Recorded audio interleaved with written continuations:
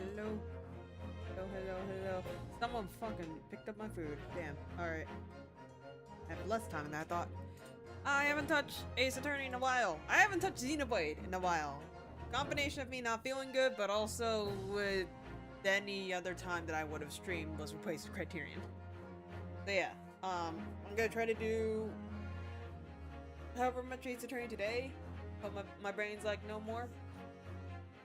And I might chill with Xenoblade X. It depends on how I'm gonna feel before raid. But I'm not planning on. I might have to go grocery shopping. I could have done it this morning when I went over to the dentist, but I really wanted to beat up the mermaid, and I didn't realize Matt was also MIA until I got home. Because I forgot. I'm in the middle of switching my phones, so I can reset my current one and see if that'll fix my issue.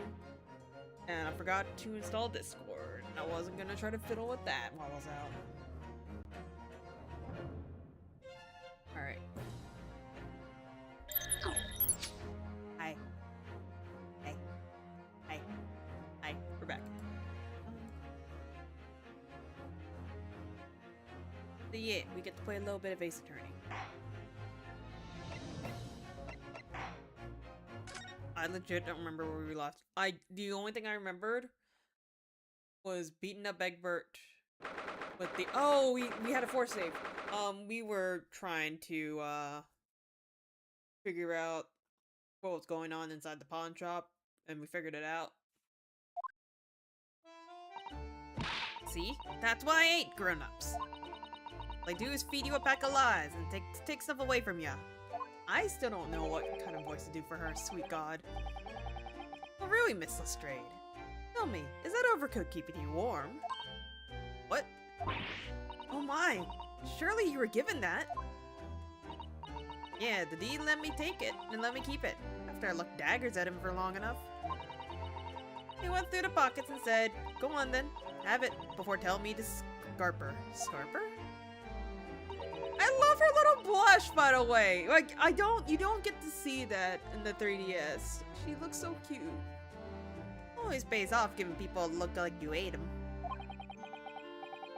Gonna gnomes and lurkies have fun? Alright. Enjoy the lurking. Enjoy the food. My food's gonna be here soon-ish. I don't know. I can't help feeling that it's going to get you into serious trouble one day. What I really wanted was that nice shiny disc of mine. The music box disc?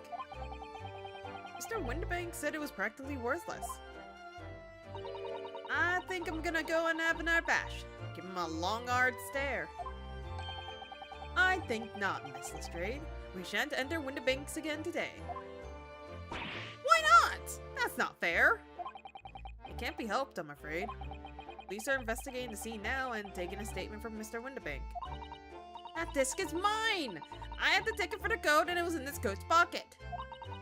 There should be something else and all. That's what that rotten cove said, ain't it? Yes, he did mention something about another article, didn't he? Well then, that's mine too. Whatever it is. Now she's really pushing her luck. Miss Lestrade, I think it's time to admit defeat. You had your haul for today. Yeah, and it's all your fault, Sholmes. So what are your plans now? Will you dine with us this evening? Eh?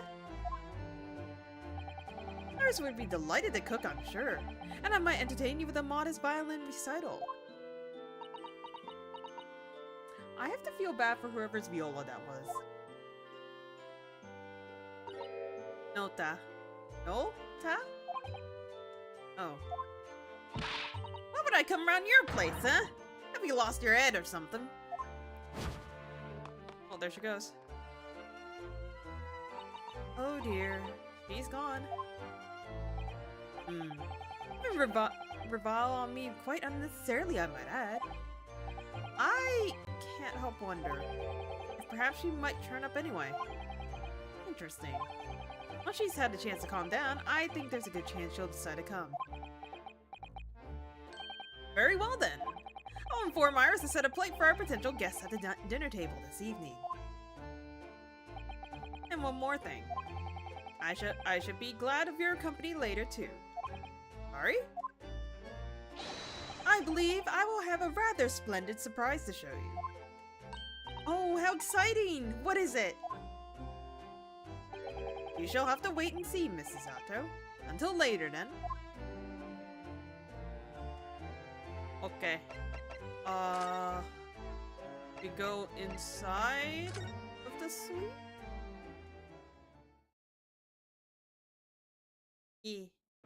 Iris. Wait, it starts on this side? I literally don't remember Iris' side of the room. I have to. I'm being dead serious. Ah, Susie! Bruno! Come in! Come in! Good afternoon, Iris.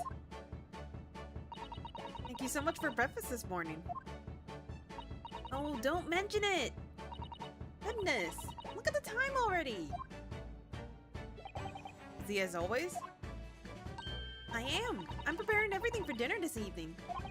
Already? You're obviously cooking something special, are you? Oh yes! After all, we have a special guest joining us! Guess who it is? Go on! You'll never guess! Look at those little eyes of hers shining.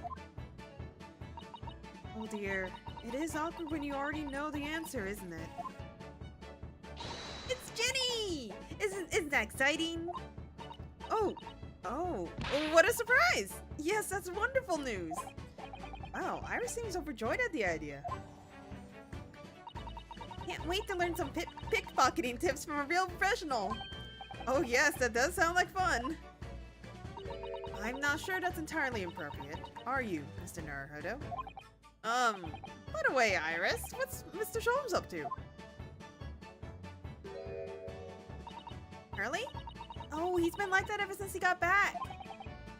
Hello, Mr. Sholmes. I beg that you won't speak to me. Sorry?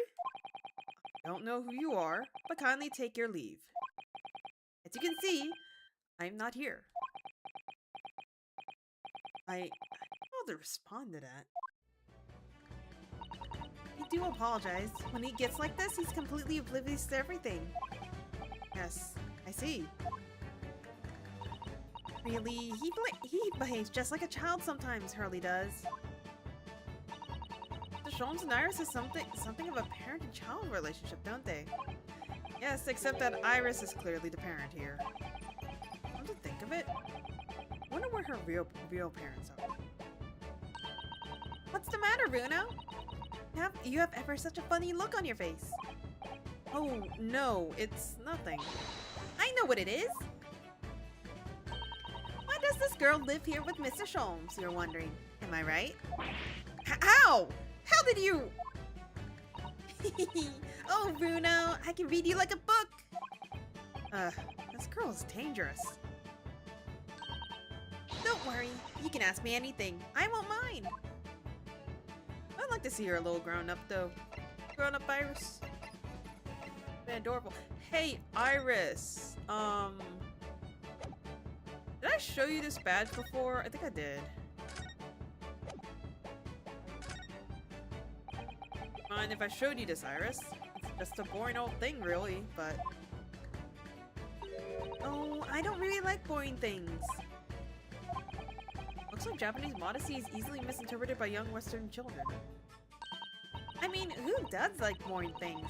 No one wants to be shown something boring. Come to think of it, you're always introducing things with, this is boring, but it's a bad habit. You should stop that.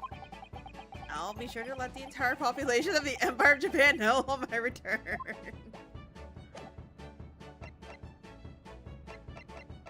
Way to be called out, yo. So by Jenny, you mean Miss Lestrade, the young woman from the McGilded case 2 months ago, right? Yes! Who also stole my experimental smoke grenade launcher? Although, after that trial, I invited her back here and we had dinner together. And now we're the best of friends! Oh, what a lovely tale. Yes, now if I bump into her on the street, she runs away as fast as she can. Oh. And and I chase after her down the back alleys. Interesting idea of friendship. Then I let her have the latest color of smoke grenade I've developed. Oh. There are so many beautiful colors in the world. Ginny wants me to make a whole rainbow. I suppose this means you've let Miss Lestrade keep the smoke grenade launcher, have you? Yes, that's right. I got bored of it anyway. Hurley always reacts the same way when I shoot him with it now. Poor Hurley. Ooh, I can't wait for Ginny to arrive. It's been too long since she last came over. I'm so excited. Let's hope she does actually come.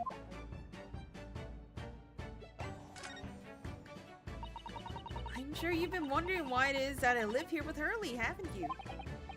Well, it has crossed my mind. That and where are your real parents? My mommy and daddy aren't with me anymore. Mommy passed away when I was born. And at the same time, my father... Well, he had to go into faraway land because of one of those cases he and Hurley were working on. Oh. Wait a minute. Did you say he and Hurley? Yes! Eddie and Hurley were always solving mysteries cases together. I didn't mention that before.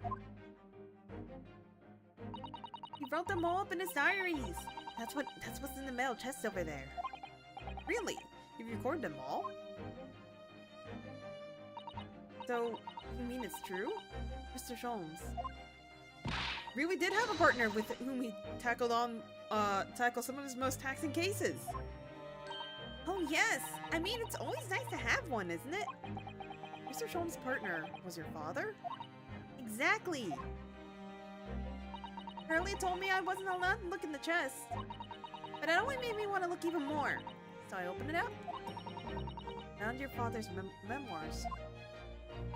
Yes. So I asked Hurley. Who wrote these? He nearly fell off his chair. But then he told me. That's when I found out that the author of all those accounts, my father. Iris's father was Mr. Sholmes' partner.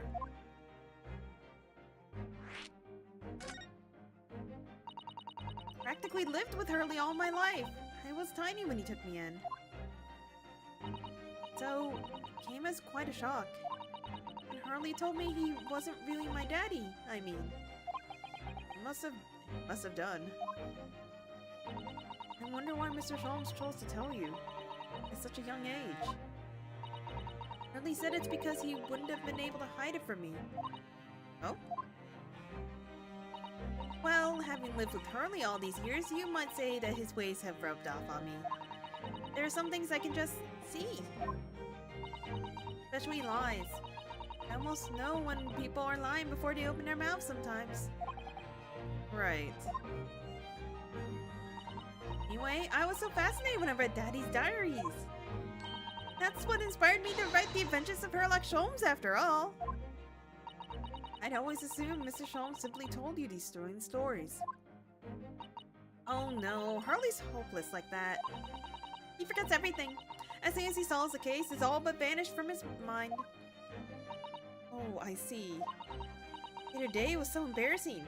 As usual, he totally forgot about the case he just solved. So the very next day, he gathered together all the people involved and proceeded to solve the case again.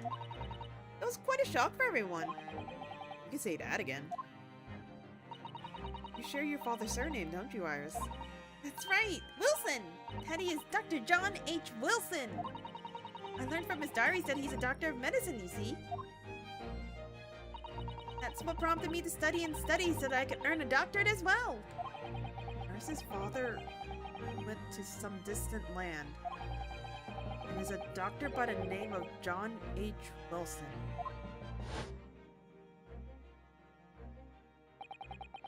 Who was also the victim of the first case!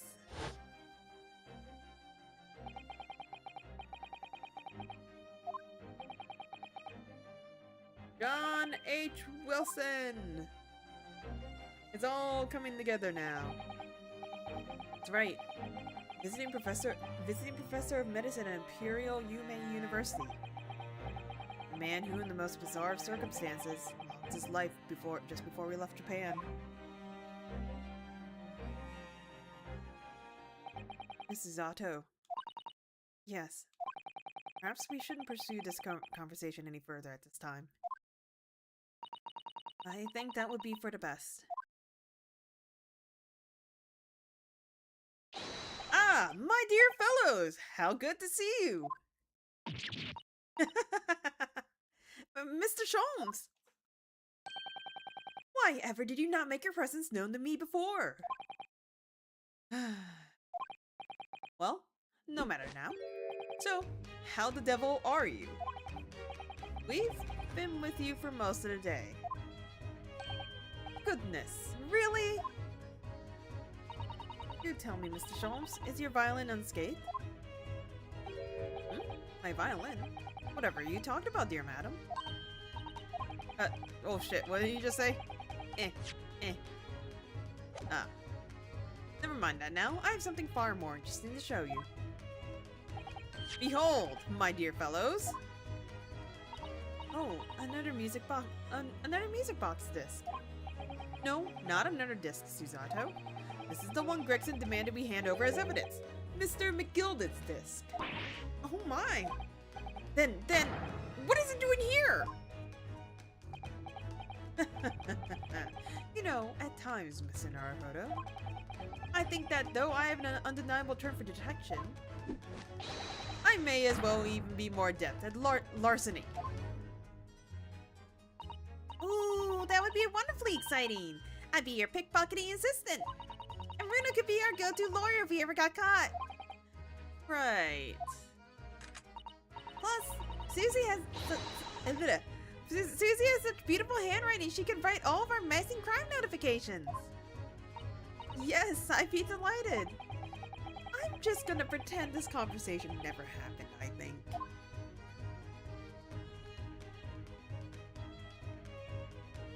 Alright, if I show him the badge, he's probably gonna not care. I don't understand. How did that disc ever come to be in your possession? I forgot I wanted to order like a dessert along with my food. We'll do that later. Non-Inspector Gregson took it back to Scotland Yard. Quite correct. And that sort of uncompromisable attitude is precisely why I always carry some of this. Caramel? That's a bar of caramel, Mr. Sholmes.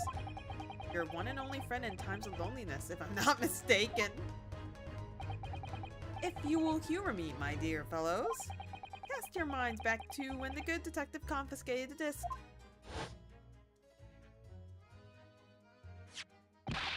So, whatever it is, the McGilded, remember to hand it over. The police demand something as evidence, my dear fellow. We have no choice but to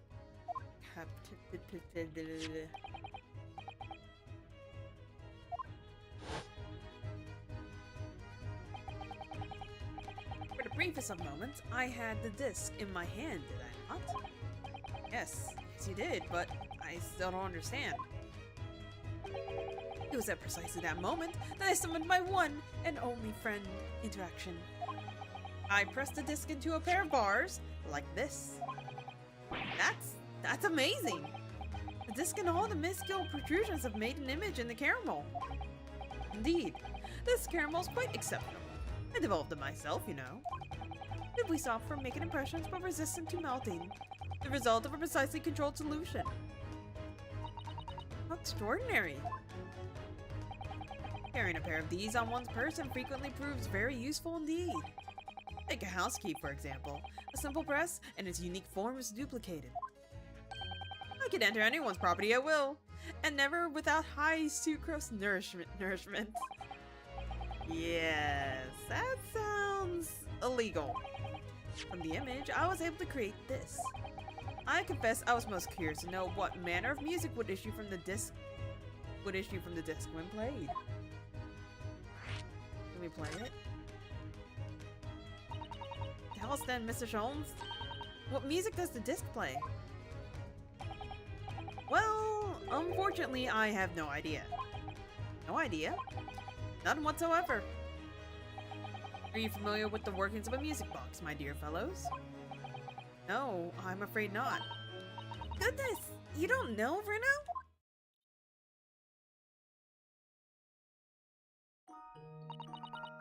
Inside a music box, there's a special metal piece called the cone. That's what produces the sound. Small protuberance, tuberance? Like the different teeth of the comb as they rotate past, making the different notes. First music box to be invented used a rotating cylinder with protrusions on it. I'm just gonna say protrusions. But, over time, a new type of player was produced which uses discs such as these. With that development, the popularity of music boxes spread far and wide, all around the globe. Why exactly? Because the discs are easy to produce and can be interchanged to facilitate the playing of different tunes. There are a great many firms in Europe now that manufacturing music boxes as a result. It is wonderful to be able to enjoy music, even when no performer is present. But it is the very success of the invention that means we are now presented with an insurmountable problem. What do you mean? As you may imagine, the construction of one firm's music box does not match that of another. And we have no way of knowing in which music box this particular disc was designed to be played. There is no resolution to this problem, I'm afraid. It's quite intractable. Ah, I see. So that's why. Naturally, I test the disc in those few music boxes I have at my disposal. But as you can hear, to no avail.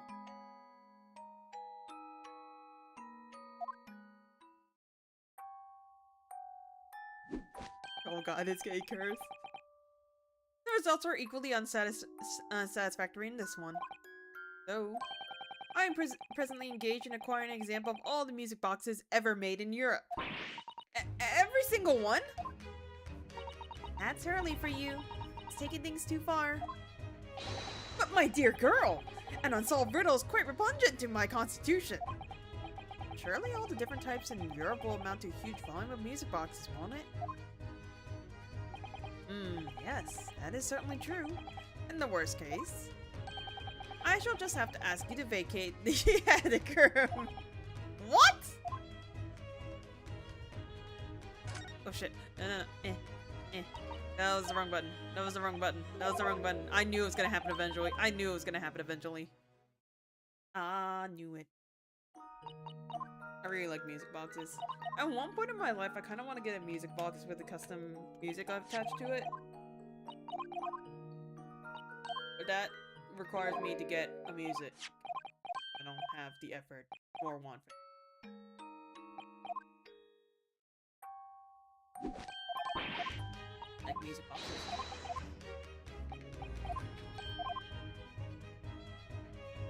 Okay. Gilded. Miss McGilded. Not a name I expected to hear again so soon. Yes, it's only been 2 months since that grisly case.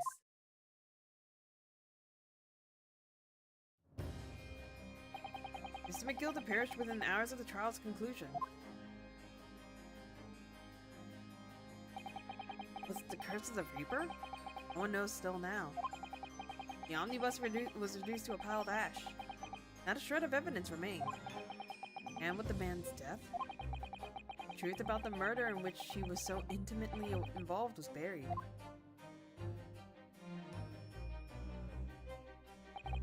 Even though we successfully established Mr. McGilded's innocence in the trial, newspapers are still claiming that it remains an unsolved case.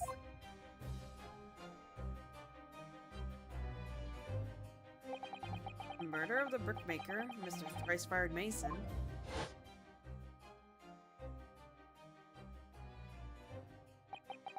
in the end, the truth of the matter remains a mystery. We still have no idea what really happened that night.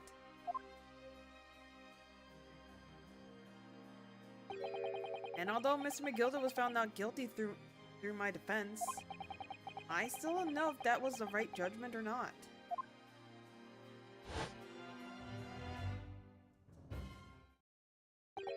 It would appear the case is not yet closed.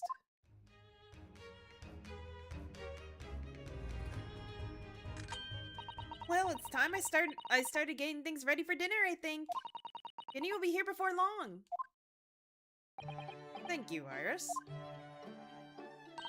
Oh, well, you must let me help you then. Of course, Susie. There's plenty to do. I think I shall investigate the condition of my faithful performing partner. Now then, where did I leave it? To be a lesson to you, Sholmes. Never leave anything too precious with the pawnbroker. Yes, you may be right. Oh, that reminds me of something Mr. Windibank said before. He said that he had a manuscript of Iris's in pawn, didn't he? Did he? Yes, he definitely mentioned it. Mr. Sholmes' latest tale of otherworldly mystery lies dormant in my storm room, were his words, I believe. So you heard about that, did you? I expected you were as incensed as I was. Oh yes, the idea of such a wonderful story languishing in Mr. Windibank's storeroom, gathering dust. My dear madam, I'm quite sure I told you already. The pawnbroker's storeroom is the safest place for it, more secure than a bank's vault. And what about your Stradivarius, Harley? Was that safe and secured? Well, there may be the occasional mix-up, caused by a certain impetuous someone not too far from me now. Have any idea how long it took me to write that Baskerville story, Hurley? Oh, it sounds so exciting! The Hounds of the Baskervilles. I should love to read it.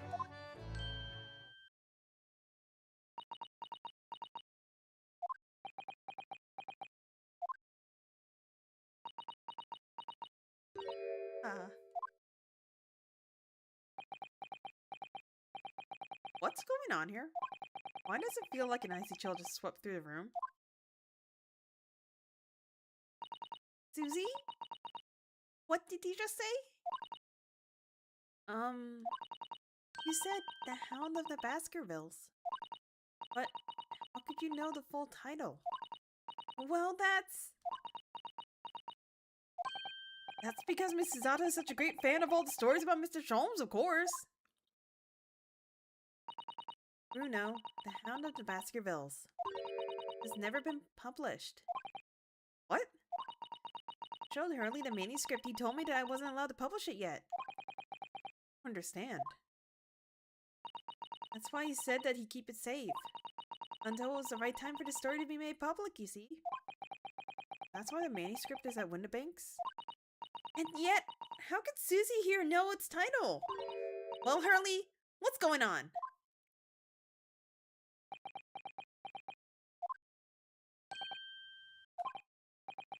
What is it, Mr. Sholmes? It would appear our guest has arrived. Hi. Miss Lestrade!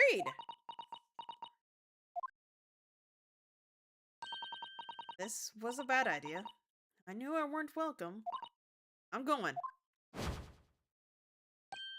No, wait, Miss Lestrade! I've been eagerly awaiting your arrival. Haven't we, Iris?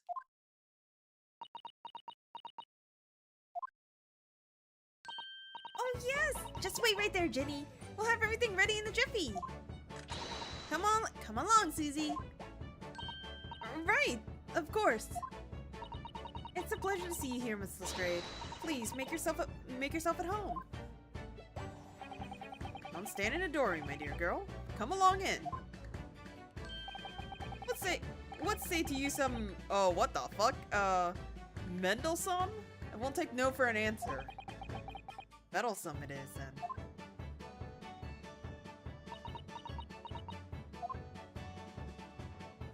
Kitty! Look hi! You go meow! That evening, Iris prepared us all a meal that was even more delicious than usual. Mr. Sholmes' violin performance was in no way meddlesome, and Gina, as we came to call her, taught us all how to steal things from one another without being noticed. Everyone thoroughly enjoyed themselves. On to the night.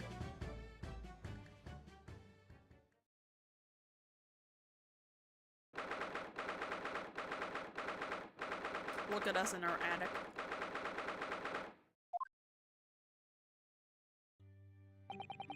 That was a very enjoyable evening, wasn't it? Oh yes, Iris's cookie was truly divine! And it feels though I can still hear the enchanting strains of Mr. Sholm's violin even now. First of all, I bet I could steal the glasses from his lordship's face next time we're in court!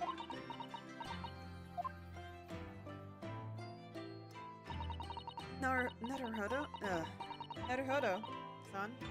can I consult you about something, I wonder? What's the matter, Suzato-san?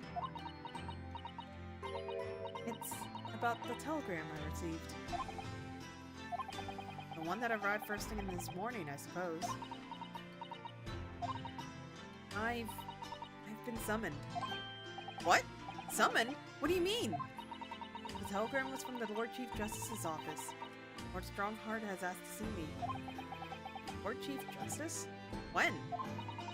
Tomorrow morning. What? Then we have to start preparing at once! Oh, no, that won't be necessary, Miss Naruhodo-san. I've been summoned alone. Alone? What on earth for? I have no idea.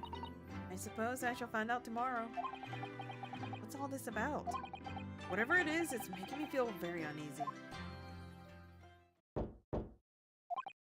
Oh, who could that be, I wonder? Good evening, friends! Ah, Iris, hello again. Hi, Gina. Gina, too! Yes, Jenny's gonna be staying with us today. She's gonna sleep in with me. Isn't that right, Jenny? Well, yeah. Oh, lovely! Let me make a pot of tea. So was that an orange on my table? You know, I've learned so much today. Oh, what in particular? All those things Jenny showed us! Wasn't it wonderful?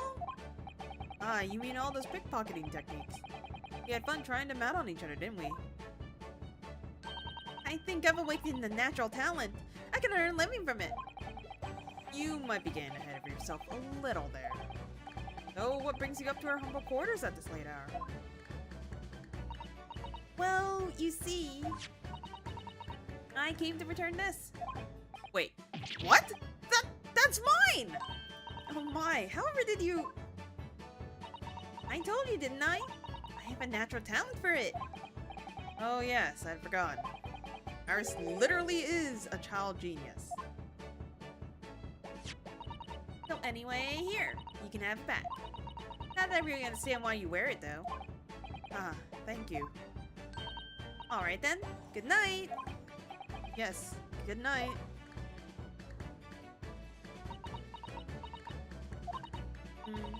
This is your office, is it? What do you think, Jenny? I think I wouldn't fancy me chances with a lawyer who what lives in a place like this. Yes, me too. It seems as though Iris here still has something she'd like to talk about. I suppose probably wants to talk about the manuscript. Yes, I suppose she probably does. Iris! Oh, sorry. Phone light up. 16 minutes! That's when my food is coming. Iris, I suppose you're hoping to talk about the manuscript, aren't you? Going to tell me? I'm so sorry. I need a little more time, please. Alright, I understand. I hope I hadn't made you feel awkward. Oh no, not at all, Iris, not at all. I don't know what all this is about really, but... It's a story you made up, is it, Iris? This New script, dismantle script, or whatever you call it. It's not exactly a story that I made up. It's something I read in Daddy's diaries.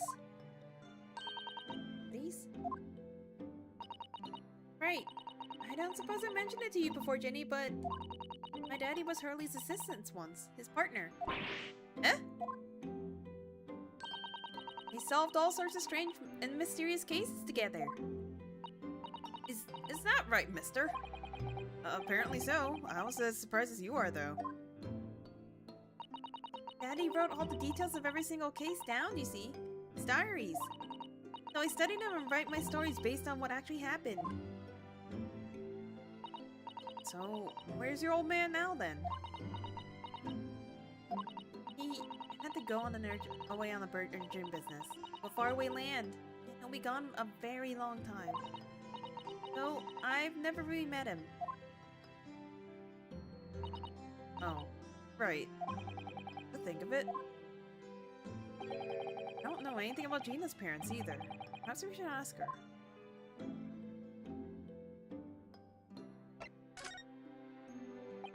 Iris, this Hound of the Baskerville story. I take it's from a nerd tale inspired by your father's accounts? That's right. I thought it was fascinating.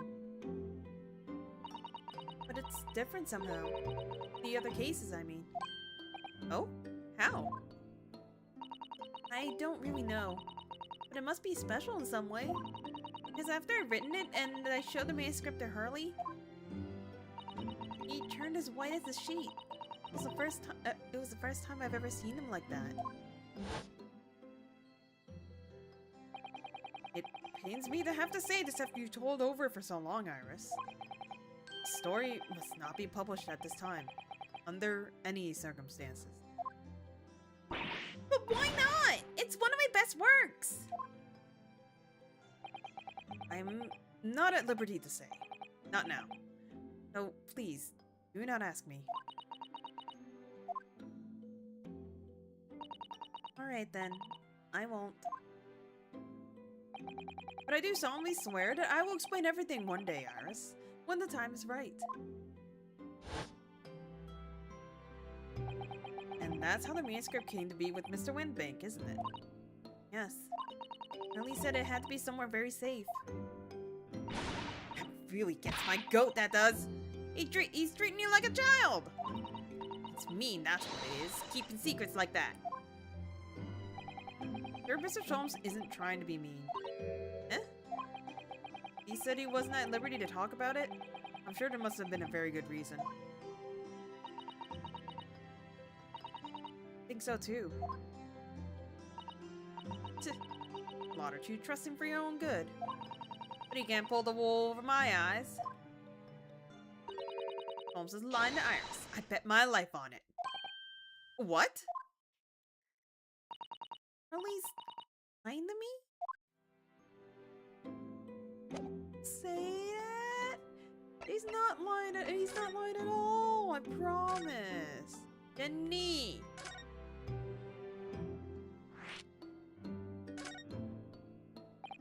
I realize I don't know anything about your parents, Gina. I ain't got any, have I? Never did have. Oh. Look, the East End's full of orphans like me. No one wants nothing to do with us. From the minute we're born, not even our mums. But we all stick together. The older one looks after the little ones and makes sure they get by. That's why you're a pickpocket.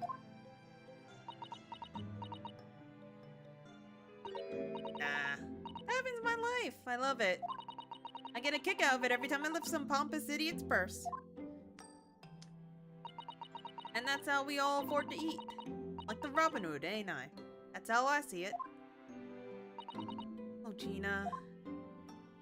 I do think about it sometimes. What it'd be like to have parents, I mean. I always thought it'd make everything right. Having listened to what Iris just said, sounds like having parents ain't always easy either. Oh!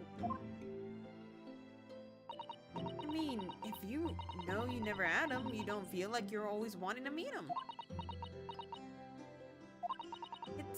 true. I do want to see Daddy so much. Oh, Iris.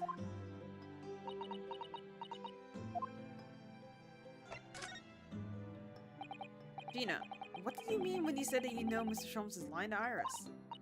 Well, he reckons he bopped that mental script or whatever, right? But come on, that's obviously a load of rubbish. Oh my, why would you think that, Gina? Simple. If that story was really in old Windibank's storeroom, no way someone from halfway around the world, in other words, you, would have known about it.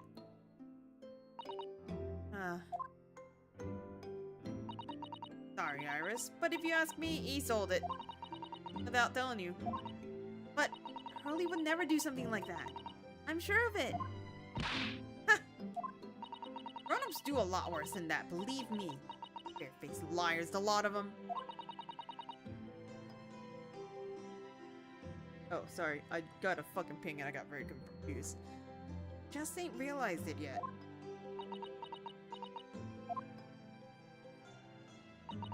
I'm telling you, that mental script ain't that Windibanks. You'd soon see if you had a look.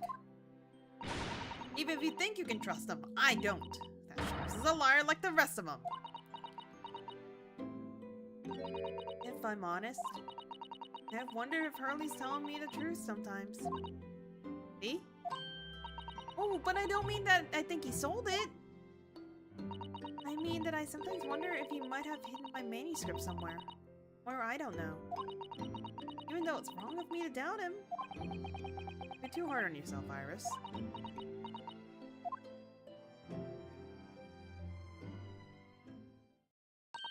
Oh my goodness, look at the time!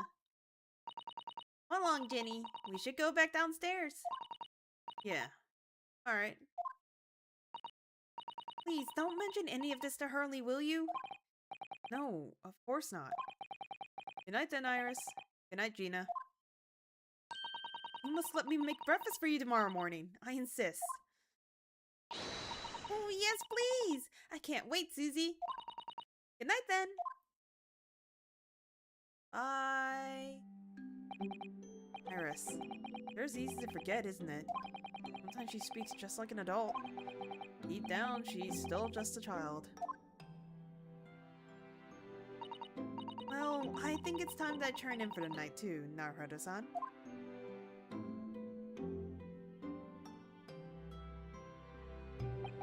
Dr. John H. Wilson, Iris' father. Also, name of the murdered visiting professor at Yume University. Can't be a mere coincidence. There's something deeper going on.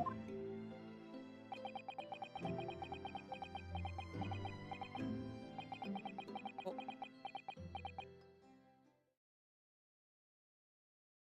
Nighty-night. Naruhodo. Mr. Naruhodo. Voice. That's Mr. Sholmes. What's going on? It's the middle of the night. It's Lestrade.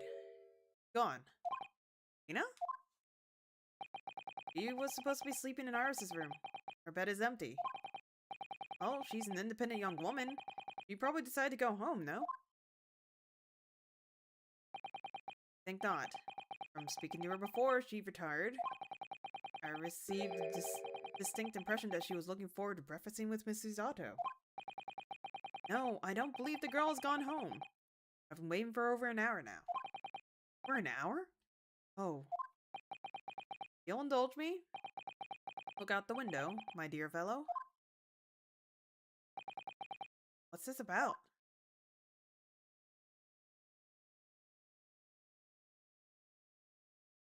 Oh? Wait a minute. Is there a light on at this time of night? That's Mr. Windibank's pawnbrokery. Mr. Windibank's... Oh no. Oh, wait, hang on. I think my food's gonna be here. I'll be back! You get to have this distressing music in the background. I'll be back!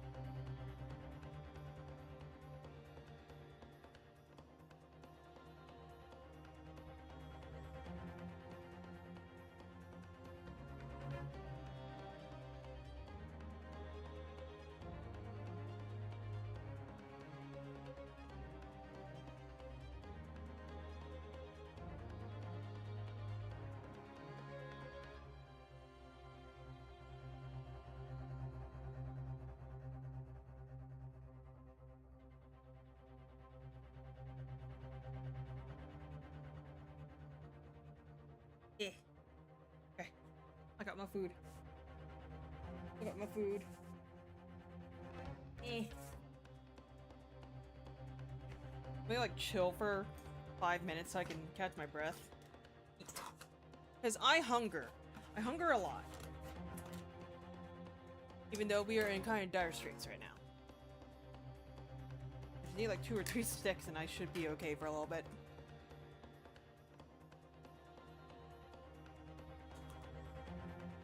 True though, never got any announcements of a new Ace Attorney game, right? New Ace Attorney game.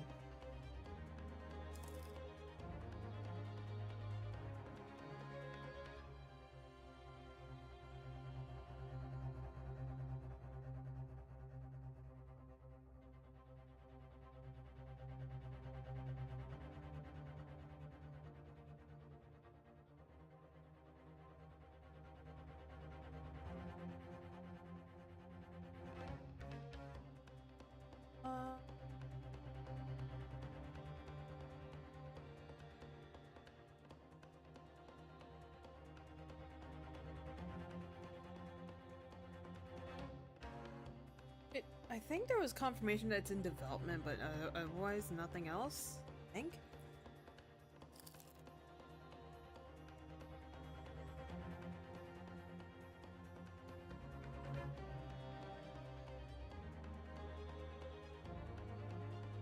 Hunger. Food is good.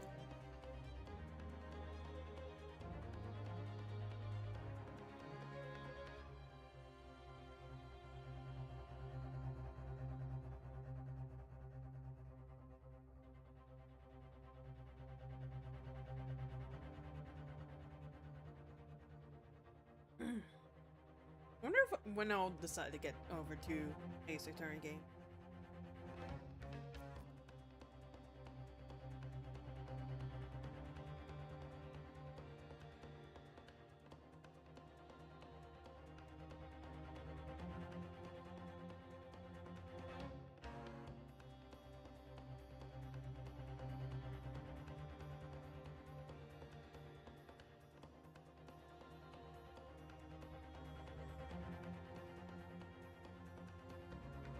Okay, I've inhaled at least 2 sticks. Continue for a little bit.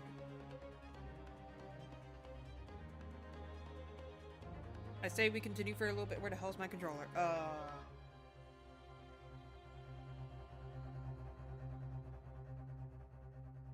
There it is. E. Not what I meant to hit.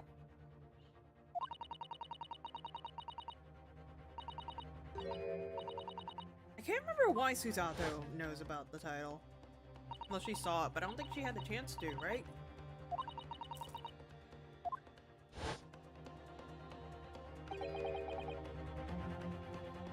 Ina's gone? It seems you have some knowledge of this situation, Naruhodo. Sorry? Oh no, no, not really. Well, anyway, we must investigate. At once. Mrs. Otto!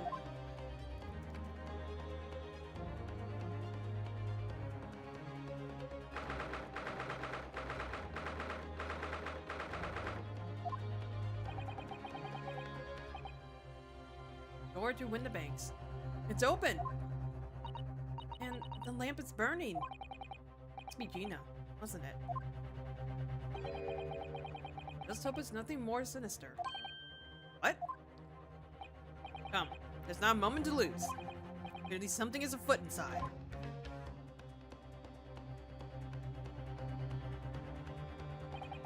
Oh, it's dark. Oh, that's blood! There's no one here. Oh, yes. There is. Ha! Oh. Mr. Sholmes! Mr. Sholmes! What the? Has Sholmes been shot? Leave me, Mr. Naruhodo. What? After them! Go! Right!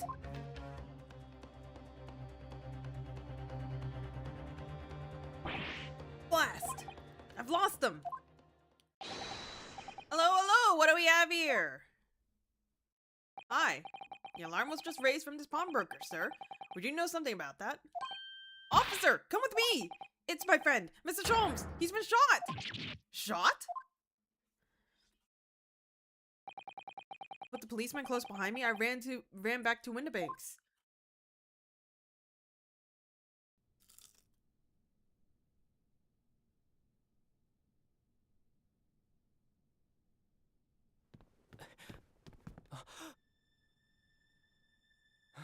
Mr. Sholmes! Mr. Narado. How bad is it? Never mind me, but there's much at stake. Behind that door. In the storeroom. Hurry!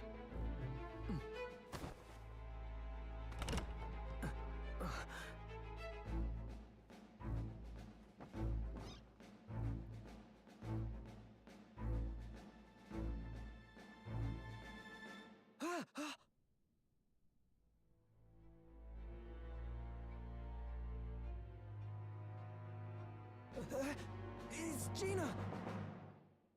Found Gina. We found Gina. We know what's gonna happen in chapter 5 now. Get to eat my cheese sticks in peace now.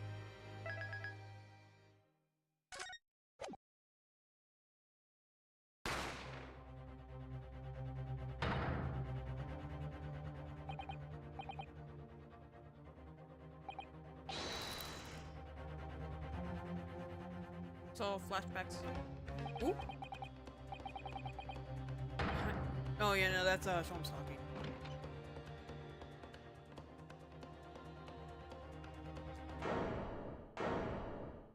Oh, she has a gun.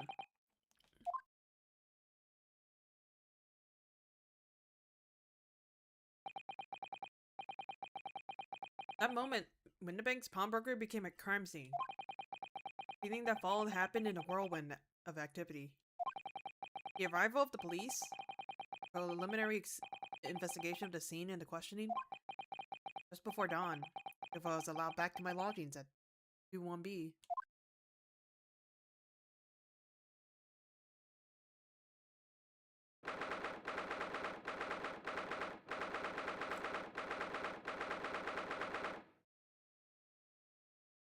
Wonder, did they have six back in the day? Oh, Iris! Telcam came, but all it said was, wait at home. Oh, yes, we asked one of the policemen to have it sent. Simply impossible to come back. When I woke up, I was all alone. Charlie and Ginny were gone. Everyone was gone. What happened, Bruno? Poor Iris. She's trembling. She's obviously trying very hard not to let herself get too worried. I'll explain everything that I know. Something awful has happened, hasn't it? Yes, I'm afraid so. What would happen if I actually showed this at this moment? I've showed you this, Iris. Oh, no, it's literally the same thing. Okay, cool. I was kind of wondering if she would say something different because of how solemn it is.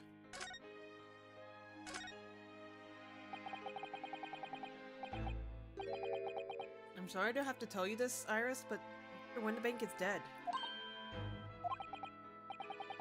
He was shot. We discovered it in the early hours of the morning. Oh, yes, I had a feeling. You did? When I saw all those police carriers pulling up outside his shop, I knew something must have happened there. We entered Windibanks in the small hours. We disturbed a gang of 2 thugs. They ran out onto the street and I chased after them, but got away. It was one of them who shot Mr. Windibank, I suppose. I don't know, but that's not what the police believe at the moment. Oh, why not? They've arrested someone else as their prime suspect, you see. Gina. Ginny? But why? Well, the thing is... No! Ginny wouldn't do something like that! I know! None of us think she did it. Then why have they arrested her? I'm sorry. There was nothing I could do. Sato Sholmes.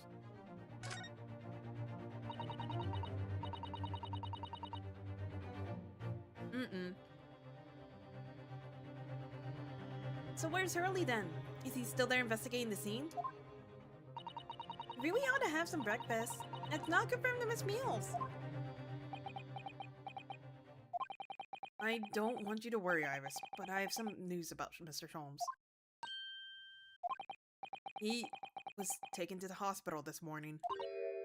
What? Well, we entered Windibanks, a gun was fired, and took a bullet. Hurley? Was shot? No. It's alright. His life isn't in any danger. Really? Are you sure? Where is he? Which hospital? He's at St. Sinners. They're tending to him there. I'll see him at once. Sorry, Iris, but you can't. Why not? That's not fair. I'm a family member. I should be allowed. No, I mean, nobody can see him at the moment. He's not allowed any visitors. They're preparing to operate, you see. To operate? Oh, poor Hurley. It was the two thugs who were at Mr. Windibank's shop. They shot Mr. Sholmes when we disturbed him, you see. It was pitch black inside the shop at the time. My mind went totally blank, I'm afraid. I just froze.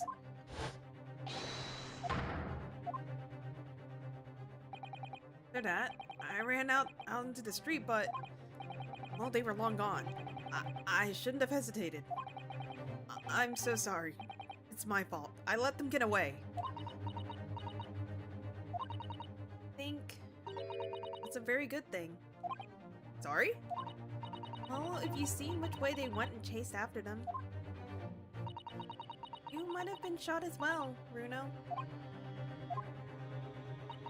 On top of everything else, I couldn't bear that. Iris.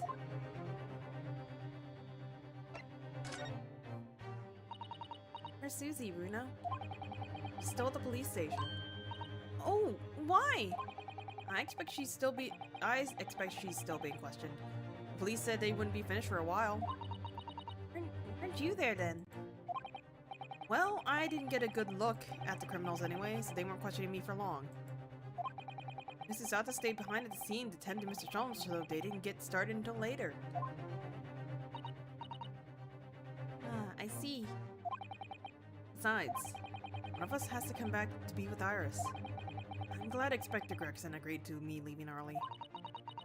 Should have let me know and I would have come to the station.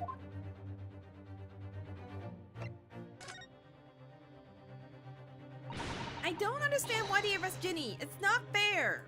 What about the two thugs that were at the scene? Why aren't they the prime suspects? They're all... They shot Hurley dead, didn't they? No! I mean, Mr. Sholmes isn't dead, Iris. This is all so horrible. Thing is, Mr. Windibank was found on the floor in the storeroom where he keeps all the deposited articles. The storeroom door was locked from the inside. But he wasn't alone in there. He was found next to him on the floor as well. No! According to the detectives who investigated afterwards. Tell me, is no one else in the room? Yes, exactly. How did you know? The only explanation. Yes, the only explanation indeed. What do you mean by that, Bruno? Well? What can I say? And if I agree, damned if I don't. I'm afraid I'll need to go out again now, Iris. There's not much I can do at the moment. I can at least try to find out how Mr. Sholmes and Gina are getting on. Wanna go too? Take me with you, Bruno. I can't just sit. I can't stand just sitting around here waiting. Not sure how I feel about taking a 10-year-old child to the scene of a murder. I don't want to leave her all alone here either. Alright then, Iris. Perhaps you can help me? Oh yes! I'd love to! Tina's at the prison. Mr. Sholmes is probably in his hospital bed. Don't forget we have to visit the crime scene! We'll need to conduct a thorough investigation. Ah, I can see you're ready for action! I imagine Iris would appreciate going to the hospital sooner rather than later. Well, you're just gonna have to sit your butt down for a second so I can eat the rest of my food. Feel bad for Iris, yo. I love Iris. Feel bad for her. Eh.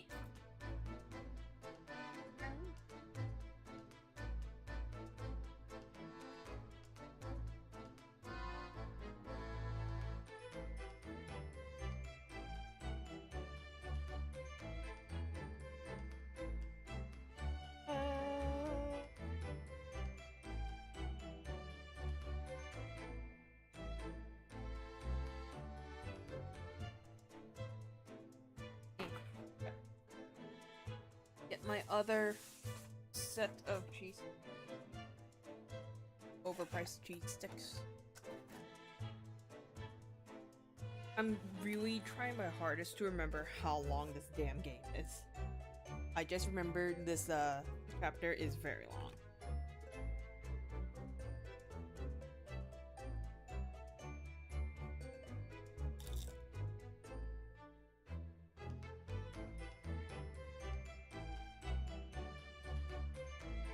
Naruto, how is our attic so big?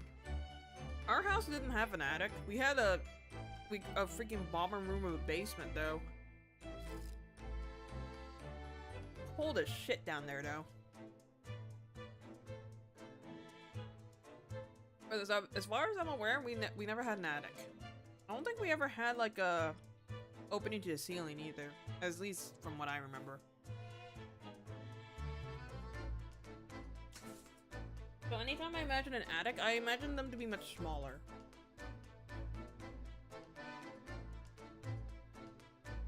Either way, I probably would hate it because of all the bugs, but also how dusty it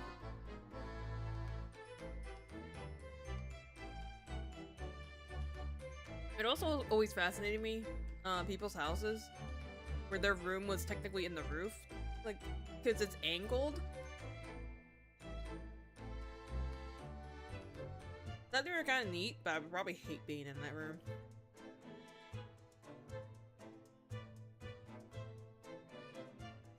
Although it would allow me to climb on the roof, which I would definitely not do because I hate falling. I have a fear of falling.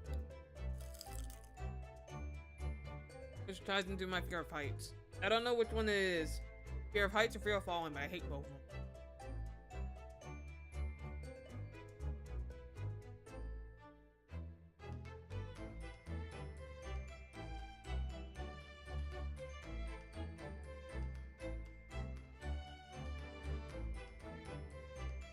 Trying to find my controller. New location has been added. So we have Baker Street. We have downstairs the pawnbrokery. Let's go to the hospital.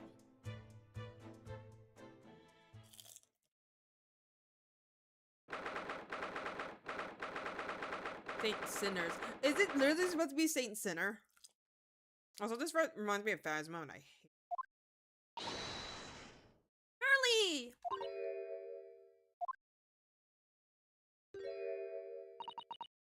He's not here! No, that's strange. The nurse definitely said he was in the bed by the window, didn't she? Oh, I know what's probably happened. Hurley was being a big baby and the bullet wound wasn't that bad after all, so he's been sent home. I'm not so sure about that. Maybe or not. There's no question that it was a fairly serious injury that Mr. Sholmes suffered. Oh. Hello, what do we have here? Hi, this ward is off limits, no visiting. So what are you doing in there, eh? Well, I'll have you know, we're Hurley's next of kin. Eh? Oh, well, begging your pardon then, ma'am.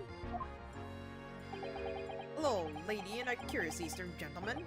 A great mystery solvers as a mysterious family, huh? If that's how you see us, sure. Where is he, Constable? And where's Hurley? I believe he is currently in the operating theater, ma'am. Undergoing an extensive operation. Extensive? It has been several hours since he went in. Here, is he going to be alright? Well, it doesn't appear to be working, you see.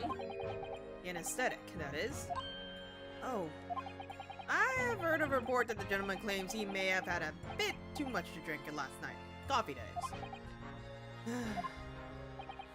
Anyway, I think it would be fair to assume that he won't be back here for several hours yet. See, thank you, Constable. Perhaps we should leave and come back later. Oh, poor Hurley. Or Iris. Not what I meant to hit.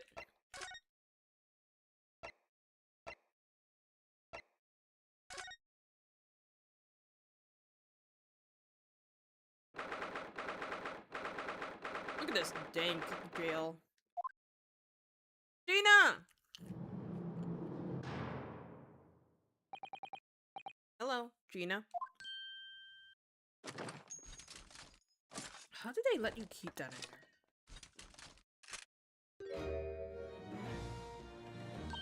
Oh, you still have the grenade launcher Hurley and I made!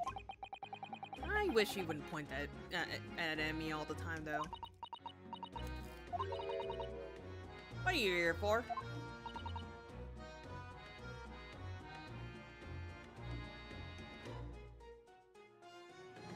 Came to this part, forgot this happened.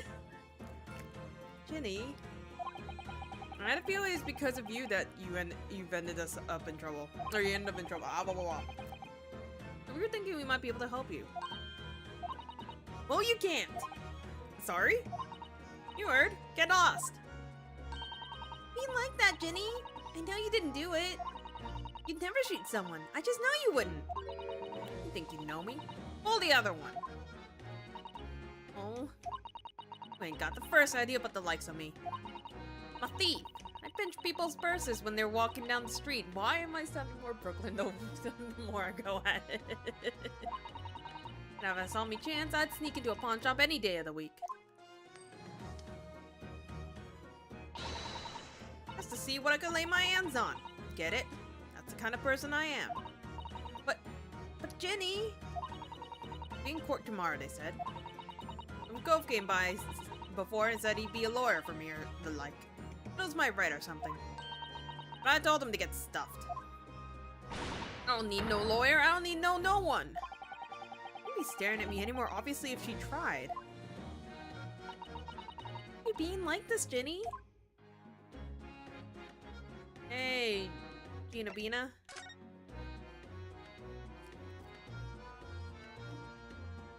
What did the fans translation call her Gina Bean or something? Ginny Bean? I don't remember her nickname having a bean in it.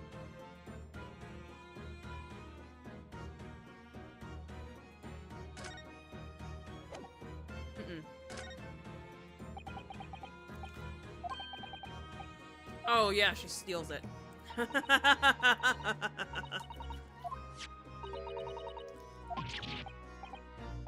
pretty sure I've already done this before. How and when and how again? Black magic.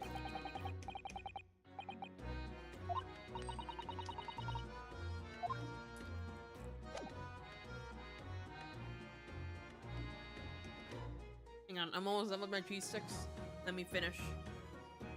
Let me finish.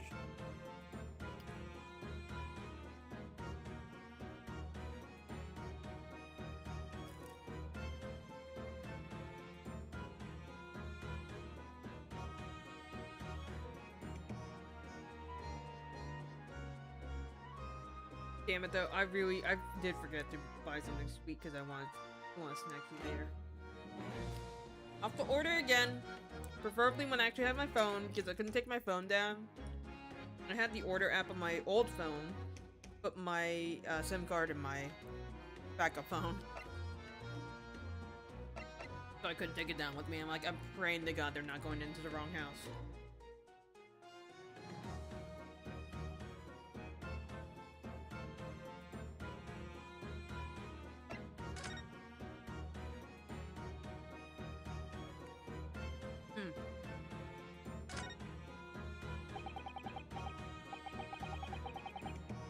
I don't understand, Gina.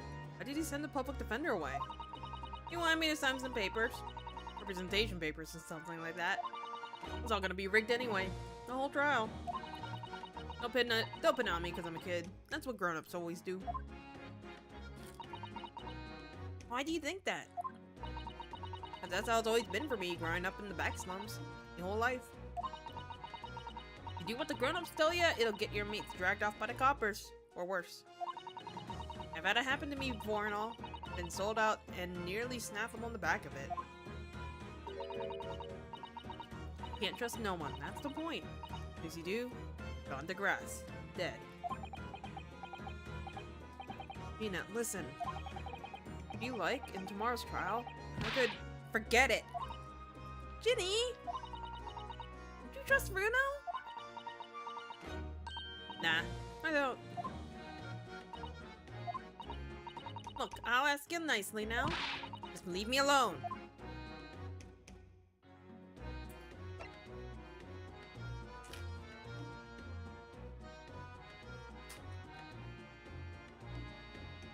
Okay. Okay. Okay, my cheese sticks are done. Just pump this water.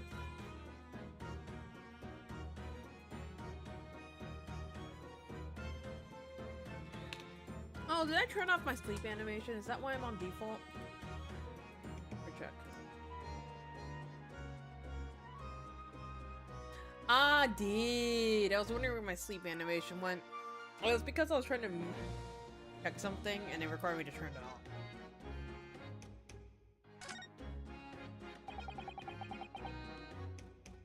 Will you tell us what happened, Gina? Last night, at the pawnbrokers. There's nothing to tell. I figured it'd pay me, so I broke into the place and started going through the storeroom. The old bloke walked in on me and you know the rest. But why, Ginny? Why would you do that? It's obvious. The place is full of stuff I could sell for a shilling or two. Diving ain't easy, you know. It's a lot of work, and after time you don't even get nothing. Is that really why you broke into that place? What? Are you sure the true reason wasn't something else? Oh, give it a rest. What'd be the point anyway, eh? Nothing I could say would make a blind bit of difference. Please tell us, Jenny. We'll believe you, whatever it is. Me? Don't be daft. You can't believe nothing. Everyone lies all the time. You know what? When it comes to liars, they can settle a lot. I've told some unforgivable lies, I have. What do you mean by that? What unforgivable lies? Are you even gonna tell us? What did you mean before, Jenny, when you said you were the biggest liar of the lot? Why don't you tell us what these unforgivable lies you told are? We can help. Sorry. We're out of time. You're gonna want to question me now. Jenny, please. Oh yeah. I wanted to give this to you. Something to remember me by. Kitty! Look at the little kitty! A photographic print? A really adorable cat. Found it in one of the pockets of this cloak. Ain't no point in me having it. I wonder what a little photograph like that was doing in the pocket of that overcoat. Anyway, don't bother coming again. Bye. Jenny. So, you know what I'm immediately gonna do, right? We're just gonna take a look-see. Hello. A back of this print here. There's something written on it. 13th February, 9 p.m. Article deposit 1 small box. Loan amount paid 10 shillings. Redemption deadline 13th April, 9 p.m. Photographic print is a redemption ticket? It's February? That could be significant. It was just 2 days before the murder on the omnibus, wasn't it? All box. Doesn't tell us much about it, does it? You know, if Mr. McGill still had a ticket, then presumably he never redeemed the article. Do you think the box might still be present somewhere in the shop? Ah, yes! If it's something Mr. McGill deposited, you need to investigate.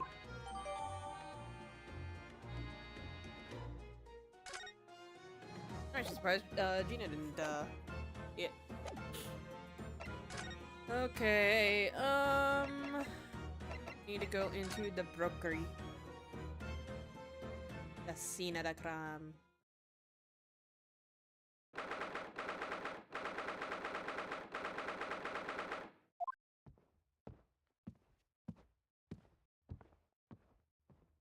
All the lamps broken. That's where it happened then.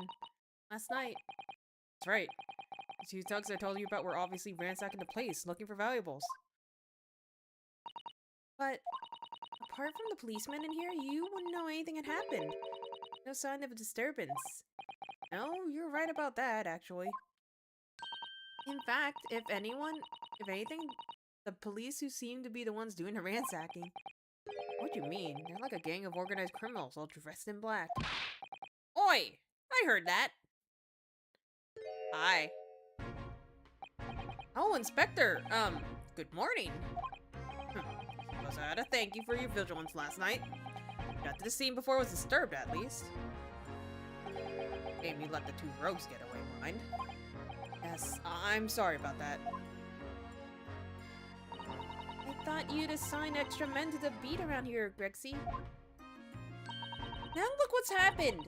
Harley's been injured because there weren't enough police on duty! Your ladyship!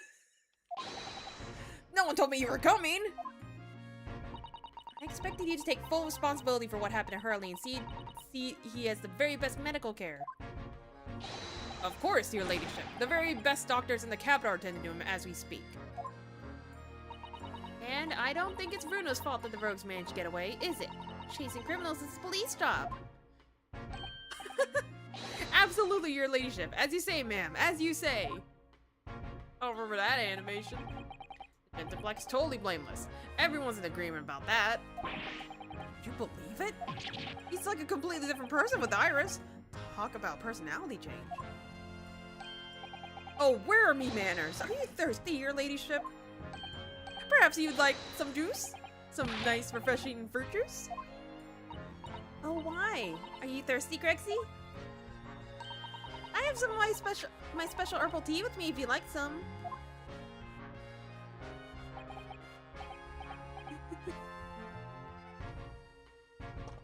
He's so happy. Ah, lovely. Very much. That really hit the spot, your ladyship. I don't even recognize him like this.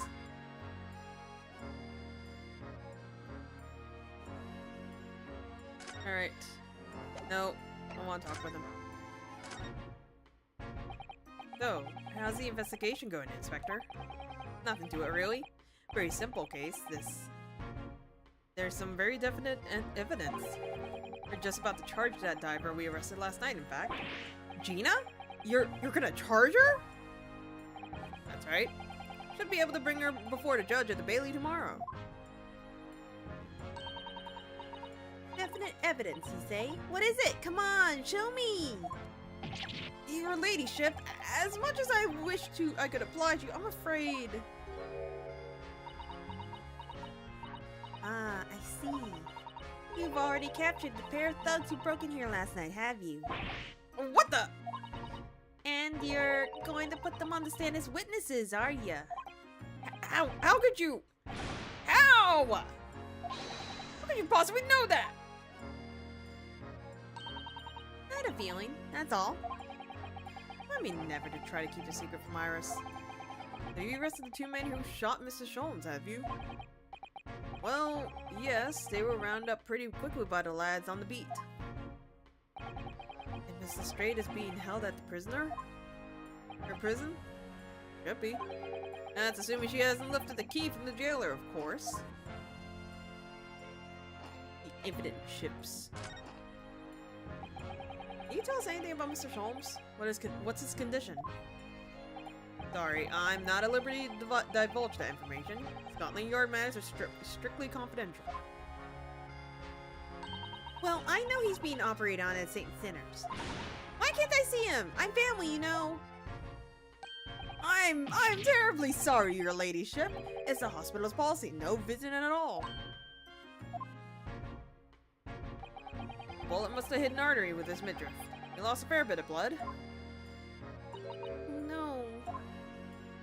He didn't seem too bad in the first hour or so. But a hemorrhage like that is enough to make even the one and only Sholmes pipe down. Mr. Sholmes is human like the rest of us, you know. Well, anyhow, he's having emergency surgery right now. They gotta stop that bleeding. But he will be alright, won't he? They'll be able to make him better? Of course, your ladyship. He'll be as red as rain before you know it. Really? How do you know? How do I know? Well, because of course. Yes, because Mr. Sholmes is such a great detective. That's why. We better pray the doctors have a better grasp of what's needed to make someone well again. Here, please don't die, Hurley. I'll report to your ladyship the moment I hear he's out of the operating theater.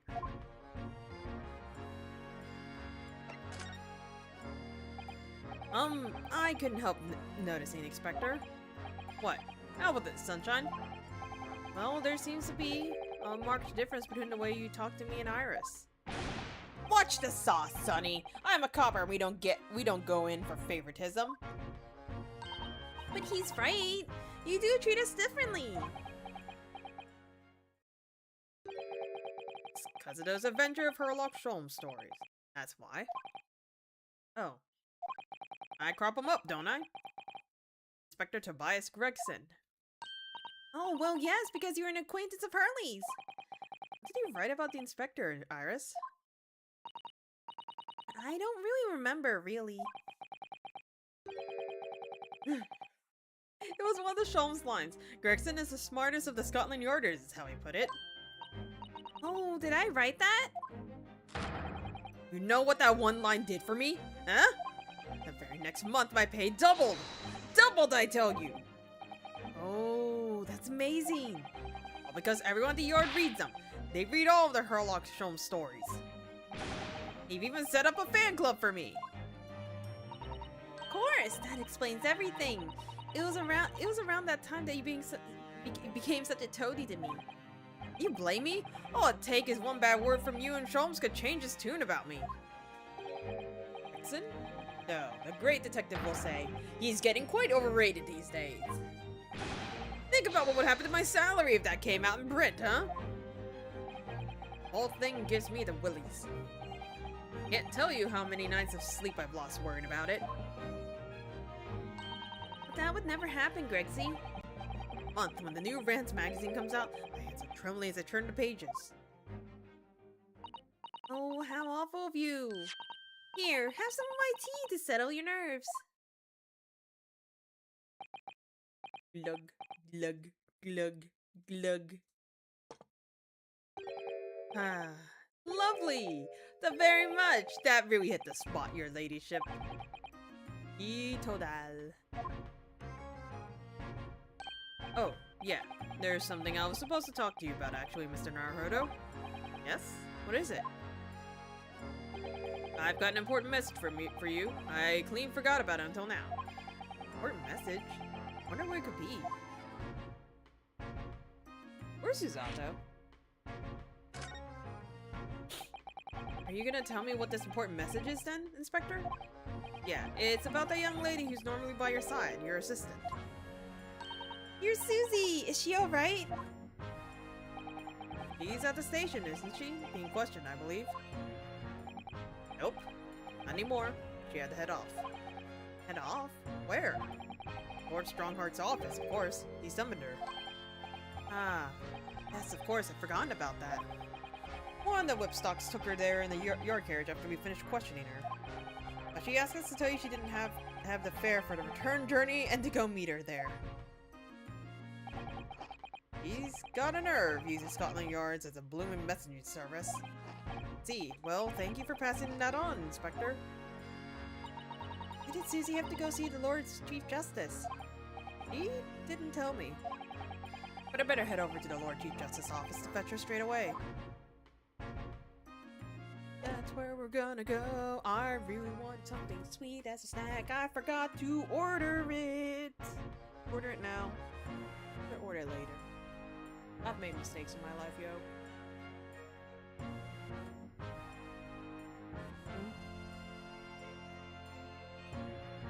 Wait a little bit more and then we figure it out from there.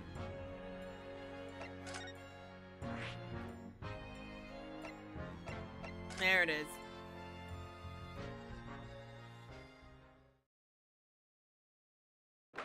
Hello, gears. I wonder how they even maintain this. Also, doesn't it get like stupid noisy? Yes. No matter how many times I come here, I always get the same sensation of oppressiveness somehow. You think the place is oppressive? I think it's normal. How so? I mean, look at that suit of armor over there. You can't take that seriously, can you? Maybe it thinks the same about you. So everything is clear with regard to tomorrow's arrangements, I trust. Yes, thank you very much. There you are. Susato on Lord Strongheart. Wonder what they're talking about. Both look very serious. Very good. There is nothing further to discuss. You may return to your lodgings. And that you have much to do in preparation for your return to your homeland. Wait, what did he just say? Your return to your homeland? Susato-san!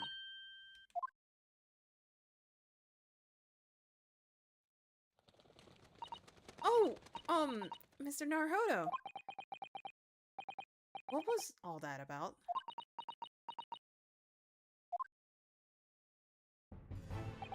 Ah, Mr. Naruhodo, thank you for coming to collect your colleague. Well, what's this about? What were you talking about? Why were you talking about Mrs. Zato's return to her homeland? And tomorrow?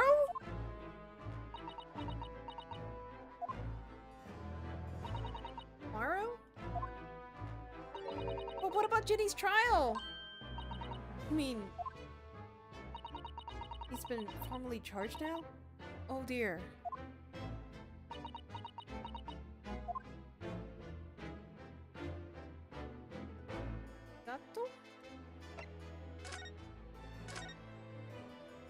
Mrs. Zato, what's all this about? Oh, please don't concern yourself, Mr. Naruhodo. It's only me going back to Japan. Your life here can continue just as it has. That's not what I asked! What happened? Why are you leaving? It's my father. He's fallen ill. Oh no! Mr. Mikatoba?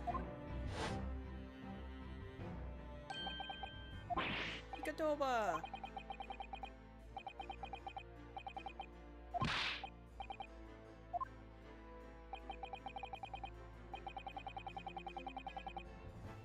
Forensic medicine. We received an international telegram from the Emperor of Japan informing us of the news. 10 days ago, father collapsed with a fever. The cause is apparently unknown. And it seems he grows weaker day by day. I don't believe it. As you are aware, the voyage from here to your country's capital, Tokyo, takes some 50 days. I thought it would be prudent to hasten Mrs. Zato's departure as much as possible. Yes, absolutely.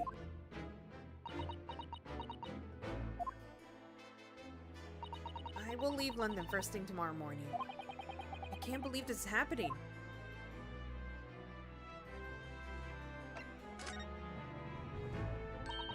Mina's been charged? she'll have to appear in court? Yeah, she was formally charged a few hours ago. The date of the trial has already been set for tomorrow. No, not even 24 hours later? Yeah? Ah, the Lestrade girl and the murder of the Baker Street pawnbroker, yes? An all too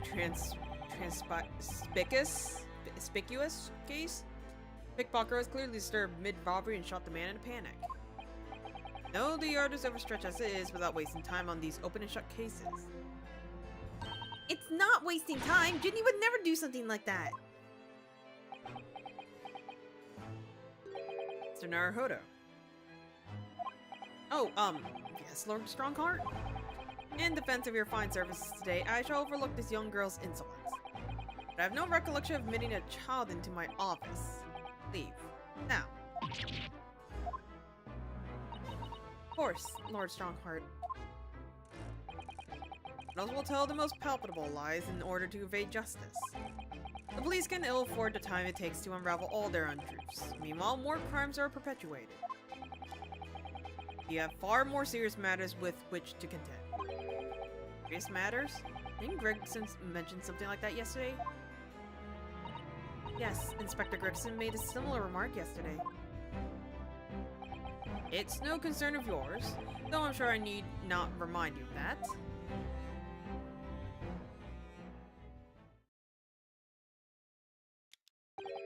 3 minutes precisely until my next meeting. You must excuse me. It's just one more thing, Lord Strongheart. It's Miss Lestrade's trial. I wonder if you might permit me to defend her. A timely suggestion. Sorry? The girl currently has no representation. But that's not fair! Yes, she may be a pickpocket, but she still deserves a fair trial. Do not misunderstand me, young lady. The government provides for those too poor to afford representation with a public defender. The accused need only sign the relevant paperwork, and a defense barrister will be assigned to the case. However, the young girl in question has refused that right. How did you do that? A question you do well to direct at Mrs. Straight. You'll find her at the local prison. Yes, thank you. Now then, it's time I was leaving. Good to you. Oh, I wonder if I finished up everything in the prison. Maybe I was supposed to present that. Today. Being charged with murder? Is Alice-san about to leave?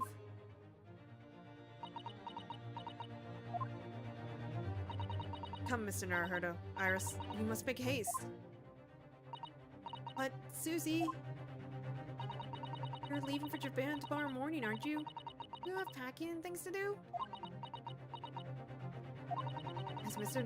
Naruhodo's judicial assistant, my personal circumstances are of no consequence. My sole purpose remains to help you in whatever way I can. Thank you, Miss Gato. A very pensive look. I think we ought to visit Gina first. In any case, I should like to wish her well before I leave. Yes, that sounds like a good idea. Let's go. I'm honest. It's completely thrown me off. I'll just have to do what I can as a lawyer. Gina Bina!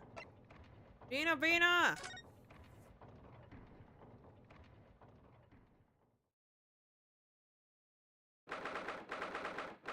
Oh, I think I twisted my neck. Ugh. Gina. Hello again, Gina. Please do not try to shoot me.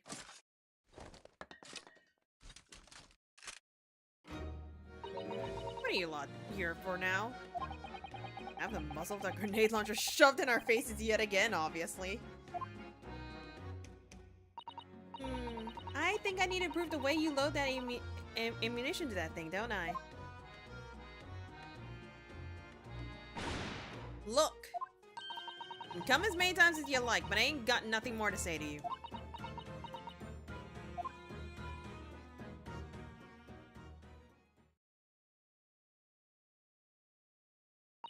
Gina? I wonder if you might hear me out. There's something I'd like to say. What? I'm sorry to say that I must reluctantly bid you farewell. Eh? Farewell? Tomorrow I must begin my journey back home to Japan. I fear we may never meet again. Oh, right. I had the pleasure of meeting so many lovely people here in London. I had so many wonderful memories.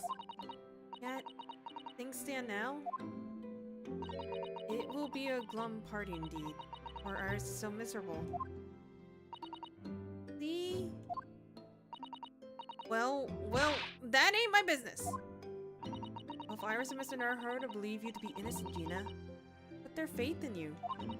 But somehow, you can't find it in your heart to put your faith in them.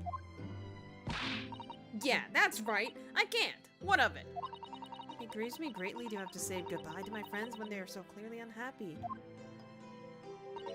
Because of you. What? It's my fault? Yes. So I have one final request, Gina, before our paths never cross again. Right here and right now, I want you to show both of them that you don't deserve the faith they've invested in you. Eh? Only by doing that will you truly be as alone as you claim to be. What are you talking about? What do you expect me to do, huh? You told us that everyone lies. To prove it, by admitting one of your own untruths.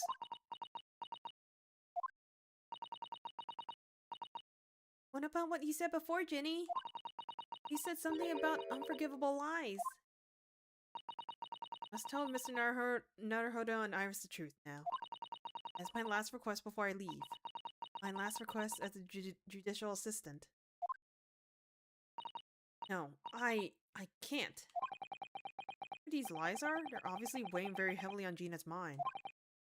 Gina, I could be wrong, but is it something to do with what happened 2 months ago? Something about the trial? The one in which Magnus McGilden was acquitted?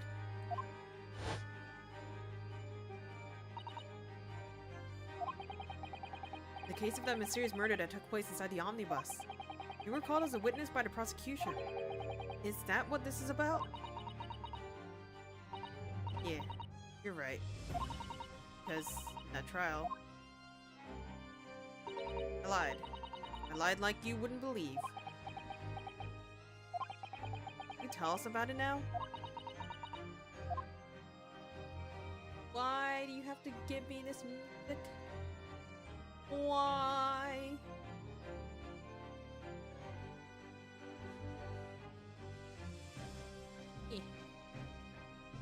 Let's see, it is conversation trial. Like you said, it all happened 2 months ago.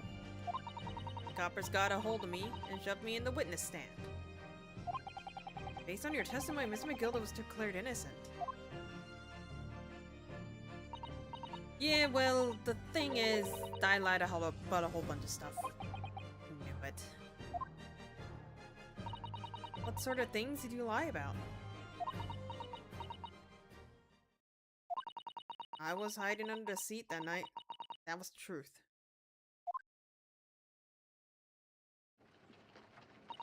It was pitch black in that little cubby hole. I couldn't see a thing. And then I heard the loud thud, like someone falling on the floor. That's when Mr. McGill discovered you? Yeah. He pulled me up from under the seat and sat me next to the dead man. There wasn't much light to see by, but when I looked at Mian's, I had the covered blood all over them. Scared. I couldn't even speak. There's blood on your hands? In other words, Gina that the witnesses on the roof deck saw through the skylight. Then Mr. McGill started asking you questions, I suppose. Who you were and why you were hiding under the seat. Yeah, he did. Only, that's not all. What do you mean? I mean, he threatened me. Threaten you how? Made me swear. About what I seen and what I heard. And about what was gonna happen, what was gonna do after the cove was found dead. Made me swear I wouldn't tell no one about any of it. Did that, he said he let me scarper off before the coppers showed up.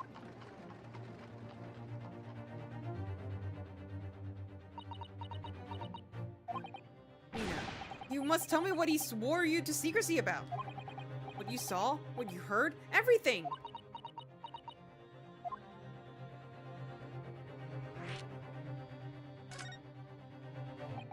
You said Mr. McGilda made you swear not to tell anyone what he saw. But you were in the pitch black compartment under the seat the whole time, weren't you? Yes, with Mr. McGilda sitting above your head, if I remember correctly. Yeah, that's true, but it was when I heard the thud of the cove sitting in the floor. A little scream, see? Couldn't help it. Mr. McGilda heard that and dragged me out by me arm. And that's when I saw it. On the floor next to the old geezer, what had been sad. A disc, all bright and shiny. A disc? Do you mean... Yeah, that's it. The one what the deed took off of me at the window banks. The music box disc was there on the floor in the omnibus. Not for long. Mr. McGill had spotted it right away. He picked up the smartish and stuffed it in his inside pocket. That disc was in the omnibus 2 months ago at the scene of Mr. Mason's murder. And the bog trotter told me. I wouldn't mutter a word about no one.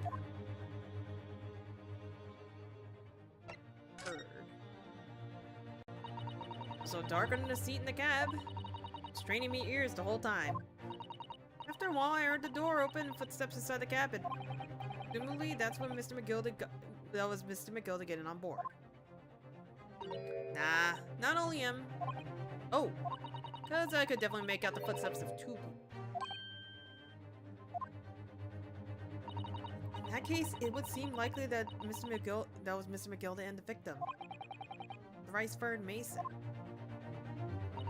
In his testimony during the trial, Mr. McGilda claimed he slept during the carriage ride. Mr. McGilda, you piece of garbage.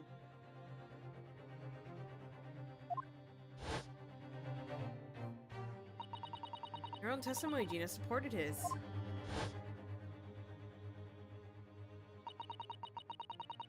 Snoring.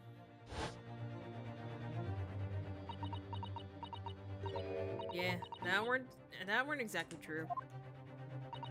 Neither of them were asleep. I could hear them talking the whole time, in low voices. What? What were they talking about? Sorry, I don't know. The sound of the horses and the wheels was too loud. It still tells us something. Mr. McGill and the victim knew each other.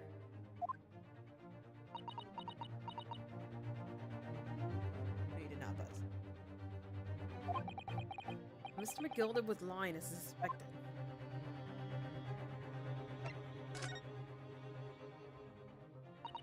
I knew it weren't gonna take long before someone raised the alarm that the bloke had been killed. Yes, you were quite right. Your passengers on the roof deck noticed very quickly. When the cabin came to a stop, Mr. McGilda told me to hide back under the seat again. I climbed in and waited. The two coves from up top ran off to get the coppers. Yes, Mr. Fairpoint missed it first. Right. And after they gone, Mr. McGilda asked the driver to do him a favor. Favor? Now then, fella, what I need you for is to take this coat of mine and deposit it with a nearby pawnbroker. And for your troubles, let's see now. I'll give you 10 guineas. A nearby pawnbroker? You mean on Baker Street? Yep, you got it. It was Windibanks. Coachy snapped up the money and ran off to pop this coat as fast as he could. But then there was no one left in the carriage. Mr. McGill had opened a box under the seat and let me get out of there. Not without conditions. Let's see.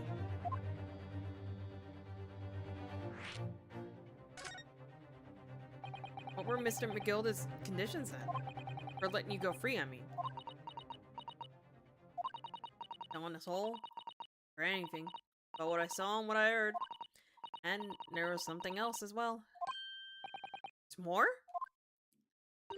Yeah. This is the most important thing.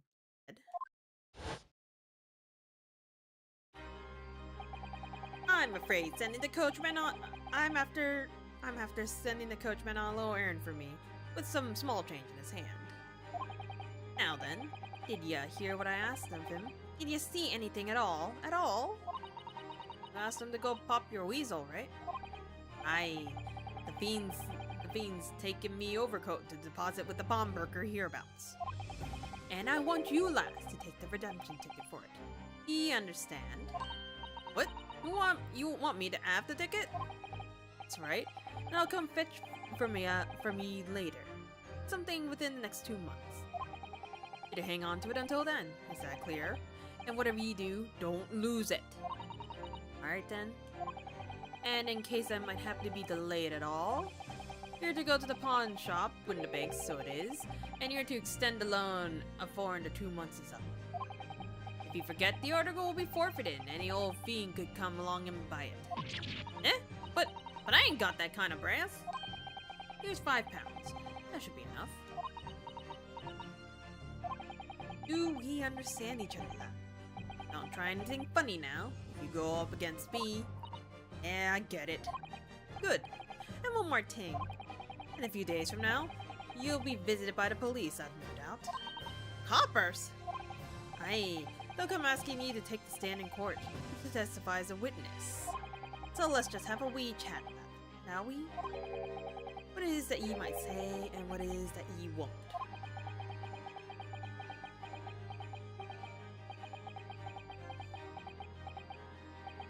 And hey, Agundo, McGilded.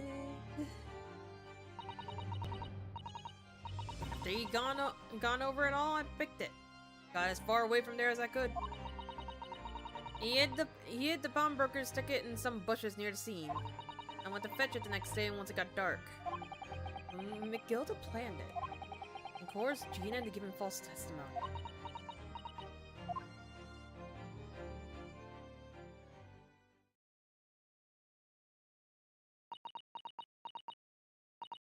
I bet you're ready to string me up, huh?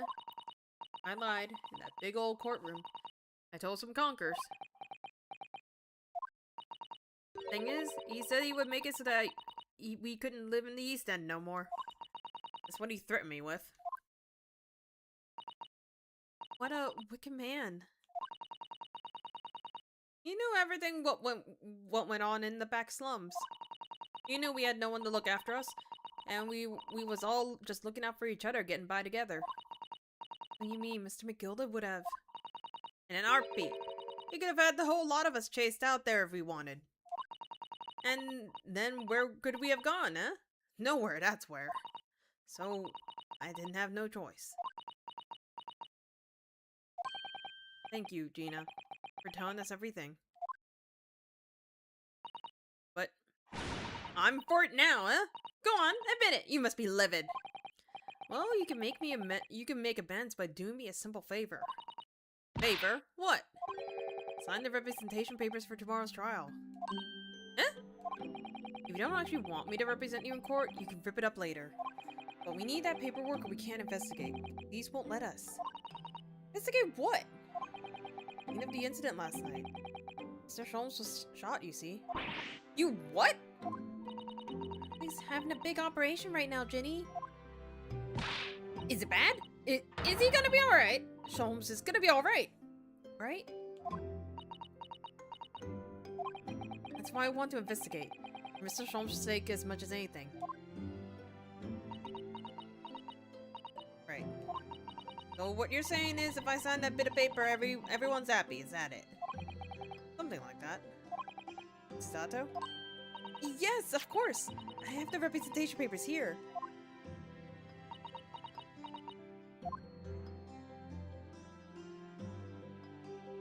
Pina. I don't need no one to stick up for me, though. No lawyer or nothing. Pina. Love Gina. Poor Jenny. She seems so lonely.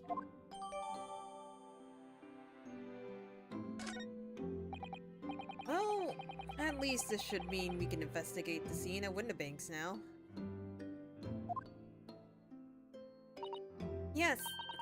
Perhaps we can come back to visit Jenny when we're done there. I feel like we finally cracked Gina. He's open to us, at least.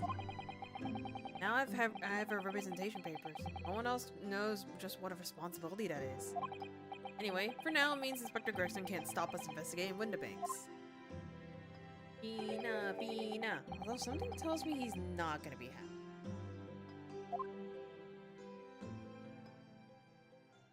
Oh, it's another to be continue? To be continue.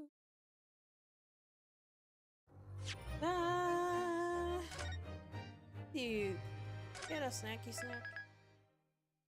Ugh. This soda ain't gonna cut it. What the?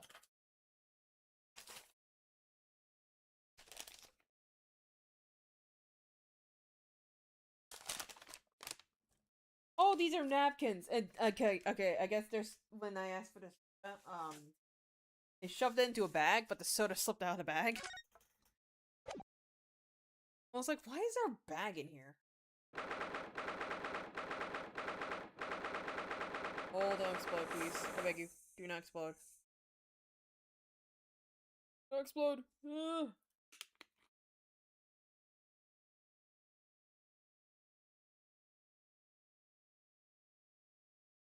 There's one thing that everyone can agree is like a trial by fire situation.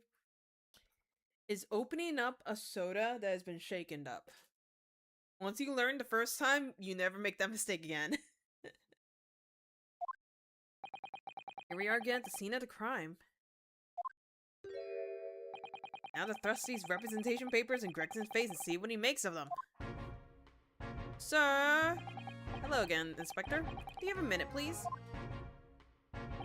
What is it now? You should go home and get some rest. Here you are, Grexy! Here are the representation papers! Your ladyship! How? I don't believe it! How the devil do you get that stubborn little ragabash to sign that? I salute you. That is good work, that is. You see, you've been very busy here as well. How about some tea? It's a special blend designed to relieve fatigue.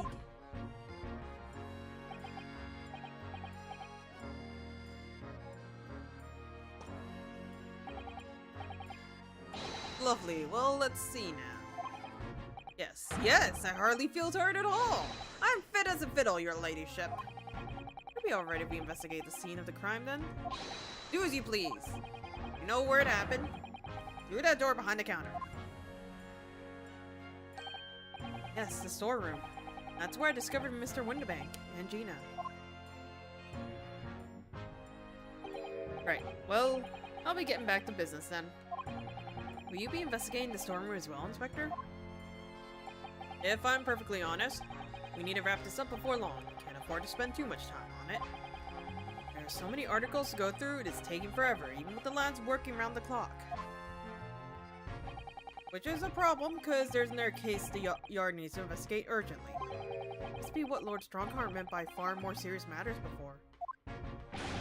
What I'm saying is, don't go get under my feet, sunshine. Come then. Let us not waste any time.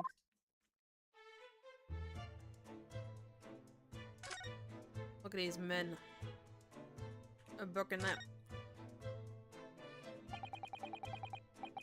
Article ledger here. Oh, there's a cat! What's this? It looks as though someone has left a little photographic print behind. Oh, look on the back. There's some writing. Is there? Oh, show us, Susie. Show us! There's a fingerprint right there. 15th, February, 10:30. Article deposit 1 gentleman's overcoat. Oh, is this Gina's? Was overcoat pawned for £1? Clearly it was a very fine coat. In fact, I think...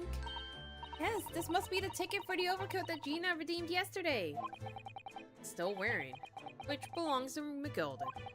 I would never have expected the redemption ticket to be handwritten on the back of a photograph, though. He and Mr. Windabank just used whatever piece of paper he happened to have. Kitty, kitty, meow, meow. This photograph of a cat looks very familiar, doesn't it? I'm sure I've seen this exact same picture somewhere else recently. Oh yes, you're right! Very recently. It's the same as the one Ginny gave us earlier.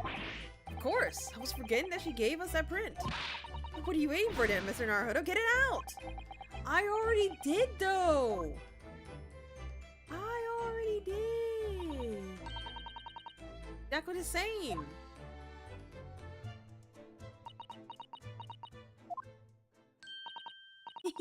I got it! These two photographs hide an amazing secret! A secret? What does she mean? You must tell us, Iris, at once! Do you really want to know? Yes, we need you to tell us all you know about this pair of photographs. Okay, so we talked with Iris. So Iris, about these two photographic prints. The one we found here on Mr. Winbig's counter and the one Gina gave us before. Oh. It's supposed to make the cat pop out, right? Because the pictures are like slightly different. Oh shit. Slightly different.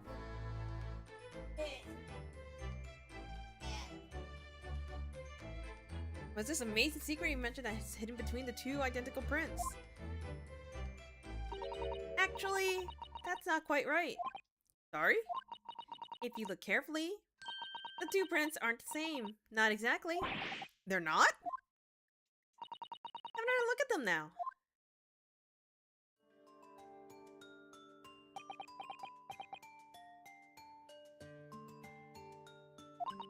You see that they're just slightly different from each other? I think so. It's very subtle, though. But what's the reason for the subtle difference between the two prints? Ah, well, it's because they're a set, you see. No, I don't. A pair of photographs is meant to be used in a stereoscope. Everyone in London is raving about them at the moment. Ah, stereoscope. Why do I feel as though I've heard that word before recently? Oh yes! That's what Mr. Cholmes told us yesterday. You see? There it is, just over there. Ah yes, of course, the magical machine that makes pictures look almost real enough to touch. Well, actually, it's quite possible to see the same depth in the pictures even without one of those contraptions. What? Really? Do you know how a pair of flat photographic prints can appear to have any depth in the first place? No, I have no idea. Oh, wonderful! Then I'll be able to tell you. She's over the moon, bless her. I'd let her explain it, though. We really need to carry on investigating the scene.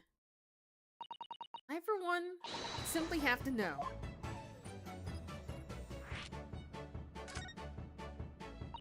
Have you ever considered, Runo? How our eyes see depth in the world around us? Well, I just opened them, and it works.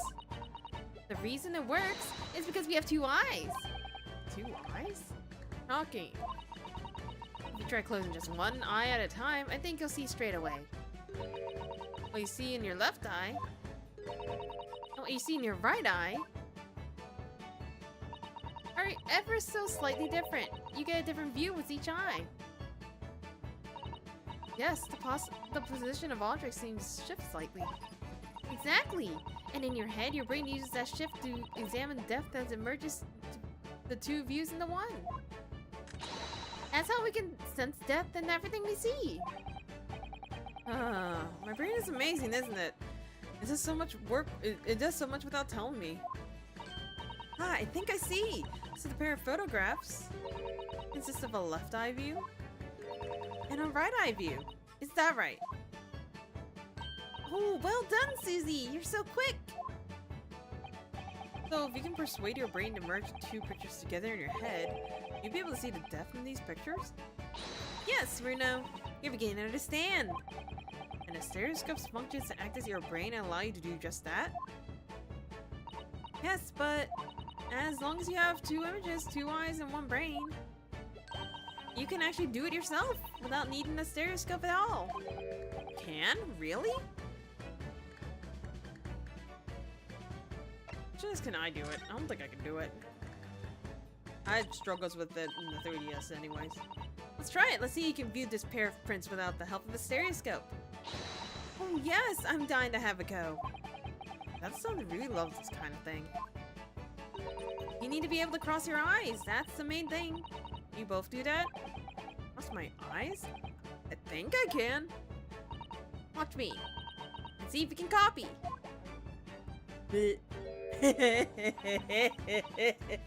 Make your eyes do this. Alright, let me try. You ready, Mr. Naruto? Blink. There, how's that? Wonderful! Now it's your turn, Runo. The trick is to concentrate on looking at the bridge of your nose with both eyes at the same time. Not exactly an easy task when two people are staring at you cross-eyed. Alright, that's enough practice. Now let's try looking at it in the prints. Start by staring at one print and slowly cross your eyes. You should see two overlapping images like this.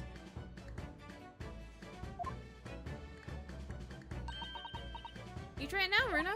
I'm just gonna have to give it a try, I suppose.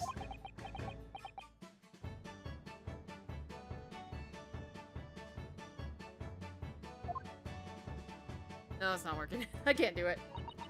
The print split into two images for you. Now, next step.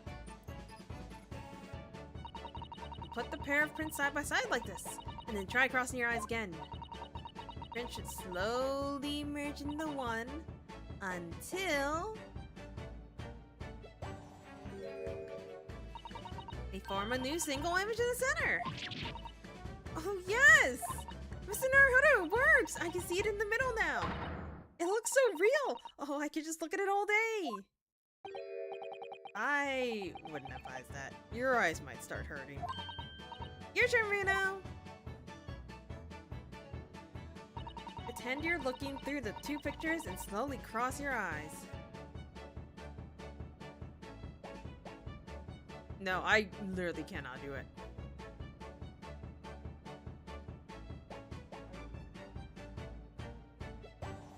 I cannot do that. Keep adjusting the position of your eyes until the two images overlap exactly in the middle. Like this, is it?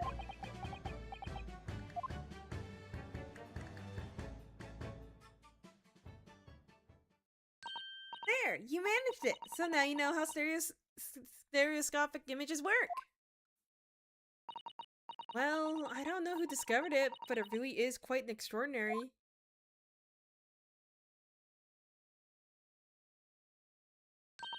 So what do you think of these stereoscopic prints then, Runo? They're clearly amazing, but it isn't easy to get the knack of viewing them properly. Well, some people find it easier than others. But that's why contraptions like this exist, for people who find it tricky. Oh, I recognize that. We saw one over there yesterday, didn't we? Was it gone? No, it was right there. If I remember correctly, you press this little knob here.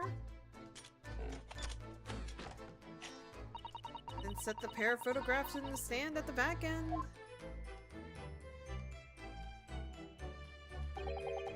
Still amazing, even though I know roughly how it works now. Well, London seems to agree with you. Stereoscopes are very popular at the moment.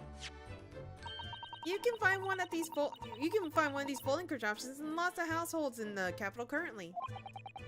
If these old machines are so affordable, our leaders don't need to go around staring cross-eyed at pictures like you hate them. But it's so much more satisfying to be able to see the effect with your own eyes. Well, I think it is in any case. Stereoscopic pictures. I've never ever heard of them until yesterday. I've certainly learned a lot about them, but I wonder if it's knowledge that I'll ever need. We got a little... Okay.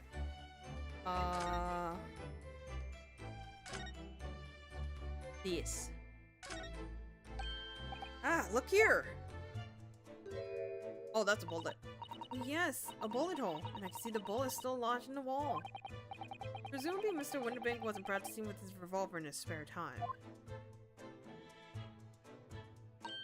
Ah, well... Mr. Sholmes likes to practice in his drawing room whenever he can. He's very patriotic like that. Sorry? It's all there in the Adventures of Sherlock Sholmes, you know? Isn't that right, Iris? Ah, did I write something like that? Partly in jest, perhaps. In jest? Well, he doesn't do it often. It's quite a dangerous pastime. He doesn't do it often? He shouldn't even be doing it once! Forget that for now, Bruno. Let's examine the bullet. What's this around the bullet hole? Is it blood? Vicious red stain on the calendar. Ah! I may well be able to help with that. What? There's nothing like the sight of blood to get blood pumping, is there, Bruno? Ugh. I have a feeling I'm not as bloody-minded as you, Iris. I'm afraid the sight of blood makes my blood run cold. There you have it. You see, when it comes to blood, we're all different types. Yes, what a scientific observation. So you need this. Oh no. What is that scary looking thing? Hurley and I actually haven't come up with a name for it yet. But as soon as you see it in action, you'll understand what it does. Watch.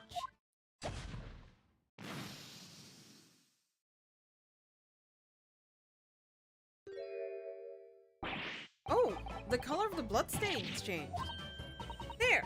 Does it make sense now? Oh, yes it does. Enough for me to drop my controller, and I don't know what's happening because it, hold on, hold on, hold it, hold it. I want my controller back, please. You know, we have to crawl on the floor.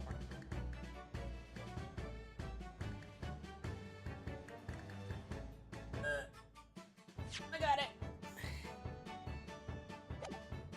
Whew. It works on the principles that different people have different types of blood, you see? Yes, how wonderful! Chemical fires combines with the blood and makes it change color. So you can identify whose blood it is you're looking at in a flash. Oh, what a fabulous invention, Iris! Isn't it? Isn't it? I bet Jenny would say it's bleeding great. So whose blood are we looking at then? Well, all the chemical does is turn the blood a different color, so just find someone whose blood turns the same color and you know who belongs to in a flash. It's more like two flashes, really, isn't it? One flash or two, this could well turn out to be a very valuable clue. So we must make note of it in the court record. Let's keep testing and add the results to any inner blood analysis to the portfolio.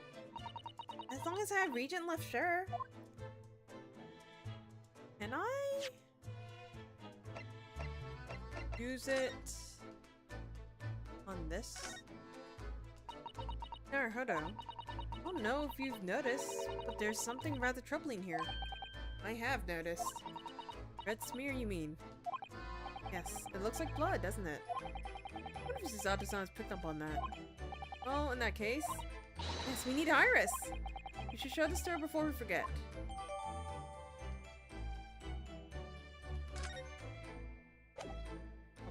Okay. Iris. Take this, please. Oh, that looks like blood! I would say it's from a gloved finger, almost certainly a glove made of leather. Well, don't worry, Bruno. You can leave the rest to me! So that one on the back is green. This one is pink. Look at that! Yes, that's a color we haven't seen before, isn't it? We simply must add it to the portfolio of blood samples. It could be an important clue. Although, it would be nice to find out whose blood these different colors corresponds to at some point. Well, this particular stain of blood. Well, you have an idea, haven't you? Do you know whose blood this is? I think? Idea whose blood it is. Not from a color return, but with a little deduction. That's right. I think it's clear. Iris, you know as well? You first, Runa. Who do you think it belongs to?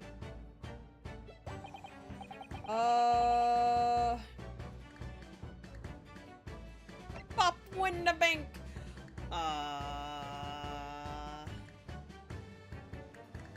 Gina didn't cut herself. McGilda didn't cut himself. Windabank? You think somehow it could be Mr. Windabank's blood? Well, you would have been the last person to have handled the ticket. Sometimes the simplest answer is the right one. But Mr. Windabank had no injuries. Before he was shot, that is. We're trying to work out who the blood came from. We can rule out anyone who hasn't been bleeding straight away. No one was bleeding straight away. Not a concept you can really grasp until you've bled before yourself. Funnily enough, I have accidentally cut myself before, but thanks for the mildly threatening advice, Iris. Think this through some more. Who do we know was bleeding at the time?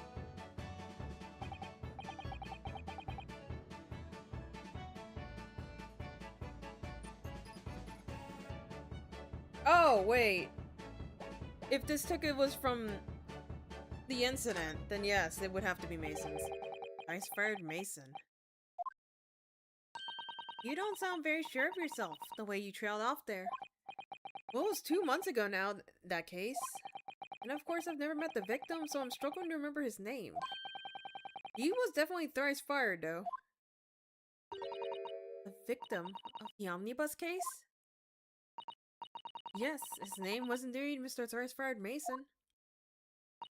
But that would mean that this bloodstain was left on the ticket 2 months ago. Yes, I think it was. Dina brought this ticket here to Windabank's yesterday. I'm suggesting that the blood was already there at the time. This is smear blood from the time that Mr. Mason was killed 2 months ago. Something else is coming back to me now. Mr. McGilda was also wearing leather gloves that night.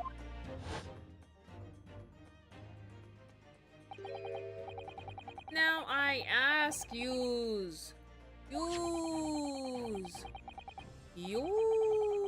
Can we actually get those gloves now? It certainly does look like a leather glove thumbprint, this mark. But we know that Mr. McGilda had no injuries at the time anywhere on his body. From which we can conclude that any blood on the glove belongs to the victim, Mr. Mason. Mr. Naruhodo! He sounds just like Mr. Sholmes. Minus the quirky slips-up, I hope. Yes, I think you're right, Bruno. Very well. Let's make note of this.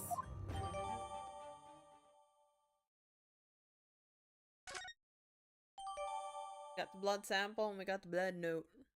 Blood. Okay. Examine. We've already checked that, so we check the door. Find that door. It's the storeroom, isn't it? That's what Grexy said.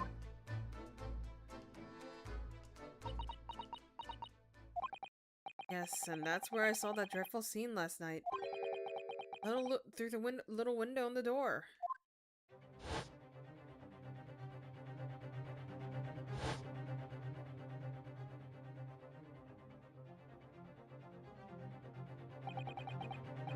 Windabank, face down on the floor, being up beside him. The accused legal representative, you have the right to examine the scene, Mr. Naruhodo. We must make a thorough investigation. Yes, of course, we will. Behind that door, that's a real scene of the crime. Don't worry, if there are any clues in there, I'll find them. So do we move inside? Ah, yeah, we do.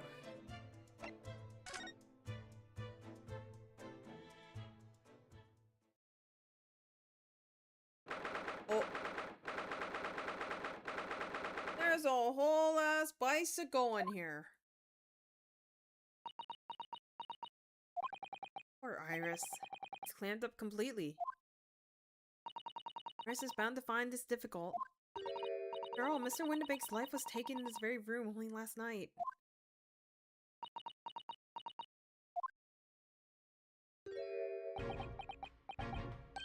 Ugh.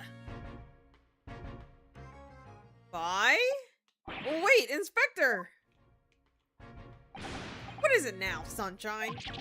You took one look at me and tried to run away! You think a Scotland Yard inspector would run away from some jumped-up little defense lawyer, do ya?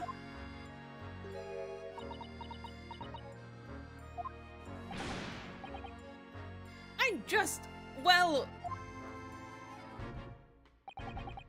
I've never seen her ladyship looking like that before is the thing. I didn't know what to say to her. You weren't running away from me, you were running away from a 10-year-old. I'm afraid this is all a little much for young Iris. Some gentle reassurance might go a long way, perhaps, Inspector. Huh?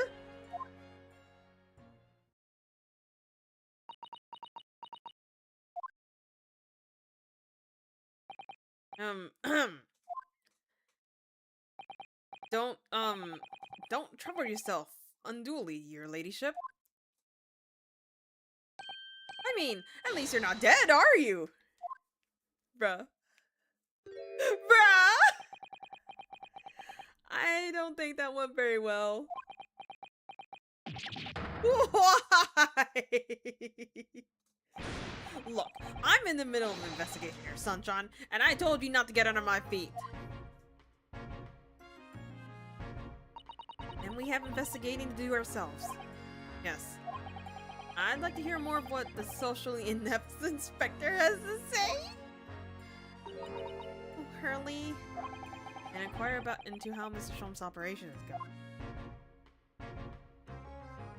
Sure. So, Inspector, what do you make of the crime scene here? Psh, you got eyes, haven't you? Use them! It is what it looks like. Nothing more, nothing less. Iris, could you lend me a hand? So, Grexy, what do you make of the crime scene here? Oh, yes, your ladyship, do allow me to humbly explain. Last night, at shortly after the hour of 1 o'clock in the morning, Scotland Yard police attended the scene. The one and only door to the storeroom was found locked from the inside. It was locked from the inside. The lock appears to be broken now, though. Is that the policeman's doing? Quite right, ma'am. Quite right. We took the liberty of smashing the door in as humbly as possible. Oh. As you can see, the victim was discovered prostrated on the floor, thus-wise. And next to the aforementioned body, we discovered a vile gutter child. You talking about Ginny? She's my friend, you know, Inspector. Miss Lestrade, that hapless girl, was curled up on the floor, dead to the world. No life, you know. Yes, when I saw her, she appeared to be unconscious. And I'm afraid to say she had the gun that was used in her hand. No! Presumably it's the gun that's still down there on the floor now. In her pocket we found the key to the door as well. What? The key to the storeroom? You say the storeroom has been locked from the inside, Inspector. Correct. All of which leads her ladyship's friend. In something of a sticky situation, I'm afraid. Oh. Obviously! My personal opinion is that's all some sort of misunderstanding. Of course it is, Inspector. Of course it is.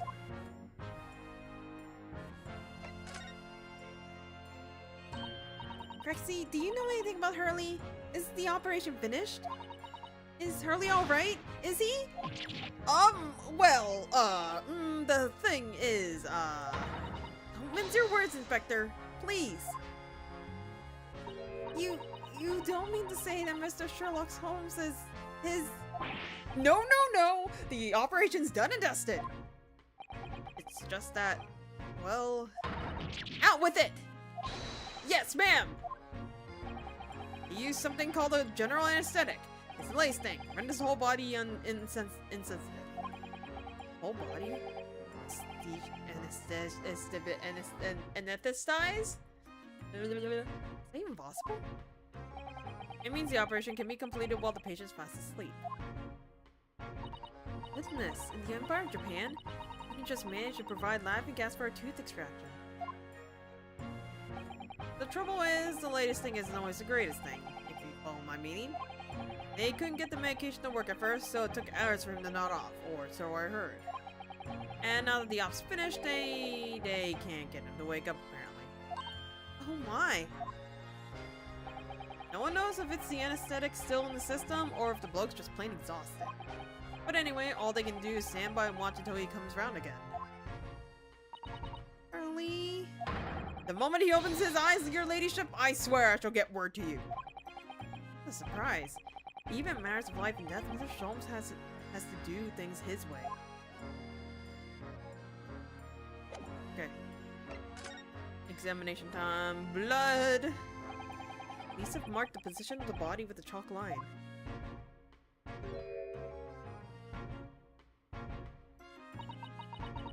Mr. Windibank? He was a nice man. Well, he was shot just once, through the heart. Most likely the fellow died instantly. He wouldn't have felt a thing.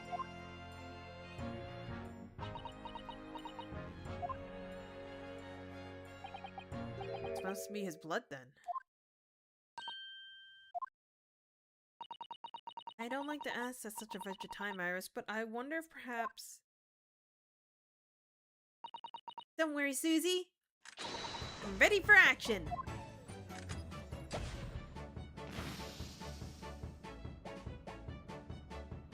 That's blue. He's blue. There are 3 different types of blood. Now we know the color the chemical turns when it reacts with Mr. Windibank's blood.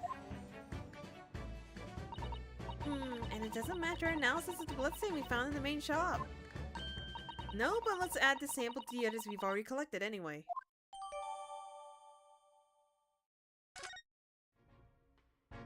Okay. Gun. This is a revolver. A real one! And quite possibly the murder weapon used to take Mr. Windibank's life. What's the matter, Susie? You and Runo look like you're about to faint. Well, it's just that I've rarely seen a gun in the flesh. And I've had issues with guns in the past. But anyway, we saw Mr. Windibank with this yesterday, didn't we?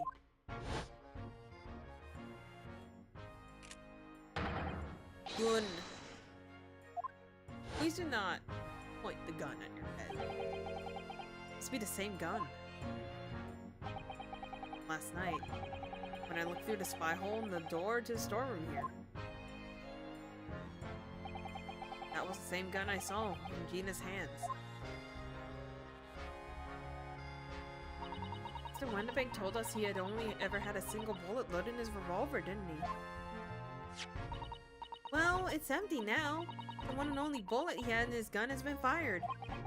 We can be fairly certain that only a single shot was fired from this revolver. And then chest. Of all the articles in the storeroom, the only thing that shows any sign of being ransacked. What is it, Iris? That's the box file that my manuscript was being kept in. There's this unpublished story, The Hound of the Baskervilles. Surely that's not what all this...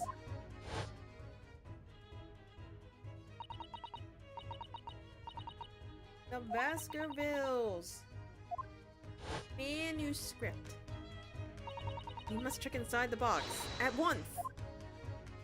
Yes.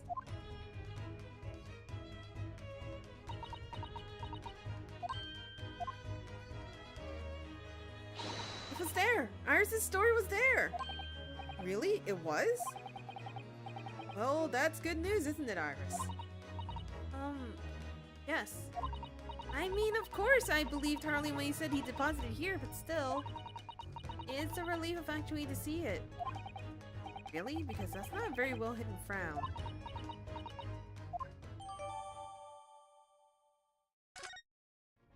And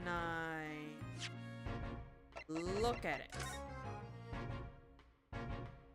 Damn, alright. Anything out of place. How are the basketballs? This is out to know the exact title of this unpublished story. I suppose I'll just have to wait until she's ready to explain it to me. I'm so sorry.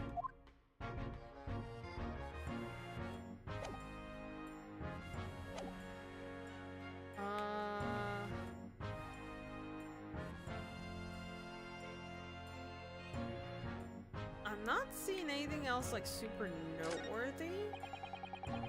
All these articles have been deposited. The room is stuffed full of them. I can't believe with how many there are. Bicycle, a gramophone, musical instruments, even some enormous paintings. Look! They're different people's lives, quietly gathering dust in here together. There's something very peaceful about the atmosphere. Or at least there would be if it's not for the chalked outline on the floor and the policeman shuffling about. Not much I can do about that, Sunshine.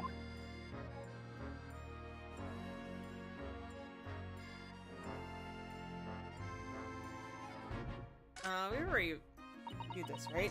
Yeah. Iris? Don't worry, I'm alright. But we must find the true culprit. Yes, absolutely.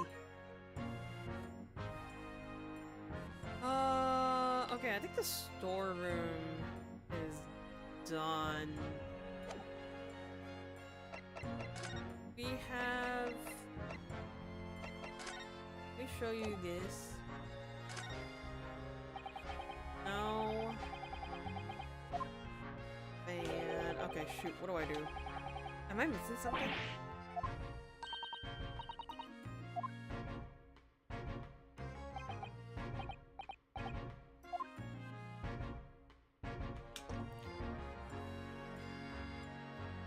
Look at him.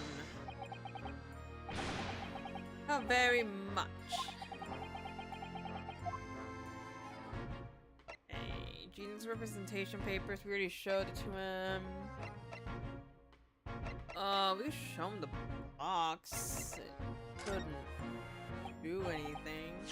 Oh, what do you make of this? What do we have here then? For a definite ticket for an article deposited here, huh? Looks like someone ran out of the office station and wrote the ticket on whatever paper was to hand. Yes, it's the ticket for Miss McGilda's overcoat, the one that little diver turned up with yesterday. Oh, actually, no, it's not. Really? Think you know better than me, do you? No, I didn't mean to, Bruno's right, Grexy. It isn't the same ticket. Of course it isn't, and of course it isn't. I've never doubted you, your ladyship. So what's all about this then, if I might be so bold as to ask? This is the second ticket. A second one? These are Mr. McGilda, in fact, had another article of storage here at Windibanks. Is that right? I think we need to discuss this further with the inspector, Mr. Naruhodo. Oh good, because he's ever so easy to talk to.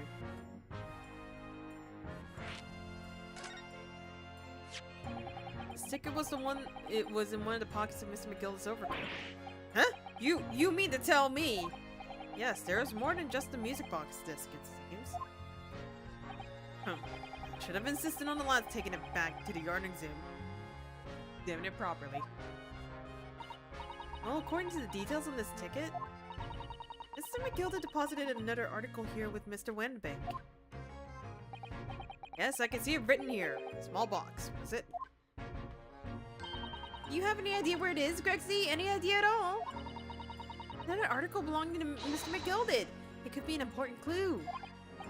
Well, yes, I suppose it could be. Please, stop looking at me with those big turquoise eyes, all full of hope and expectation. It's too much pressure. I'll lose me marbles. I'll go barking. This is no time for dog impressions, Inspector. That's enough sauce from you, Sunshine. There is one thing that springs to mind. According to his ticket, the redemption deadline already passed, hasn't it? Oh yes, of course! Articles are only held for 2 months. But the small box will no longer be here then. That's right. It's been forfeited. Which means it could be on the shelves in front of the store, where the forfeited items are offered for sale. Yes, the shelves in the front! We must search there at once! You're wasting your time. There are dozens of little boxes out there. Hundreds even. You can't possibly know which one might have been Mr. McGilda's. That's information not written in the ledger. Ugh. Well, I think we should have a look, just in case. Of course, your ladyship, of course! Very sensible of you, I'm sure. This is getting old.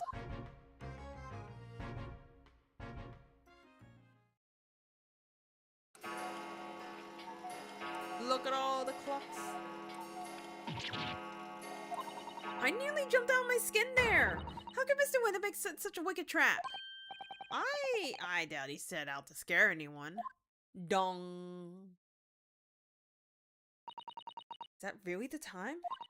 I think perhaps we should pay Gina another visit soon. Her trial's tomorrow. We must establish whether or not you will be defending her. I think we should ask her one more time. He may have changed her mind. Don't you remember, Bruno? You told her she could rip up the representation papers if she didn't want you to be your lawyer. Really? Did I say that? Yes, you did. The deadline for submitting the paperwork is fast approaching. In that case, we had better hurry back to the prison and talk to Gina again. Hey, yoink.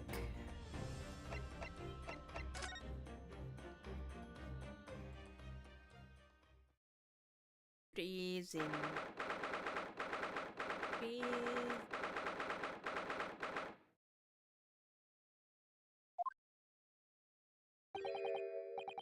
Ah, Gina, good, you're back.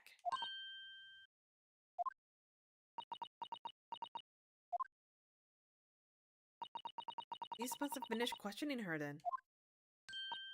Oh, how was it, Jenny? Was it awful? Huh? Oh, it didn't bother me. Thank you for the paperwork you signed before. It meant we were able to investigate at Windibanks. Oh, right.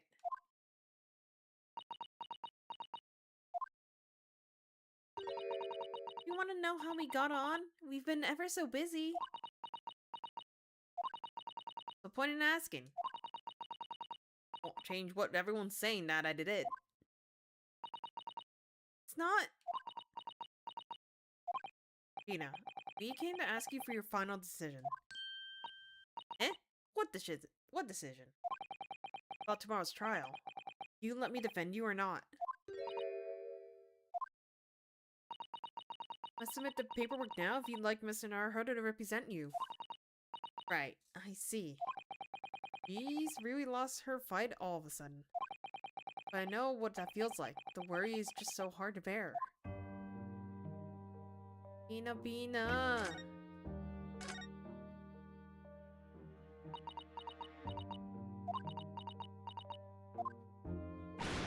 Oh, all right then. Blimey, give it a rest with these with them eyes, Iris. Oh, come on then. Fill us in. Who done it? Fortunately, we don't know that yet. You don't say. We don't know yet, Gina. Mr. Naruhodo and all of us know that you are innocent of this crime. While we haven't yet managed to work out who the real culprit is, there are a number of interesting facts that we have managed to establish. Oh yeah? Like what? Well, for example, the reason for you being in there in the first place. I think I now know why you broke into Windibanks that night. Looks like I'm gonna have to take some evidence that clearly reveals the reason. Thrust it in Gina's face. Or I could present it to her calmly, I suppose. Hold off on doing that for a second. Yes. We found this in Mr. Windibank's storeroom. Manuscript of Iris's latest story. Oh, right. Well, that's good then. Curiously, the storeroom at Winterbank showed no sign of being ransacked for items of value or the like. With one exception. A box file that housed this manuscript. It was you, wasn't it, Gina? Who broke open the box containing this manuscript last. Eh? You were determined to find out whether or not the Hound of the Baskervilles was really there. That's the real reason you broke into the storeroom last night, isn't it? Why don't you tell us what happened? Please.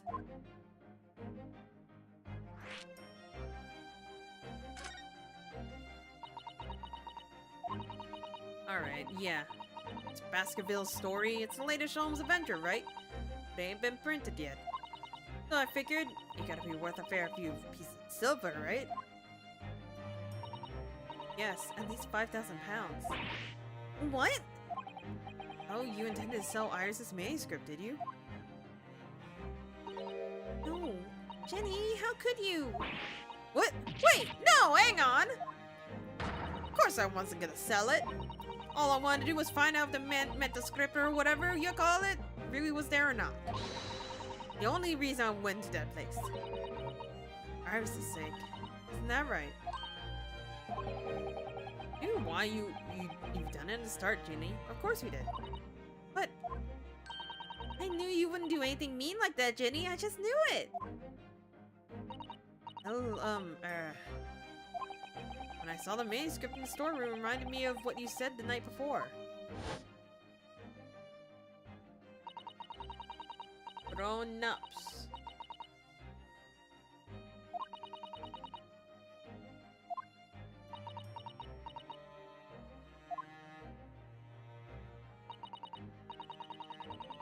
Because they got into a little bit of a spat.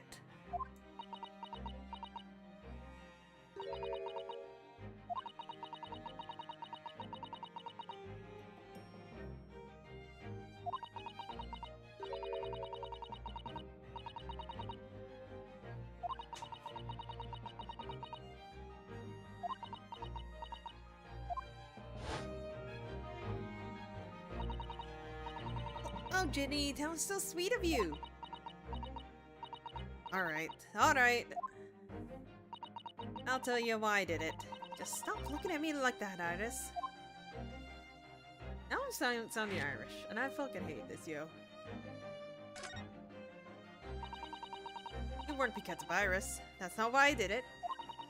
I just wanted to know the truth, that's all. You wanted to know if Mr. Schultz was being honest. If he'd really deposited the manuscript in Winterbanks. It's like I told you the night before. I never had a father. But Iris's lot ain't like mine. She's got her dad, only she can't see him. And I reckon that's gotta be harder. Why she writes her stories. They're about her dad, really. That's what it sounded like to me, anyway. Last night, when I was listening to what you were saying. Stories about Daddy? You mean, they're not the adventures of a great detective? So much as the adventures of a great detective and his trusty partner? Well, that's how I see it, yeah. You're so thoughtful and so kind, Ginny. Yes, and we never thought any different, did we? Look, give it a rest, will ya? I ate all this chumney nonsense. Do you hear? I ate it. Don't trust no one. That's how I work. Because if you don't trust no one can let you down. Leave me alone. Go on. Scamper. You know your arms. I didn't notice until now, but it's unmistakable. Right there on both sleeves of that overcoat. There's some very suspicious red stains. What? Why are you looking at me like that? I think it might be worth presenting some of our other findings in that area to Gina now. We'll present the stains on the sleeve of your new coat, Gina. They're blood, aren't they? Not that I know whose blood yet. What? But blood, Mr. Naruhodo? You don't appear to have any obvious wounds yourself, though. So, could it be blood that splattered from Mr. Windowake when he was shot last night? Let's not beat around the bush here. This trusty friend of mine will get the results much faster than anything else. Take it easy, Iris. Don't move, Jenny. I'm gonna shoot.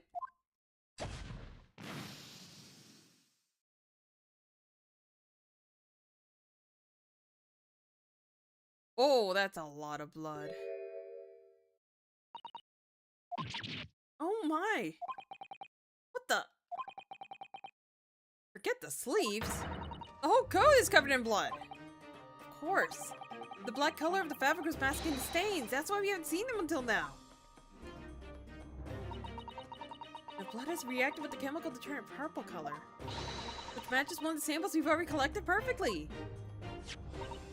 Yes, now let's see. Who had the purple blood? Oh, wasn't it Mason? Ah, yes, it was the brickmaker, Mr. Mason, the victim of the murder case 2 months ago. Knew it. What are you all about? The victim? What do you mean?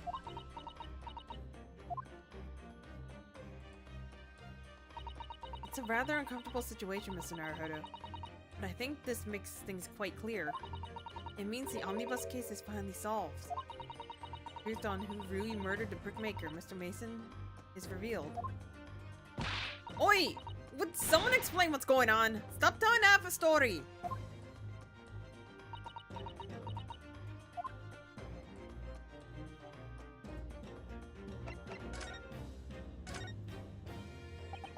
We can see that now. We can see now that the victim's blood is all over Mr. McGilda's overcoat.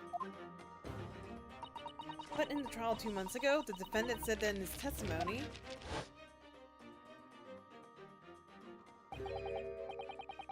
Miss Zora wouldn't rush to help a fellow bleed from his stomach. Gloves. If you look at this overcoat now, it's clear. These stains couldn't have arisen from Mr. McGilda trying to pull the victim to his feet. No, if that's what had really happened, the blood wouldn't have splattered all over the front of the coat. Only explanation for this pattern of blood is that it splattered over McGilda's coat when he stabbed the victim into the stomach. Trying to run from the truth for long enough. There's no escaping it now. True culprit in the case, Mr. Mason's killer, was Magnus McGilded. Bitch. Naruhodo. Horrible case is solved at last. And I helped the man walk free from that trial. I used all that twisted testimony and all that sham evidence to prove his innocence. How could I have let that happen?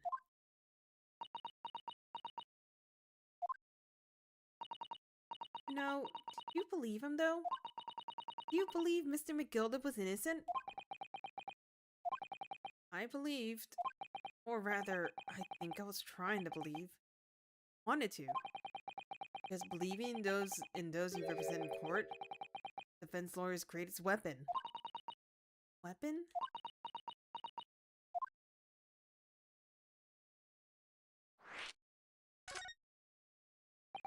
Before we came to Great Britain, a great friend of mine taught me a valuable lesson. I mean, Kazuma-sama. Listen, Ryun, oh wait, he's saying the same thing from the first trial. Yeah. Let's resort to our primary weapon. Unwavering belief in our clients. That's all we really have. Wavering belief? Only when we truly believe what our clients tell us can we fight with everything we have for their cause. In any battle, there can be no victory without faith. So I believe you, unwaveringly.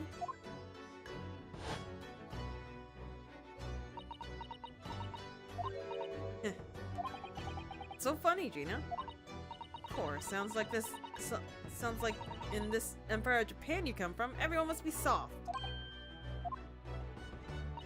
Oh, come on. Look at the mess that it's got you into, believing in that bog trotter. Yes, I inadvertently helped a murderer walk free.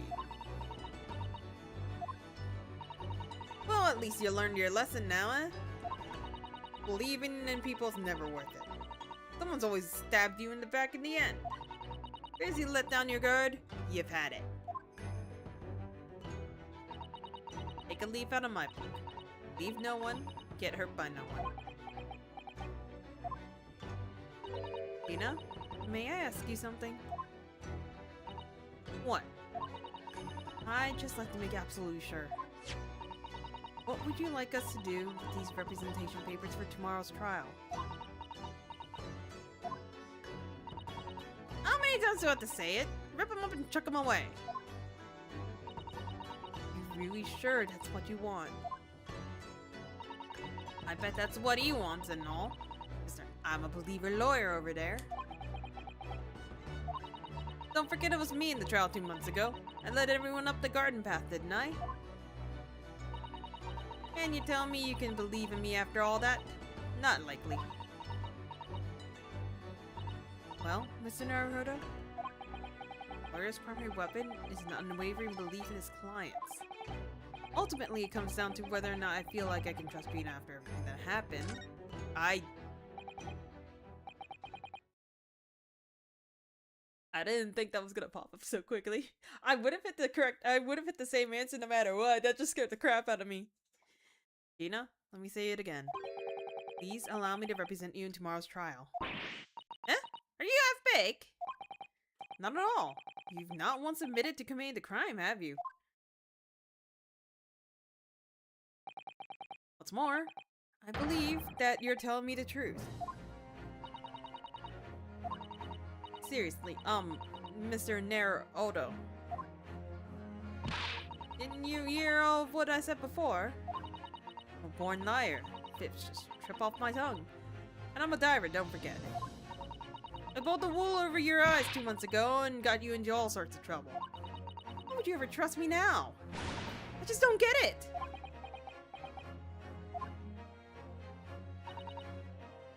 Tina, I do understand why you chose not to put your trust in others.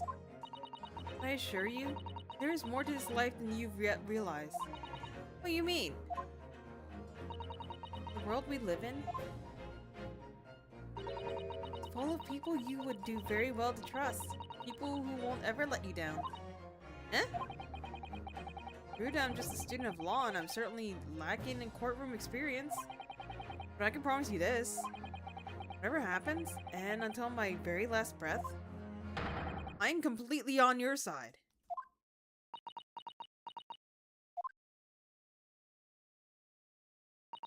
What do you expect me to say to that? Aw.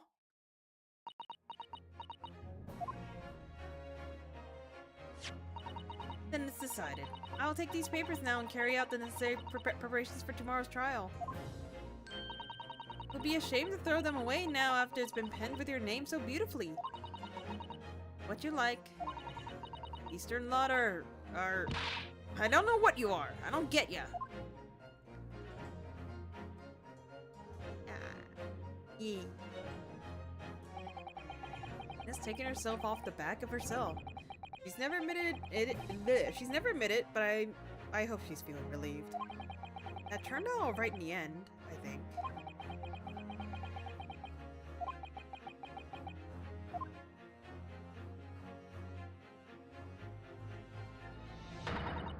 Whoever's hiding there, show yourself at once! Eavesdropping is the height of cowardice! Mrs. Zato? Somebody is there in the shadows. I can sense it. Somebody who wasn't there before. What?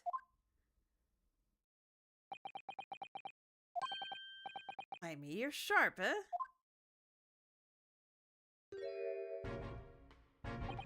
Suppose you were using one of those mystic Japanese arts. Like the other stealth I've heard so much about.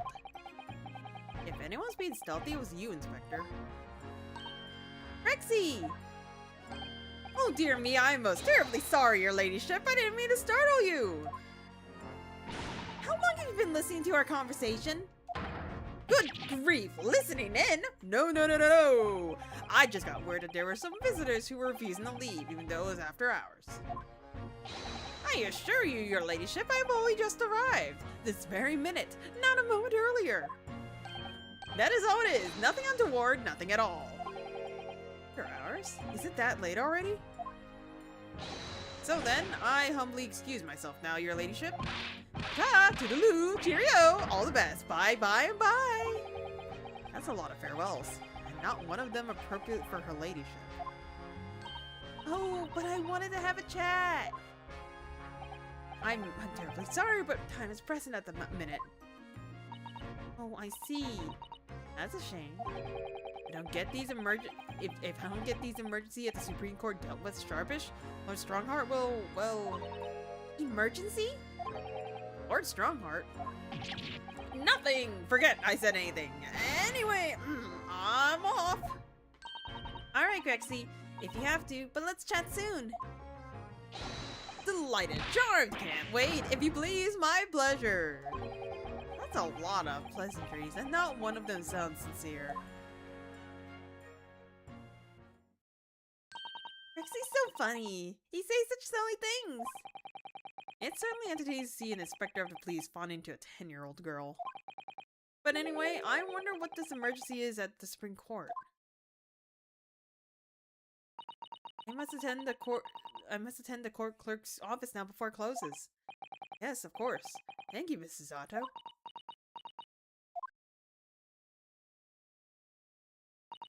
Finally escort Iris home now, Mr. Naruhodo. I shall meet you there later.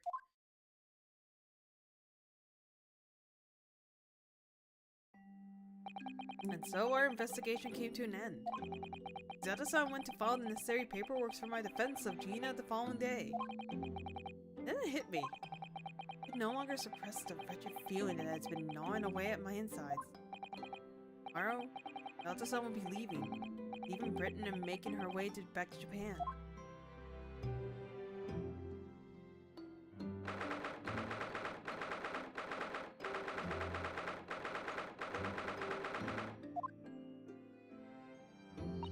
Naruhodo-san? It's been a very trying day, hasn't it? I do hope you're not too exhausted. What use is Otto-san?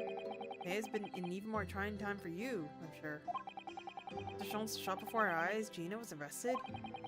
All on the back of the news that her father has fallen ill and that she must return to Japan at once. I hope your father recovers soon. Thank you for your kind words.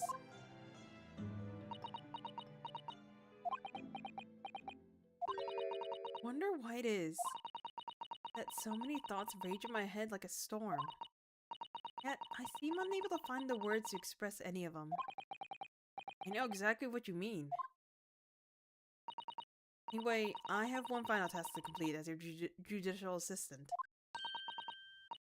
Once that is done, I shall make preparations for my departure tomorrow. Final task?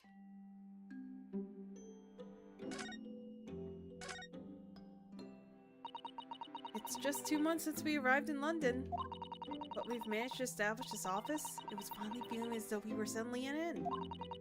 I'd be lying if I said I felt no regret. I'm so sorry, Suzato-san. It's just so sudden. I really don't know what to think. I've had no time to gather my thoughts. I know we've only been here a short time, but in my limited experience of the courtroom, I feel like I've learned something. What would that be? It seems to me there are many facets to people's personalities. And like a jewel, the light plays off them in a complex pattern, illuminating their actions and their motives. We see only a small number of the total facets, whereas illuminates only a part of the whole story. What lies in the shadow? What do those facets we cannot see look like? Perhaps there are some parts we'll never lay eyes on for as long as we live. It's so true. Why does it feel as though I'm blind so much? I keep hoping that one day it'll all become clear. all the facets will be illuminated, and I finally understand how everything fits together. Naruhodo-san, I suppose what matters is that we keep our eyes open and keep moving forward, even if the way sometimes seem dark. Amazing to think that it's been just 2 months. You've grown so much. Sorry? What? Oh no, it was nothing. Unimportant. You know what time you'll be leaving London in the morning? Yes, I picked up my ticket earlier. She'll be leaving here at 4 a.m. See. Well, I'll escort you to the station. Absolutely not. Sorry? I'm sure you realize why I couldn't possibly let you do that. You have a very important day ahead of you tomorrow. This trial. Yes, I know, but every word you utter will have the potential to determine Gina's fate. You must get as much rest as possible. Even though, like me, I'm sure you'll find it hard to sleep. But please, for me, do try.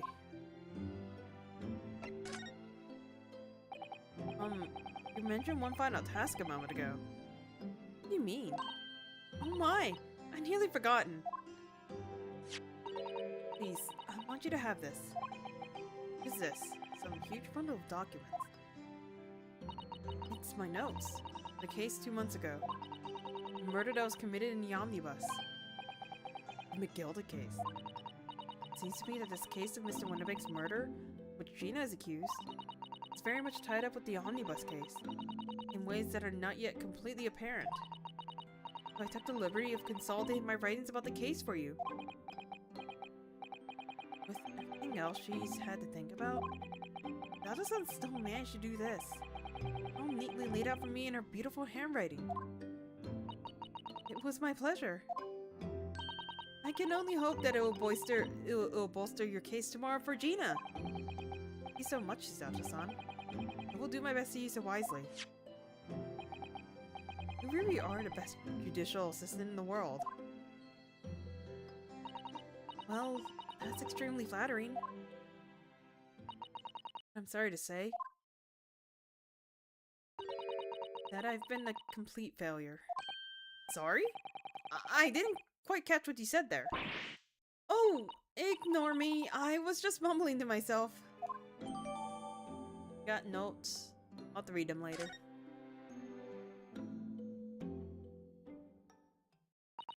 Well, it's getting rather late. I think you should go to bed now, Naruhodo-san. I must finish packing up my things in my room. Sato-san, I wish you the very best of luck tomorrow. Good night. Wait! There's something I need to say. Oh! And I get thrown. Goodbye. What was that? Secret technique of mine. This is not a shutdown. Shutdown?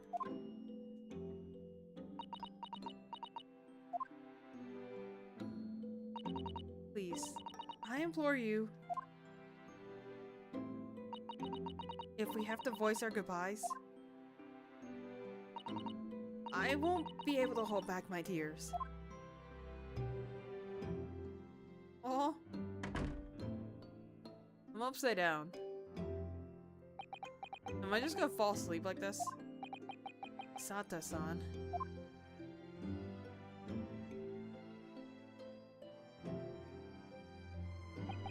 It truly had been a trying day. On our feet for hours, getting Gina to open up to us, learning the truth about the nemesis of a case. Physically and mentally, I was exhausted. Yet the idea of sleep seemed impossible. But I forced myself to close my eyes. As a cacophony of scenes of our lives here in London played through my head. Eventually, my fatigue triumphed, and I fell into a deep sleep.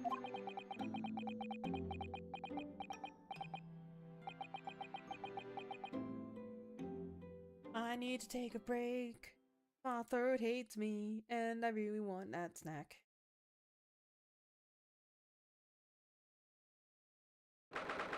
Oh. Small Hours, St. Sinner's Hospital.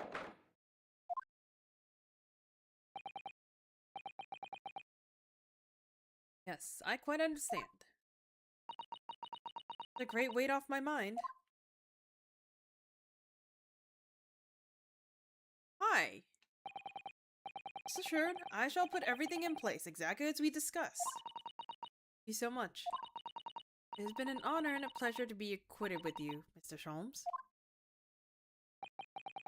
The contrary, the pleasure has been mine. I bid you farewell. Godspeed. My dear madam.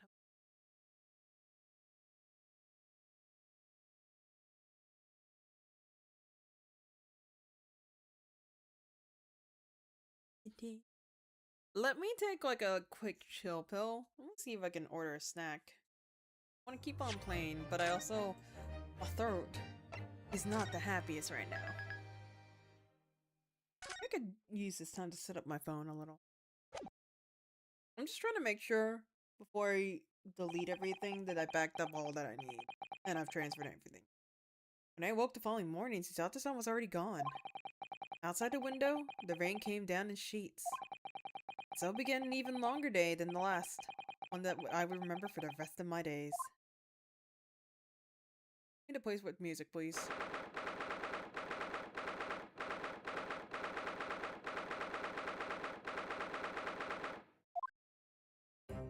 Yep. Hi, Gina. Alright, Gina, Bina.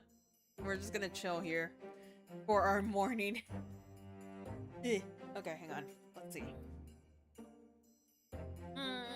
I think I'm like not even a third of the way done.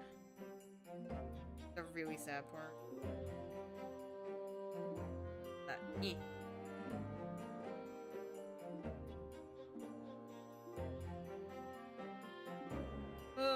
my poor little Moto. I used to have a Moto G Power. That's what I'm using for my backup.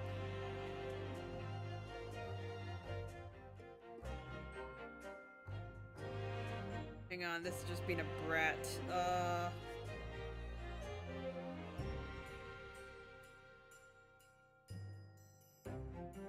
The fuck was my password?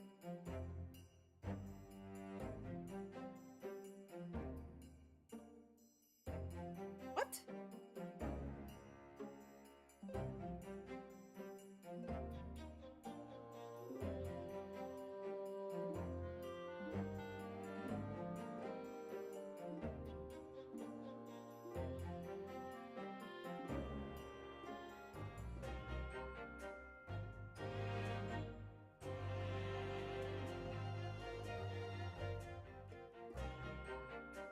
I'll figure it out later.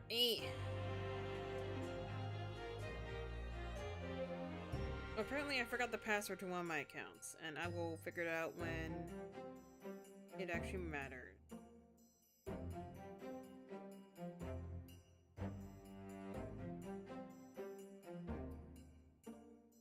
I closed you. Excuse you.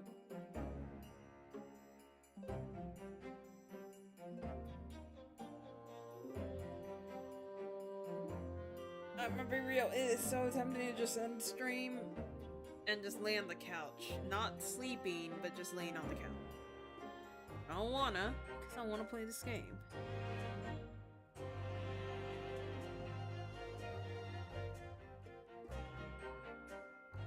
Come on, New Breed.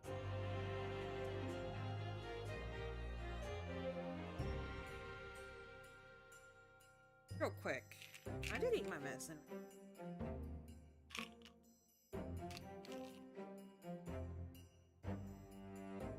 Fine. Where's the calendar? This was done.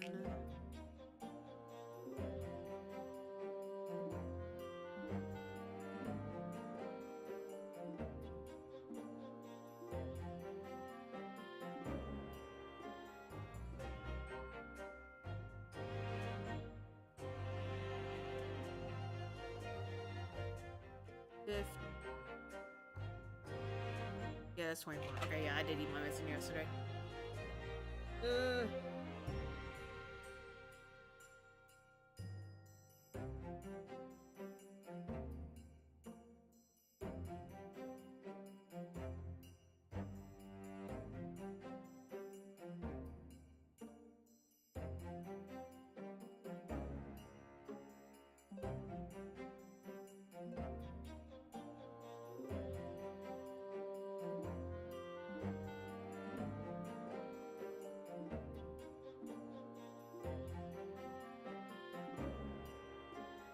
Okay. Transfer this account.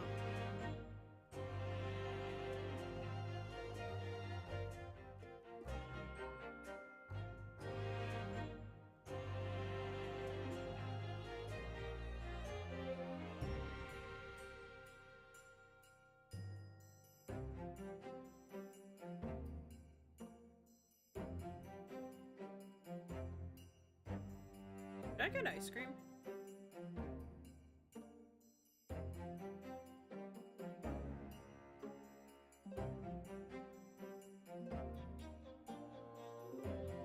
Get ice cream. I'm trying to figure.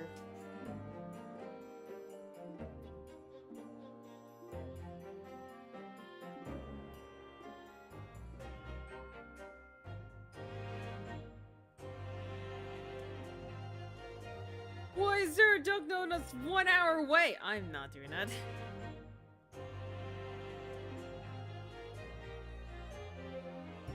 Three people want from me.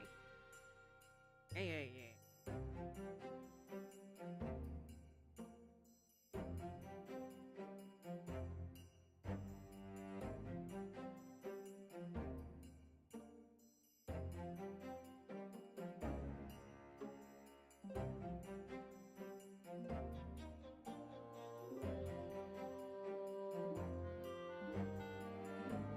Also, hang on, we can just hang out in the Be Right Back screen, because I'm technically Be Right Backing.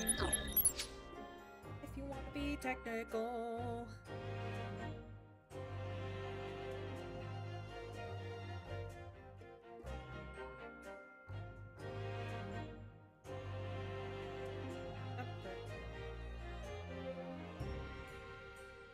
I mean, there's something that I know I could buy. Top of my head. Do I want to do that? Not particularly, no. I could buy something for Costco? What?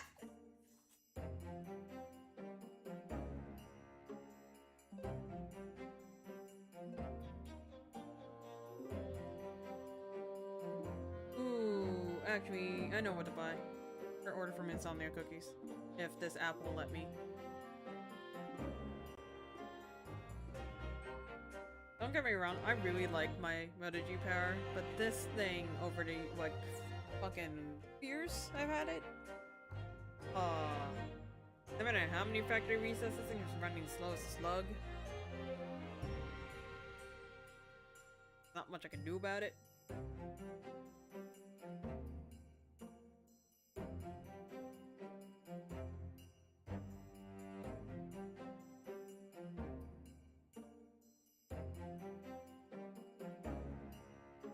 No, the M&Ms and the Snickerdoodles are gone? Oh, I mean, what M&Ms are there?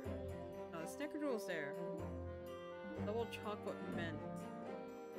Oh, is it just, it's just.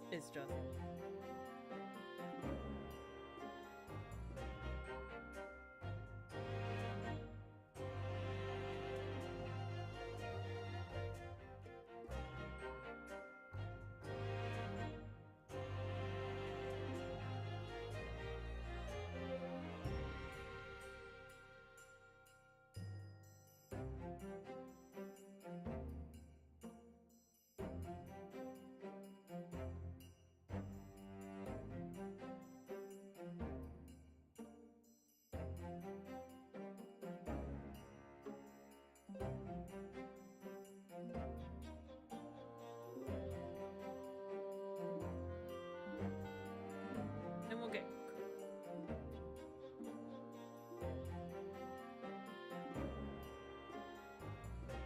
I can add rainbow sprinkles. I'm gonna add rainbow sprinkles.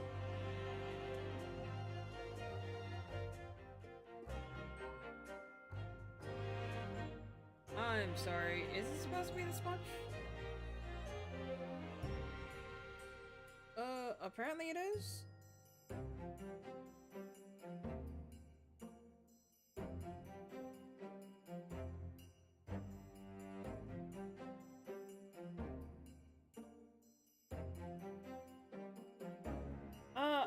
I guess. It's fine. It's fine. It's fine. I don't normally buy these that often, so... Good.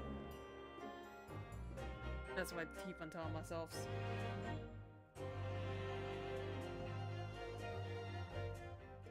Back. Realize I Okay, no, I transferred over...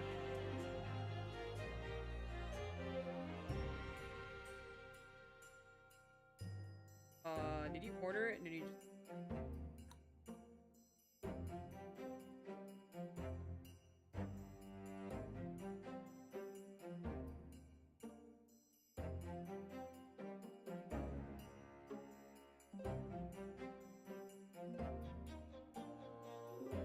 Hold on. It did not. Your cart.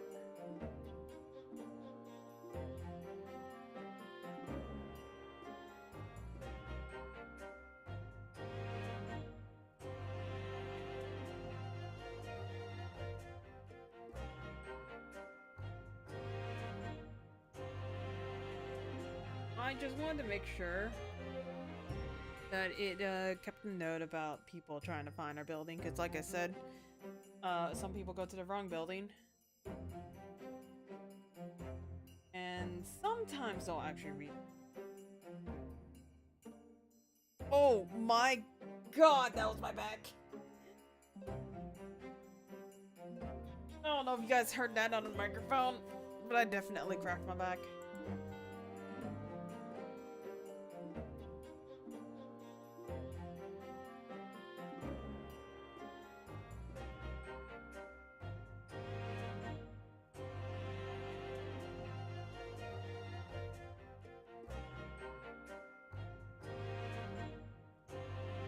Okay. I'm gonna be right back for like 5 or 10 minutes too. This should be... Oh crap. Uh-oh. Sorry, I thought it was gonna crash on me. I don't think I'm gonna be right back until they come over, because I think it's still gonna be a little bit. But, I'm gonna see if I can try to do a little bit of cleaning and more resting. So, I'll be back. Go chill, go eat, go do something.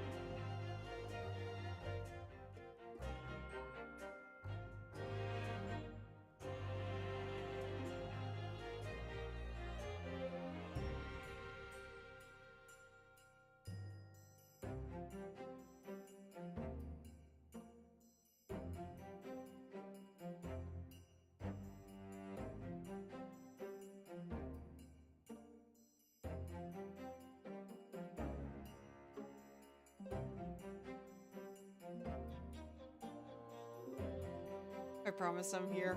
I just really didn't want to get off the couch. We'll see. Eh.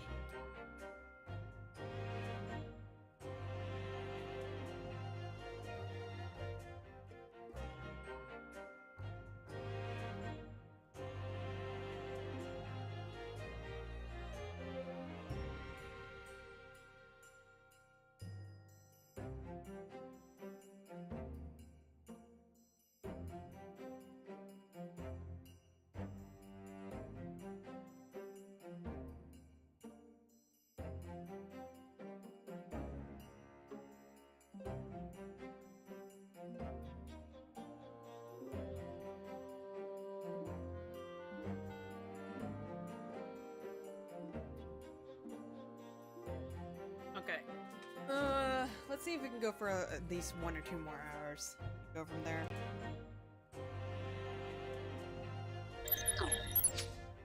Okay, here we go. Morning, Gina. Gina. Determined to prove your innocence today. I'm sure we can do it. So where's your friend then? Sorry? You know, her in the fancy dress. Susarto, or however you say it. I don't know. It's Susato had to leave early this morning. He was already gone by the time I woke up. You alright with that, are you? Forget about me if you like. Go on Zora off. It's fine. It's not as though Mrs. Susato and I won't meet again. Someday. Even so. But you, Gina? You only get one chance. Trial today is all we have. Good morning, you two! Oh, wait, that's not Holmes. That's Iris. How you feeling, Jenny? Did you manage to sleep? Iris, what are you doing here? What do you mean? When a friend's in need, we show our support. Isn't that right, Waggy? Bye! Waggy! Great way to show your support, kitty. Let him have a nose around. What are I'm gonna do? Oh, that reminds me. I brought a paper on the way here. Now, would you like the good news or the bad news? What do you say, Bruno, Jenny? Oh, well, I think I'd rather get the bad news out of the way first. Nah, always stick to good news first. You might not live to hear the bad. Yes, that question always gives away people's personalities. Let's not go there. Alright then, I'll give you the bad news first. A record amount of rain has fallen this morning, and carriages all over the capital are struggling to move. Huh? Bad news? Was a weather report? So I hope that Susie made her train to Dover and that train isn't delayed on its way to the port. Gosh, yes. Alright then, so what's the good news? Well, the rain is forecasted to subside this afternoon. So even if the train is delayed, it should be able to make up the time later. Well, that is good news, isn't it? I couldn't give a monkey's, really. Only all good news canceled out the bad. And look, the trials made the headlines too. Brooker perishes in pit purse plunder. Eh. How do you like that? Well, let them say what they want. See if I care. I can't because you're covering your face. Don't worry, Bruno will soon show everyone that the headline is nonsense. I will? And then in tomorrow's papers, the headlines will be Discharged Divers Dauntless Do-Gooder. Isn't that right, Bruno? Oh, yes. Let's hope so. Of course they will. I have absolute faith in you. How was that? Was I trying to sound like Susie? Did it work? Did it? It's like she was still here.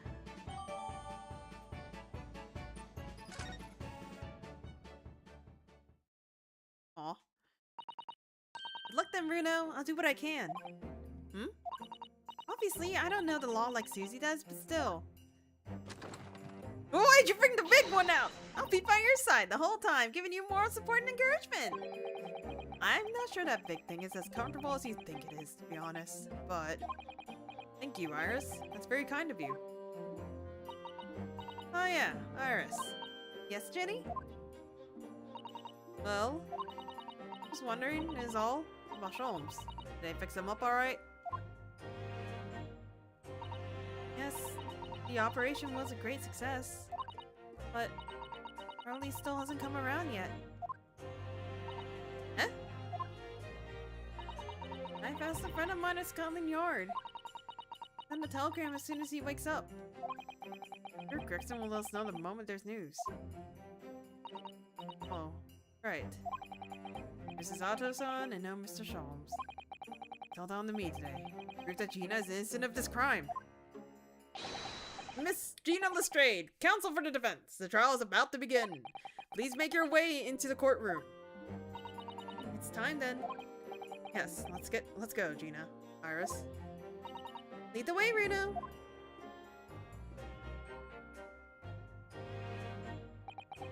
Poor Gina. She's trying to put on a brave face, but I can tell she's worried and scared. I have to believe in her from the start. The weapon will secure our victory here. If I learned anything from my great friend, it's that. He has a little star on his back. This is gonna suck.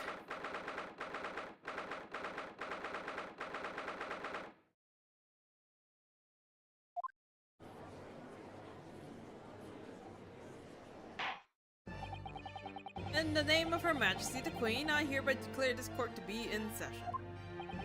This trial shall determine the guilt or innocence of Miss Gina Lestrade. I now call upon the counsels for the prosecution and defense to declare their willingness to proceed. The prosecution is ready. Defense is ready. Lord Von Zeeks. Lord? Remind me, how many years was it that you withdrew from the public prosecution service? Some 5 years ago, my lord. Yes, and then 2 months ago you reserved someone unexpected. Here you are again today. There are some circumstances of which the court should be aware that has led to this erratic behavior. In what one might describe you as a former, in what one might describe as your former life 5 years past, dealt exclusively in matters concerned with the highest echelon society and government. Really?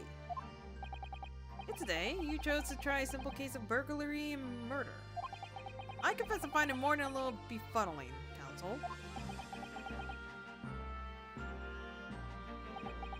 There are two types of people I cannot abide.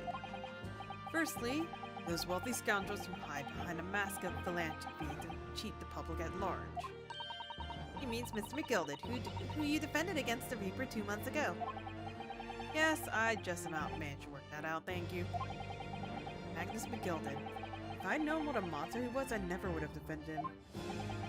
And secondly, more lonesome. While these scoundrels who masquerade as allies only to effect total betrayal in their final hour. In other words, the confident tricksters from those tiny islands to the Far East. The Nipponese. What? Did he really just say that? He means you now, Runo. I actually managed to work that out too, thank you, Iris. Total betrayal? What are you talking about?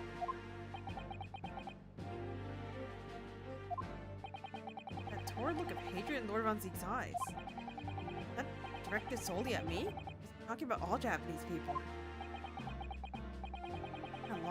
An alarming, scathing explanation, Lord Von Zeeks. Still, the judiciary welcomes the return of the so-called Reaper of the Bailey, feared by all London malefactors. Your lordship is too kind. Now, jurors, the 6 of you have been selected as at random to represent the will of the people in this trial. Oh god. Are you ready to hear the evidence placed before you and determine the guilt or innocence of the defendant? What are you doing here? Former lieutenant in the British Army here, don't you know? Chaps like me were born ready. Clean crockery, clean cutlery, and a clean conscience. His lordship's motto is very appropriate here, I think. Everything will be stereoscopic in the future. Absolutely, absolutely everything, and I'm ready for it. I don't understand it. No, I can't have left it in there. It's not possible. Could I have? Women indispensable in society. Stop. Female-centric future awaits. Stop. Look at the rat! Look at the rat! Wait, you're already... This is... I forgot he's a goddamn juror! It's the fucking revolutionaries! Good day. I am visiting London for sightseeing. I would like to take bus to Crystal Tower, please. Is something wrong, Bruno? Oh, not exactly. It's just...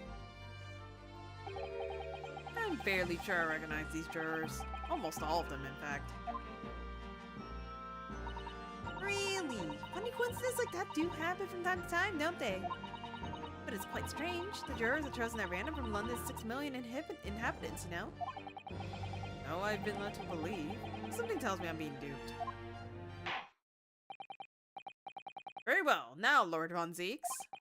The court calls upon the prosecution to introduce the facts of the case. As you wish, my lord. Allow me to begin with a word of warning to the ladies and gentlemen of the jury. In short, there has never been a more self-evident case of cold-blooded murder. The victim, Mr. Pop Windbank, proprietor of a pawn shop on Baker Street, was shot from behind and died instantly. The prosecution presents this photographic print of the crime scene. As the court will observe, there is a single bullet wound just below the gentleman's left shoulder. The evidence suggests that the bullet pierced the man's heart, resulting in near death.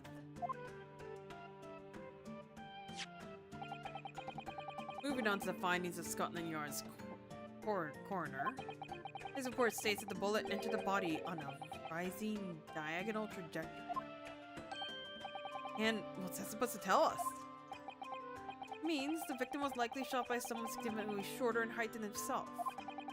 Someone like the accused. The prosecution wishes to present the autopsy report and crime scene photograph as evidence, my lord. The court accepts. Hand them to the bailiff, please.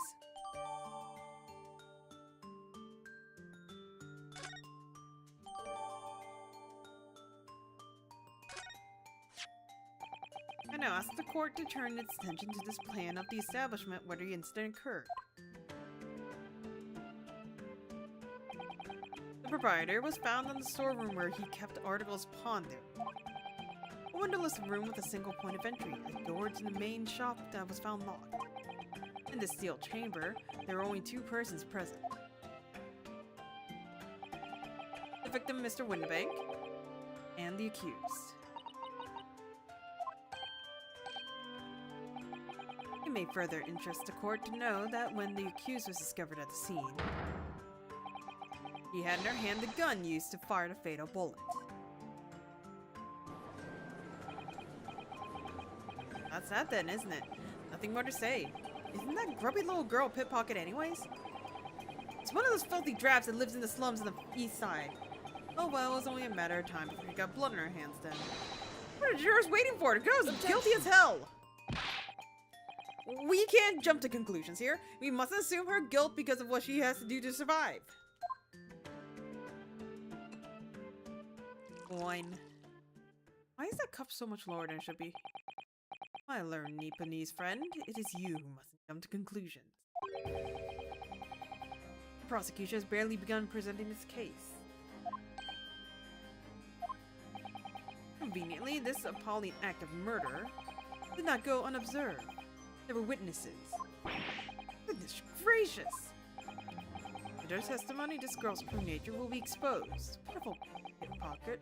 pitiful purse, cold-hearted killer. Here's to the establishing the truth.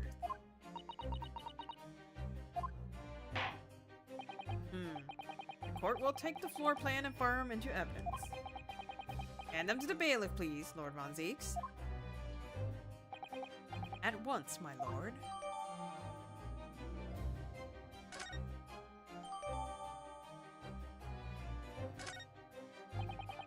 Isn't good. It's not good. Hang on. Eh. My food's gonna be here soon. Notes.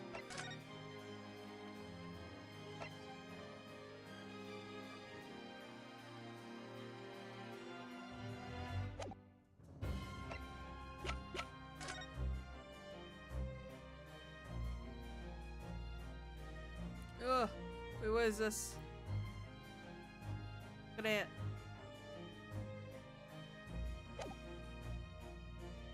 Then autopsy report. Is it almost instantaneous?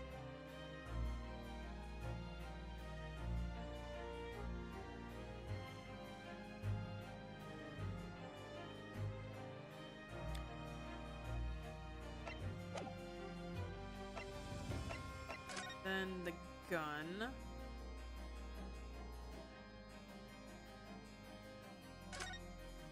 It used to be normal. Cylinder's completely empty. Mr. Winterbank always used to keep this gun in hand in his counter shop.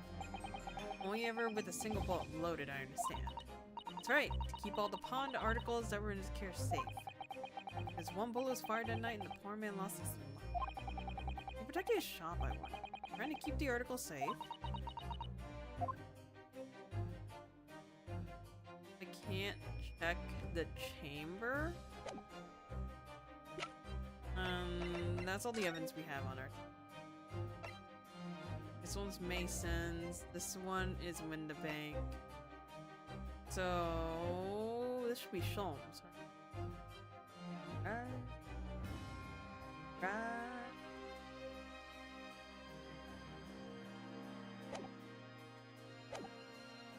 I feel like the mood in here has turned very gloomy all of a sudden, Bruno.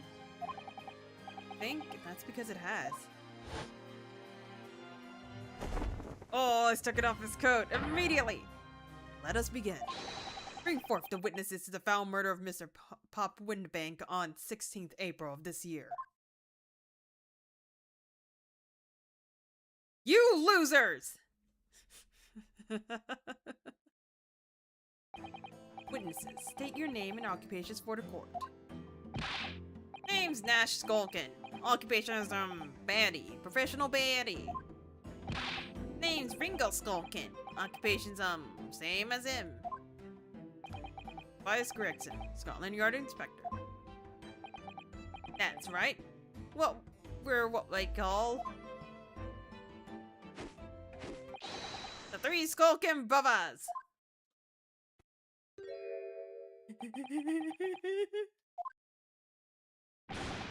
What are you looking at me for? Don't let me in with you lot. Poor blimey, that's cool. Don't you know what we're going through? It's our old brother. Lost contact with him, we have. So we've scoured every shady corner of the capital. Yo, hang on. My food's here. Just take care of the brothers for me, will you?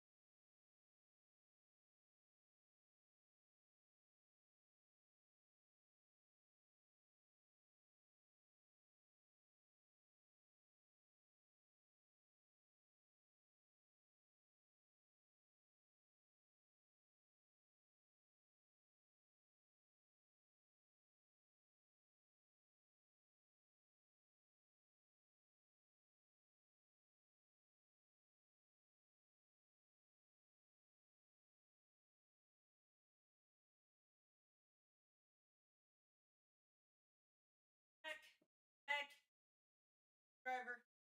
I know. Oh, I don't understand why this app half the time. Wrong damn building. Okay, let me at least progress enough that there's music. It's these two goddamn brothers. I don't even know what their names were in the translation. Last time we come across you, the very spite of the bloke. Ain't that right, Ringo? He is, Nash, he is. The very spit of him. So we decide that then what's we gonna do? We's gonna cause you Big Bruv Sulky. Come on, leave it out, you two. There we go, there's the music. Sulky Skulkin, that's before he runs out chips. Okay. Oh my god, they gave me a spoon. And they gave me sprinkles! Yeah, sprinkles! I kid you not, I would eat an entire tub of sprinkles without batting an eye. When I told Shibu that, he looked at me like, what the hell's wrong with you? I hit the button by accident.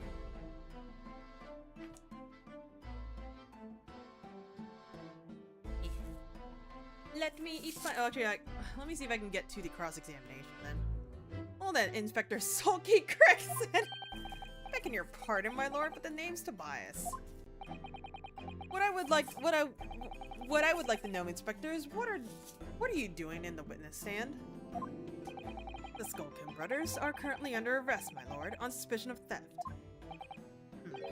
Thieves, are they, these three? No, my lord, begging your pardon, but please don't be in with this lot.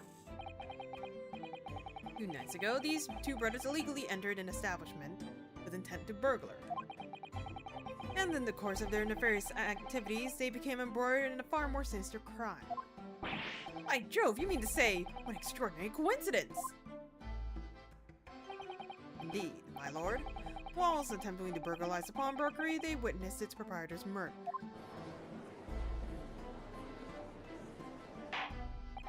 Order! Order! The various trespasses of these brothers is not the subject of today's proceedings, but they will naturally face trial in the very near future. With your lordship's permission, I'd like to remain in the stand to keep these gents on the straight and narrow. Of course, Inspector.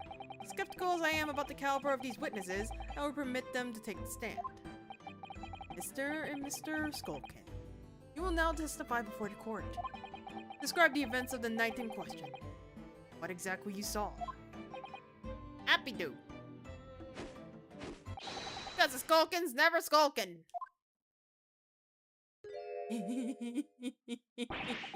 Get out of it.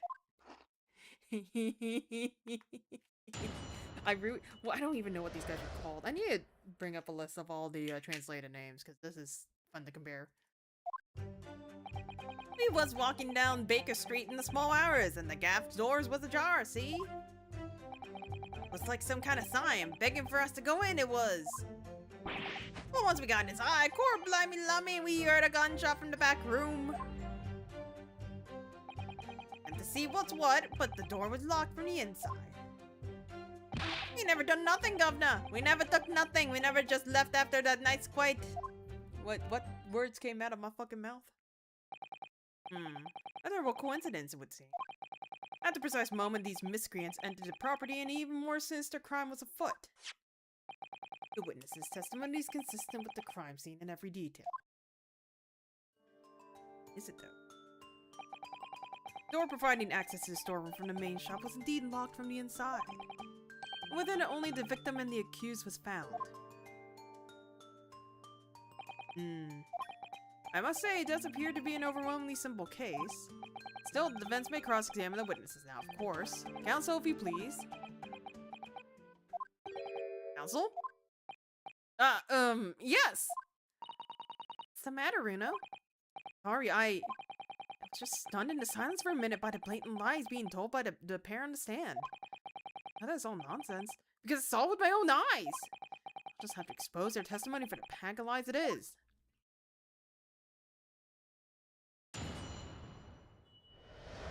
Well, okay. You get to stare at Skulkin Brothers for a second, so I'll eat my ice cream. Wrinkles. Sprinkles. Got cookie dough and whatever the hell this Dreamweaver is. It's actually quite tasty and it's purple.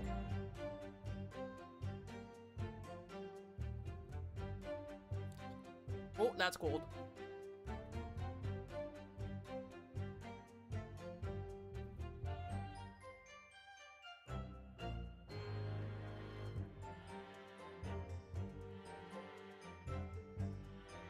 I would go for like a really nice ice cream shop like within like 2 blocks of me. Technically there's one like 4 blocks from me. I have to cross so many damn roads. Also, I think I wouldn't call it subpar, but it's not something I would actively like go out of my way to go like run out the door to get.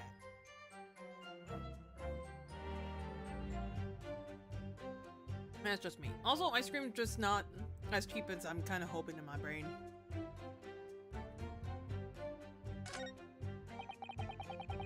Okay, so I could definitely... If Gina's the one that broke in, then I could definitely believe them with the door.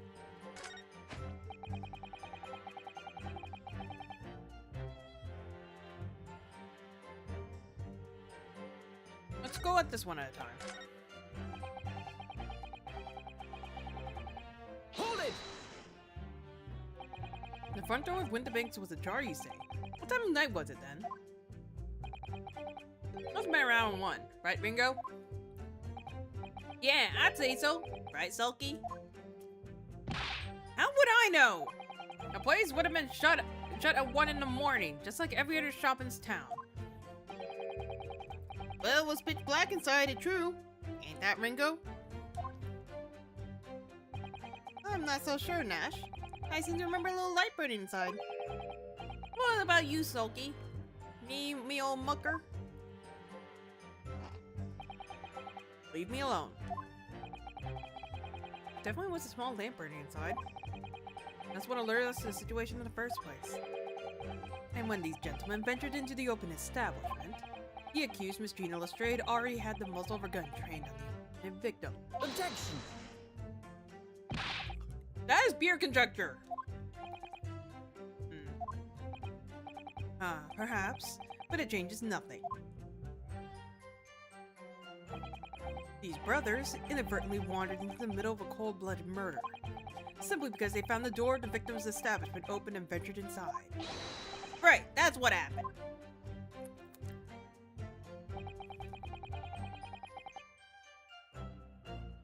My eye is very itchy.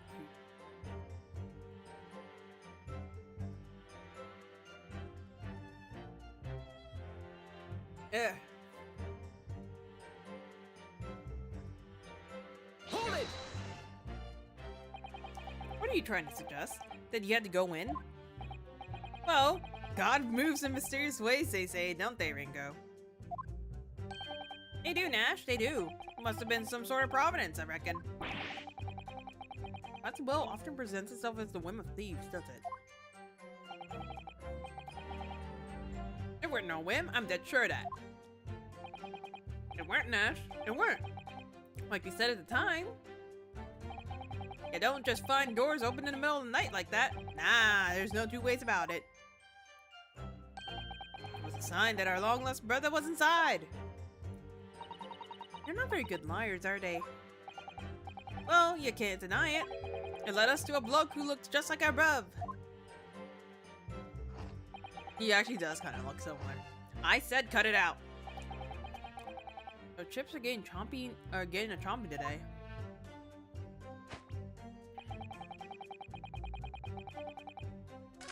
Oh shit.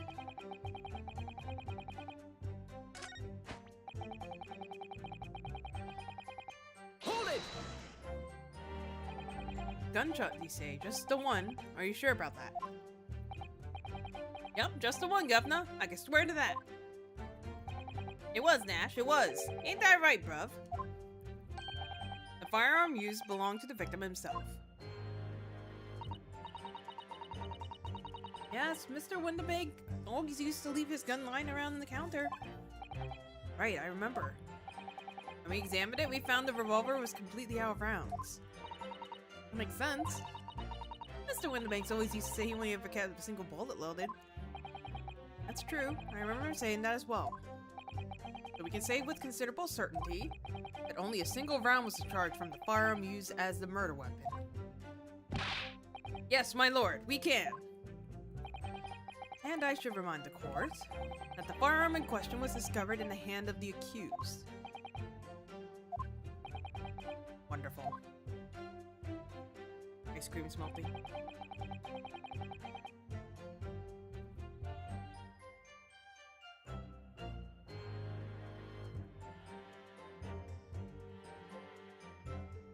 Hold it!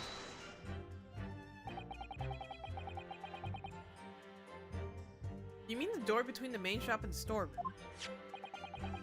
If my learned friend is having difficulty grasping the situation, perhaps a drawing would help. Excluding the shop's entrance from the street, there is only one other door, that of the storeroom. Of course, there was only a little old oil lamp burning, not much to see by. And the door was hidden behind a curtain and all. That's right. When we arrived, the door was mostly obscured by the curtain. Tell me, why exactly did he try to open that door? Eh? Any normal petty thief would run at the sound of a gunshot, I should think. Oh, well, your turn to rabbit, Ringo. Well, Nash, yeah. I suppose you have to say we ain't normal, huh? Broadly speaking, humans respond in one of two ways of hearing a gunshot or scream. The timid flee, gripped by fear, while the courageous investigate to see if they might help. These gentlemen are of the latter inclination. My learned Nipponese friend, it would seem, is of the former. Alright, somehow I just proved that I was a coward that night. Thank you, counsels. So, I believe you all understand that the door was locked and could not be opened. Proceed, witnesses. Eh. Every time they lie, my ice cream melts. That's what I'm understanding. Hold it! You didn't do or take anything. Is that your story? Well, with Bedlands Zoom as, weren't it? It was, Nash, it was. Didn't even have time to pull me dukes out of me Lucy locks. No time to take your hands out of your pockets, you just left. Nice and quietly, say. That's right, governor. Nothing we ate more than violence. Peace-loving nibblers we are, not blunders. We are, Nash, we are. Never even pulled me dukes out in me Lucy lockets. So you'd clearly like us to believe. Eh? Come again. You fled from the pawnbroker that night. Did you not run to anyone else? And did you not fire a gun at that person? Saints alive, they fired a gun, you say? Blimey, governor! You ain't telling us it was you in the doorway? It was. What a bleeding Nora. Didn't you mention it before? You were armed with a gun! And as you fled the scene, you fired that gun at London's greatest detective, Sherlock Holmes! They shot the great Mr. Holmes? I did hear that, actually. There's a rumor he's been rushed to the hospital. Great Holmes? That's beyond the pale. On the night in question, this pair was arrested by the police within minutes of the discovery of the crime scene. Their suspicious countenance rapidly gave him away. And when searched, a firearm was indeed found in their possession. Furthermore, the barrel shows the signs of a shot having been fired from it. The prosecution invites his lordship to examine the firearm recovered from these brothers. Yes, indeed. And then some powder around the muzzle, as you say, counsel. The court will hold this weapon as evidence. I'm going to investigate in just a second.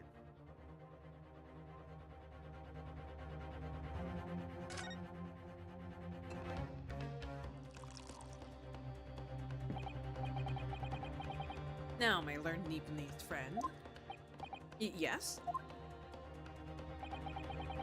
Here's to you successfully presenting the evidence.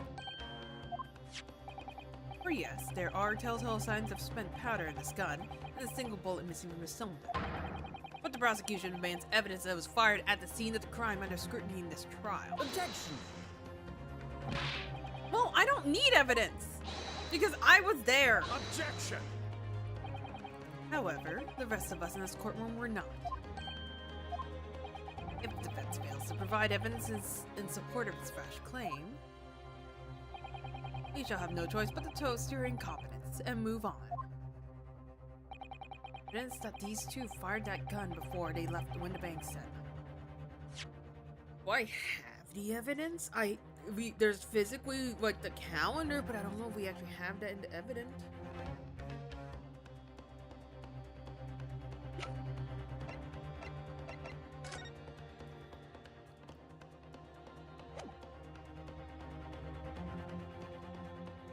Hang on, I'm gonna eat this ice cream because this ice cream is all but melted.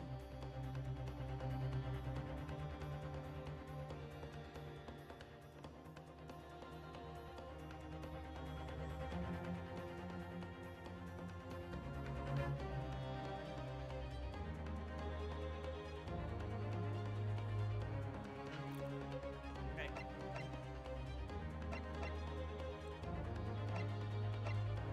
Problem is, I want to show them the calendar. The most I can do is this.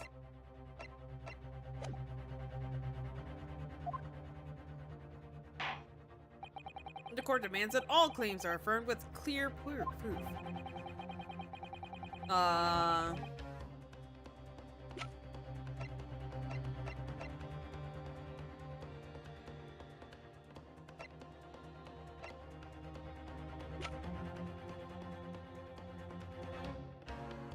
Is it this one? Hold on. Hallbarker perishes in Pitcock Plunder. How awful. Virginia, I mean. Tomorrow's headline will be Historic Driver is Dauntless Do-Gooder, right? Yeah, something like that. If possible, I'd like to go even bigger. Bigger? How? How Pickpocketer protects planet post-trial, perhaps? Protects planet? Ooh, I can't wait for tomorrow now. It's gonna be so great! I figured, Take that! I have a picture right here. Evidence is in this portfolio. What on earth have you have there, Counsel? In the course of our investigation, we discovered a number of bloodstains. Not trusting the police to do the job that they're trained to do. How arrogantly Nipponese of you. Well, anyway, we analyzed all the blood samples we found and record the results in this portfolio. You claim to have the evidence the court is demanding therein. Yes, my lord. No more dallying then, Counsel. Present the pertinent evidence at once.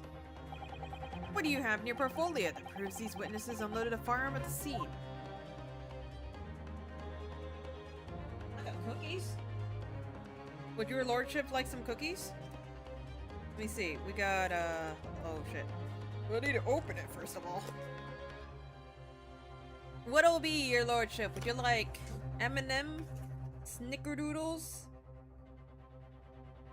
It's a cookie. Am I crazy? Am I missing? I'm missing a cookie! No! Yeah, I'm missing a cookie. That's a shame. Hang on, let me take care of this.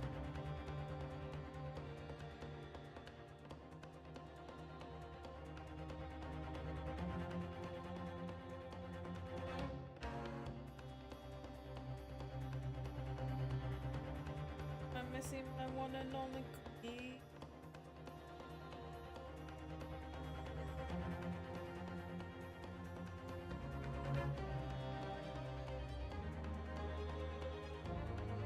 This phone is gonna be the death of me.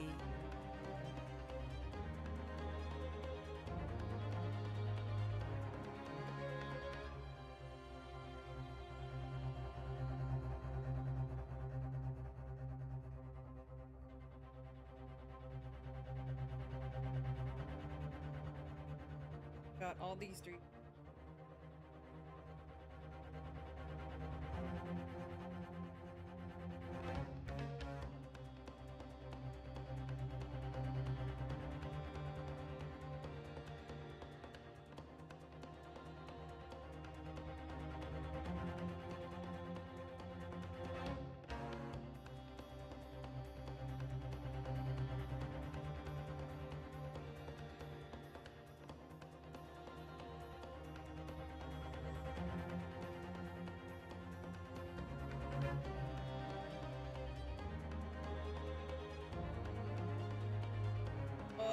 Can I spawn these door with this phone?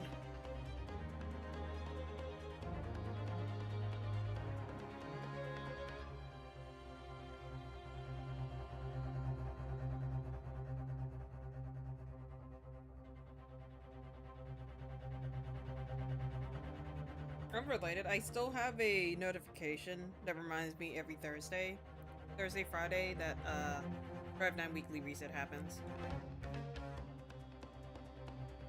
I should probably take that off, shouldn't I?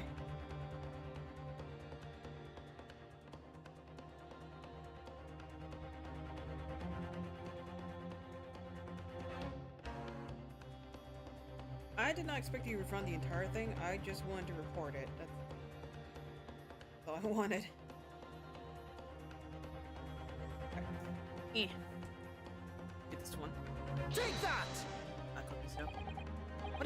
What is that? Explain!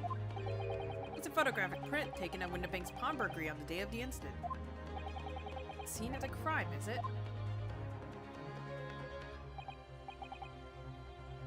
Is that a bullet hole? If my eyes do not deceive me, it appears the bullet's still lodged in there. Yes, as your lordship noticed, the bullet pierces Mr. Windabank's calendar. The date shown being the 16th of April, the very day of the pawnbroker's death. Incident occurred at 1 hour after midnight. But this indicates that a separate shot has been fired sometimes after the calendar has been set to the 16th. That's right. While it's irrefutable, the defense believes this is credible evidence that the witnesses did fire a round from their gun in the pawnbrokers that night.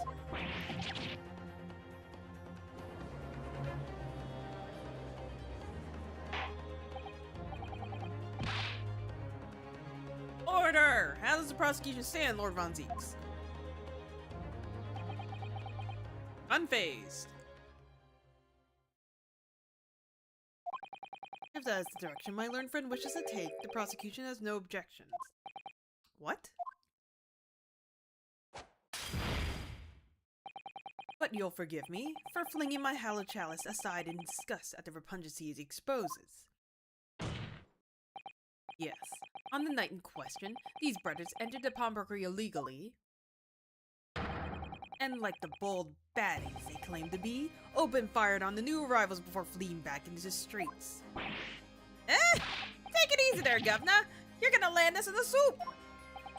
We had a deal. You weren't gonna get into them details. Tell him, Sulky. Set the bloke straight. I have nothing to add. Oh, he knew, did he? Von Zeeks knew their testimony was almost certainly expose the extent of their crimes. It would seem now that I owe my learned Nipponese friend a word of gratitude. What do you mean? What I mean is that you hopefully confirmed an important fact. To what factor do you refer, Lord Von Zeeks? As has been established, at the point of their arrest, a single shot has been fired from the brother's gun. However, if that shot found its target in Mr. Sholmes, then clearly these witnesses cannot be accused of the fatal shooting of the proprietor and victim. In other words, these two men have no material connection to the murder of Mr. Windabank at all. So that's it.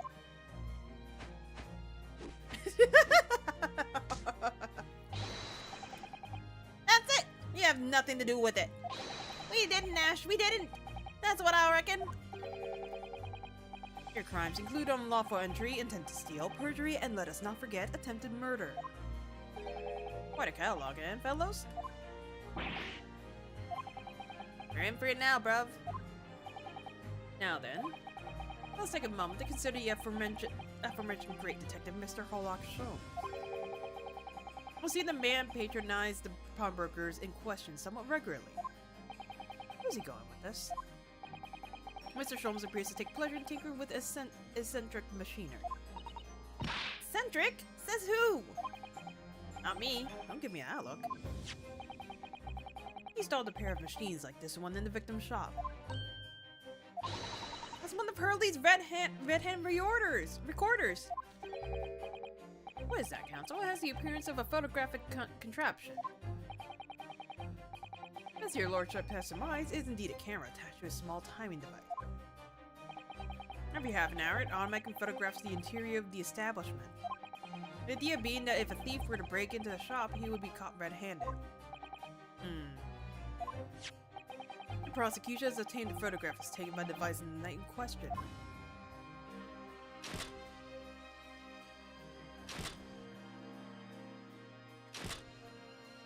That's a lot of them. As the court will observe, copious identical prints are produced in quite a desultory fashion. Rather prodigal, I feel. In fact, there are 2 such devices in the victim's shop, my lord.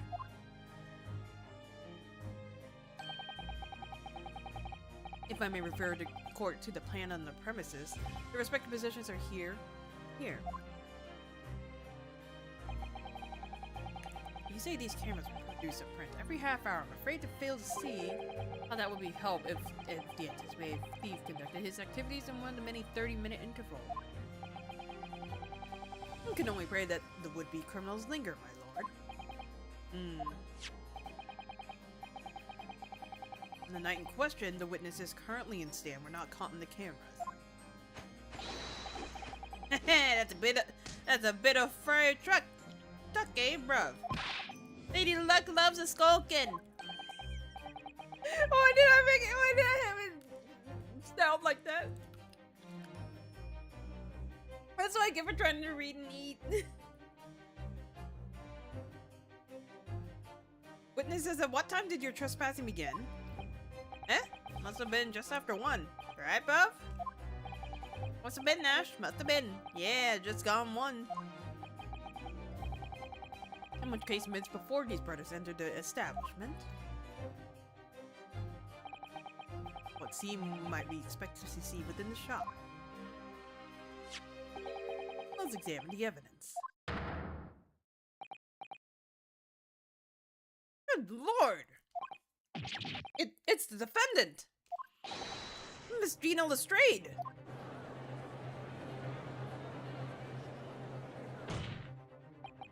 As the court can clearly see, the accused is pictured, gun in hand, facing the victim over the shop counter. No doubt Corson, the proprietor, opened the door to his storeroom. Wait, one can only too easily imagine the events that unfolded. The court will take this photograph and print it as evidence, if you please, counsel.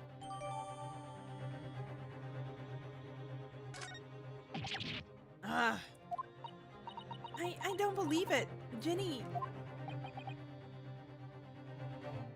In short, the accused is the only person who could have possibly killed Mr. Windibank.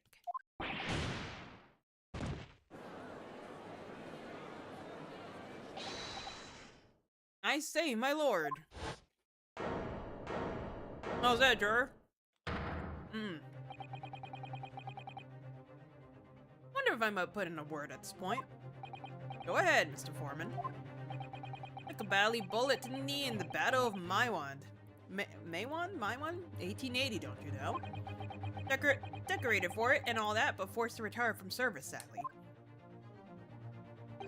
Of course, a medal can never outshine the exploits of chaps like us in the battlefield. Yes, Mr. Foreman, and what exactly is your point? Carried on the battlefield after retirement, you see. The battle of daily life, if you like. And here I am now leading this small squadron. 6 men, all good and true. We'll all go down together. You mark my words. One for all and all for one.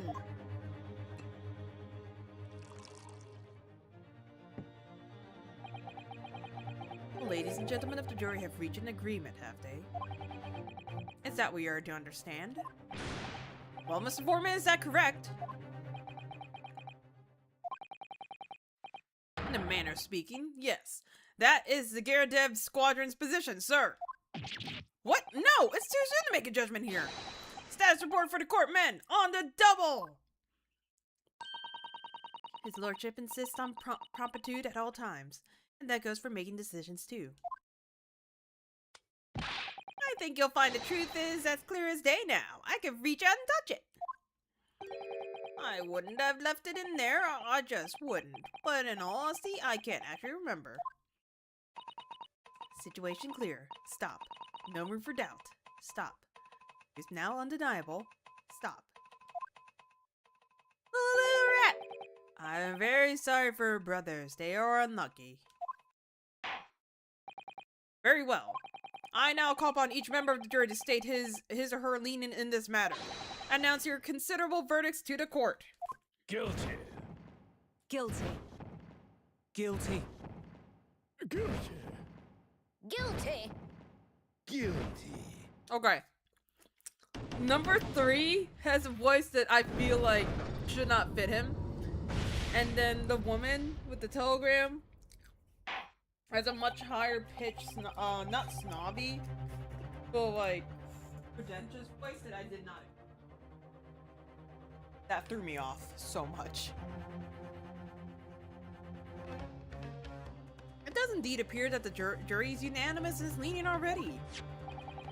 Photograph. It must be the definitive evidence that Gregson mentioned. But Jenny didn't shoot him. No, of course not. My lord, the defense wishes to assert its right to a summation examination. Very well. The court grants permission.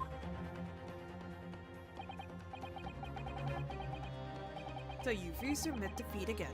How unsurprising. You proceed immediately with the summation examination. Mr. Foreman, are all members of the jury ready? Absolutely, sir. Always ready for action, my chaps.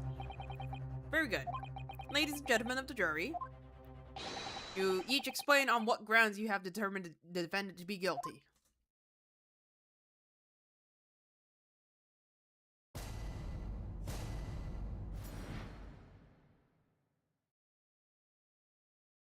Can I finish my cookie at least?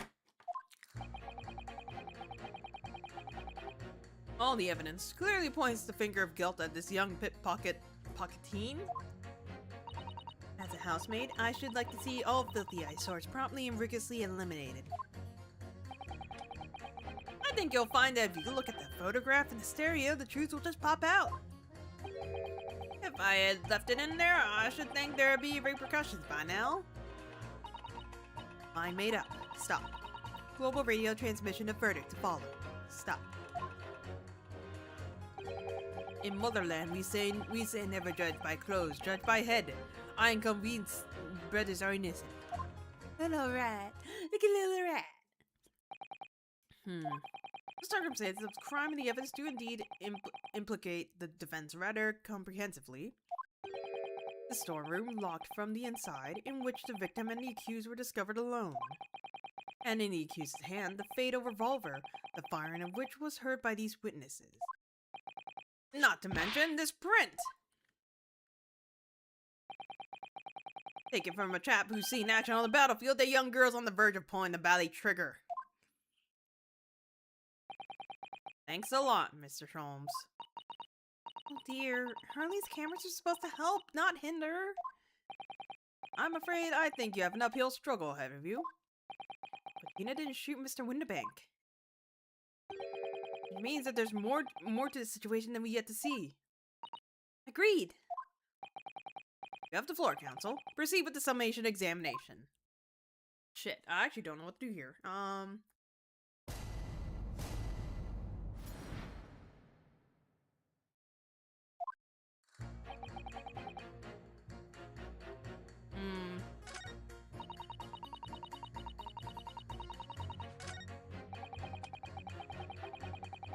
So, let me be clear. Literally the only reason why this guy's here, it's because we have to use stereoscope stuff later. Whether or not that's here right now, I don't think so.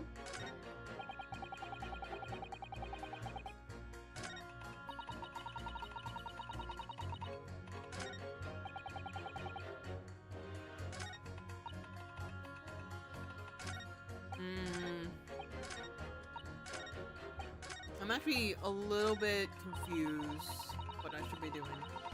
Hold it! Sorry, radio transmission? What do you mean? Are you from the... Nah. Hang on.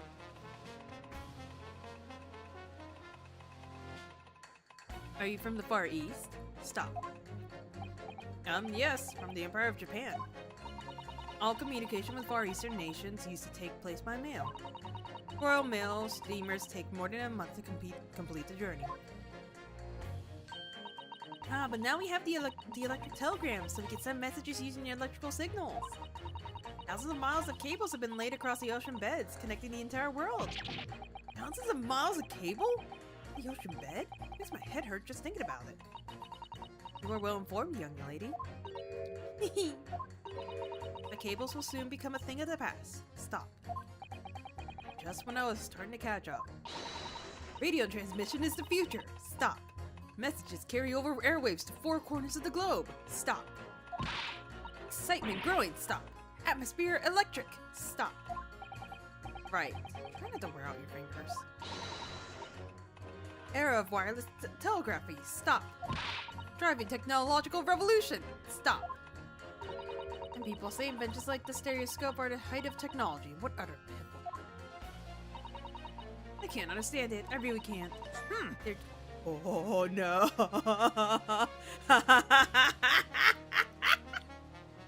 Excuse me. Juror number 3, sorry to interrupt when you're obviously fuming, but... What? You perhaps have something to say about juror number 5's last remark. As if I couldn't guess. Oh, you bet I do. Say that again. Go on. I dare you. Goodness. Are you talking to me? I think you just might be, yes. You think stereoscopes are just toys, do you? Absolutely. I mean, really. A machine to view photographs in 3 dimensions. Why on earth would you not just use your eyes to look at the world around you as all 3-dimensional? What a great way to appease the man. No, I'm sorry. Stereoscopes are of no practical use at all. You just don't know! Pardon? I think you'll find that viewing a photograph through a stereoscope can unlock all sorts of possibilities. I'm obviously gonna have to demonstrate. What sort of possibilities? Well, take a crime scene, for example. If you had a pair of photographs from a crime scene that you could just view through a stereoscope, it could reveal hidden clues you've never even noticed before. What? Have you got any, Bruno?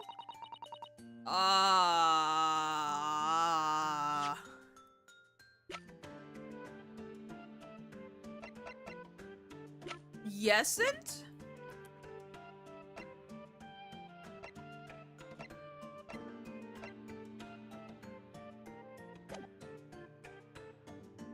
Yesn't?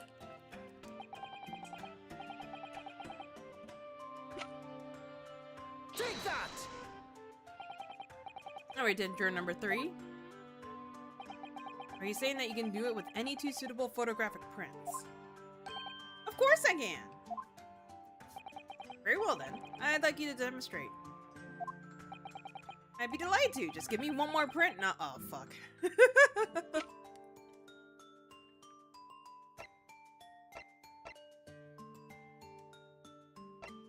I only have the 1! Fuck! Von Zeeks only gave me the 1!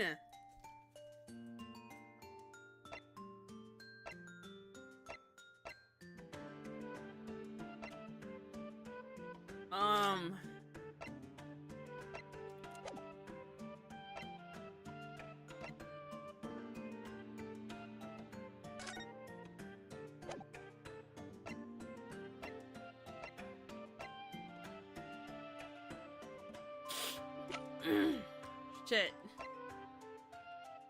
Take that! Wait, sorry? What do you mean, one more print? Oh dear, don't you have these in the Far East? Don't you know how a stereoscope works? Oh no! What? Need 2 photographs for a stereoscope, remember? Listen, Van Zeeks did not give me a second print. I know exactly what he wants. He has not given me a second goddamn print. What do you want from me? I remember now. The print we have from the pawnbroker is just a normal photograph. No, I think you'll find that the clue is in the name. It's a stereoscope, not a monoscope. You always need 2 prints. Thanks for the friendly explanation. Well, if we obtain that print at some point later in the trial, we could always show it to this young man then. Haha! I think you'll find that know-it-all expression is really starting to annoy me. Okay, so this is not related to what we need.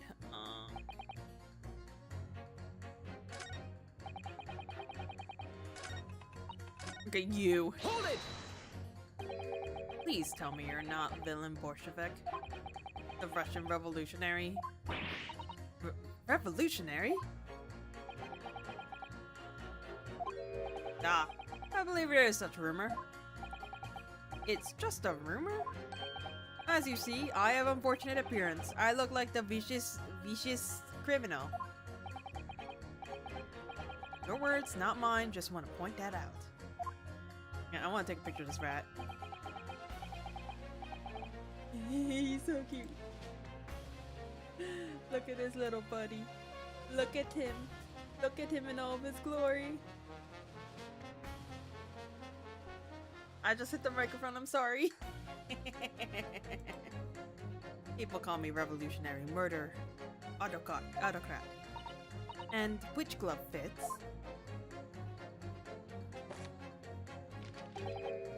Good day. I am visiting London for sightseeing. I would like to take bus to Crystal Tower, please. Right, that didn't sound staged at all. You'll forgive me for having my doubts. Be treated like vicious criminal all the time. It is very painful. People do not realize. Though I have much sympathies for these brothers.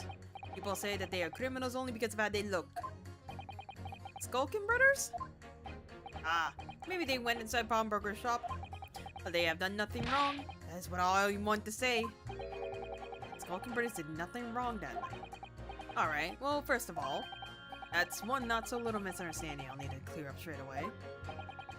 Tell me something, Iris. What is it, Bruno? Jurors are chosen at random from the inhabitants of London town, aren't they? Yes!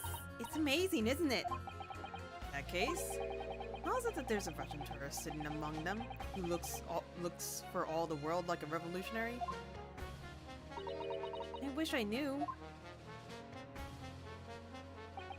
I can't change the minds of more than half of these 6 jurors. The trial will be over. We know that Gina would never shoot anyone. Okay, so we need to find contradictions of what these jurors are saying and pit them against each other. We're ready to go to whatever lengths they have to convince them of Gina's innocence. You. You're Mr. Natsume's landlord, Mr. Giradeb, aren't you? You must stop meeting like this. Ah, you're that lorry chap. Well, there's a turn up for the books. Yes, rather a turbulent time we had back then. Some extraordinary events took place at your home, that's for sure. Luckily, Mr. Sholmes and I were able to get to the bottom of it.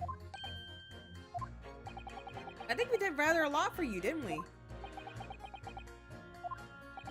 I mean, obviously. I wouldn't be suggesting that therefore you should change your leaning to not guilty or anything. Can't be denied, I suppose.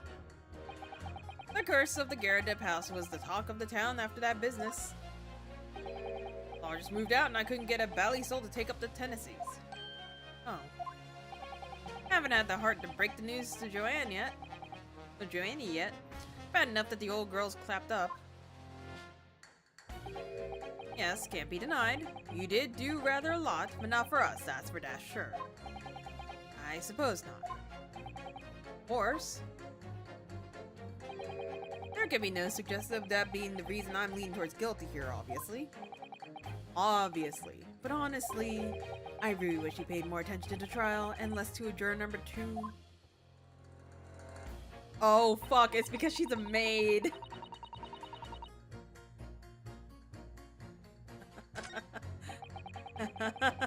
He's blushing.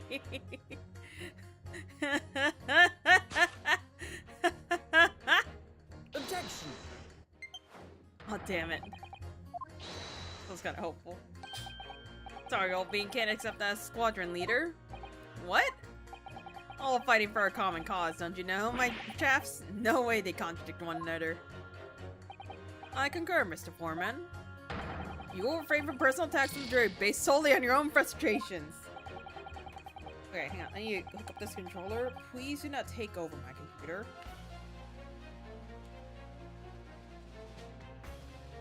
Are you charging? Hold on. This is charging. It is charging. Cool.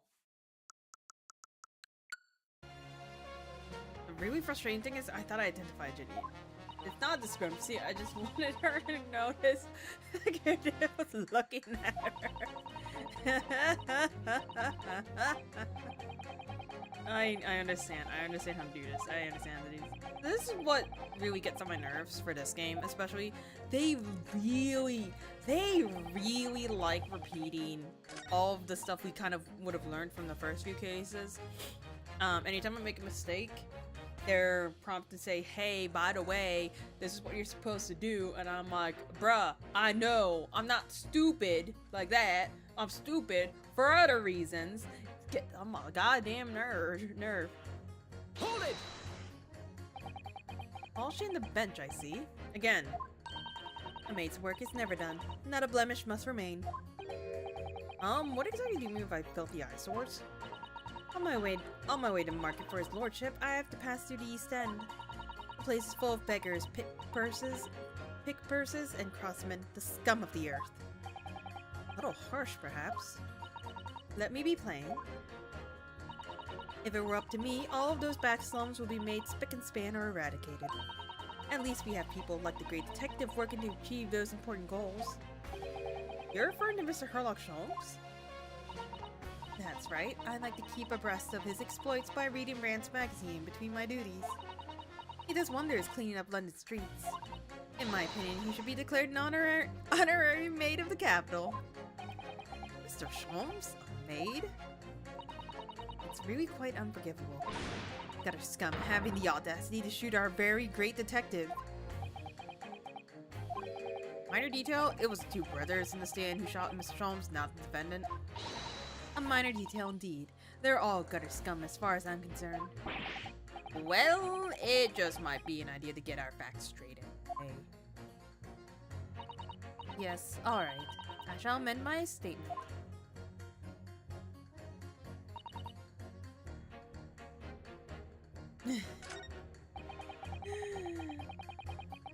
Oh, God damn it. Hold it! What exactly have you been muttering about all this time, sir? You keep talking about having left something somewhere or something like that. Ah, so sorry. As you can probably tell, I'm a surgeon. A surgeon? That's totally passed by me. Of course, people conduct surgery in this country aren't considered to be doctors. Oh no. Even though me and my kind are at the forefront of medical science, the real brains on the field. So, what is it that you think you've left behind? Well, that's a little embarrassing to be honest. You see, I was operating on someone yesterday. Standard thing, went in through the abdomen. But when I finished the procedure, I couldn't find my scalpel anywhere. What? Did he? Surely not. Exactly, surely not, you said to yourself, don't you? Worrying, isn't it? That's what's been troubling me this whole time. Of course, I really have left my scalpel inside the fellow's belly? No, of course I couldn't. So, there you have it. Like I said, a little embarrassing, really. That's one way of putting it. The other is manslaughter.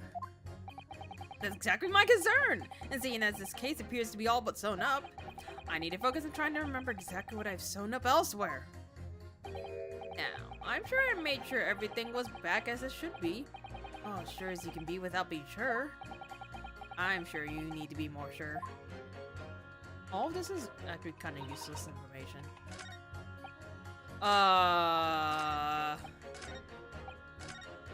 Ticky-tack.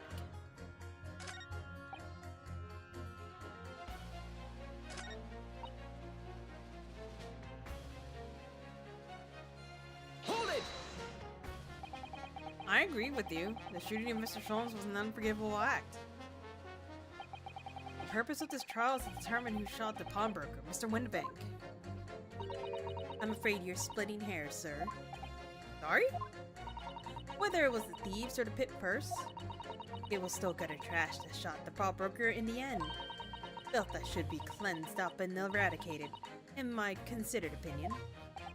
Thanks so much for sharing. Changing this maid's mind isn't gonna be easy.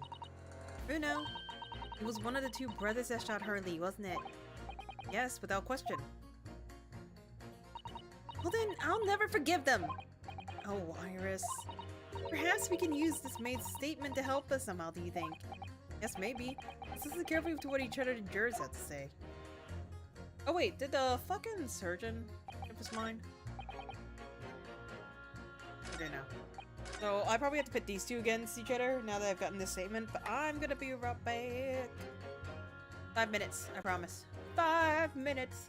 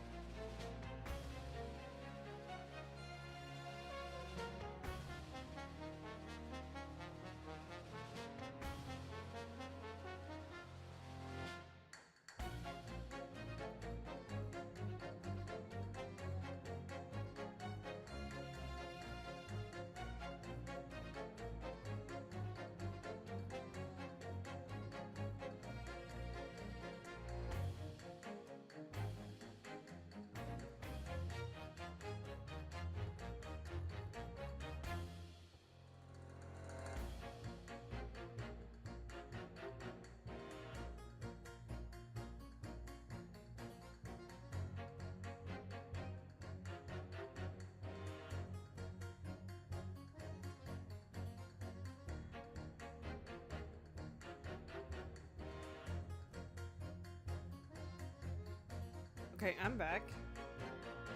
But I did just remember something. And I need to see what I can do right now before I forget.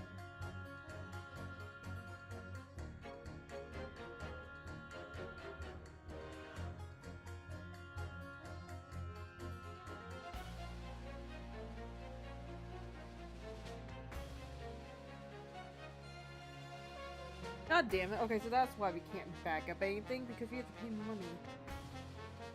Ain't that a damn shame? Okay.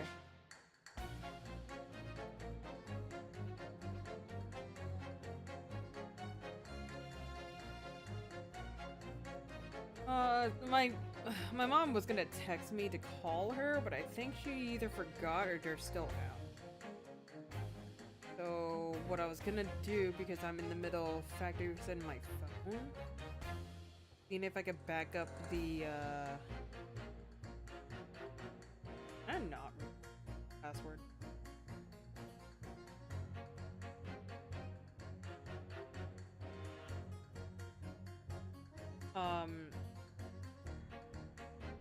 Before I factory reset my phone, I want to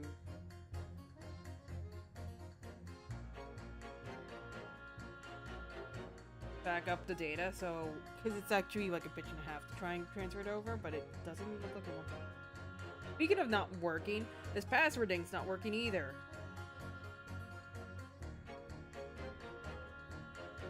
Okay, hang on. I gotta figure this one out. Because apparently I can't remember my Google password. And I know that's not true.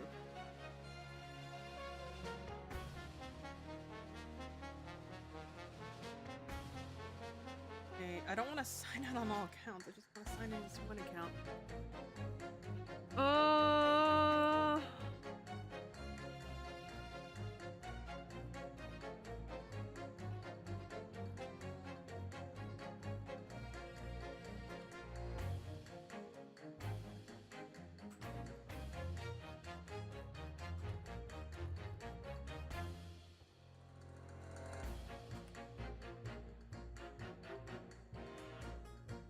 Wait, I think I know what it is.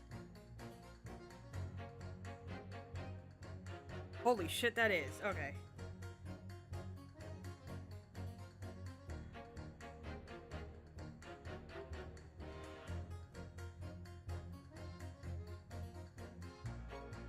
I only have like a set number of passwords that I rotate through, and sometimes I don't remember what they are until like I start typing.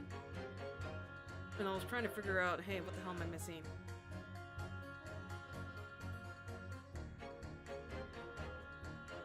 Let me make sure that I can actually install this stupid thing. Really? I should just save the effort and just fucking buy in a phone and trade in this one. I kind of don't want to because I don't get the same color, and I actually still like this phone quite a lot. That's just me.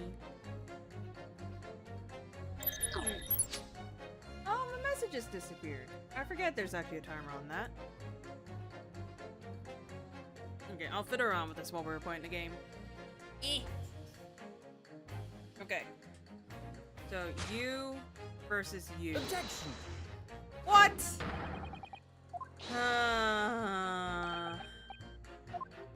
Yours a butt.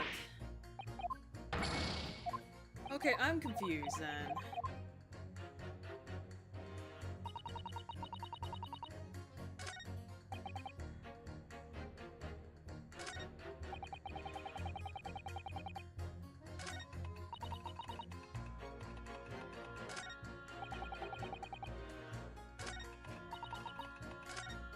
Oh, wait, these two.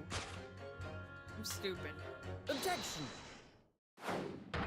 Those two statements clearly contradict with each other. He's very unfazed. Good lord, counsel, explain yourself! Oh my statement? Contradictory? Contradict. C-O-N. Juror number 6, you've got the wrong end of the stick. I do not have stick. I have mouse. I do not. I have mouse.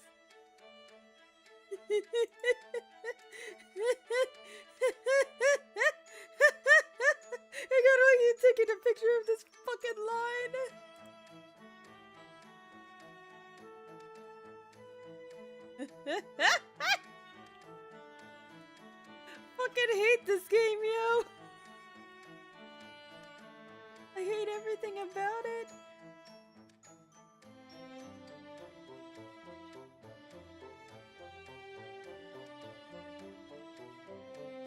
Okay, okay.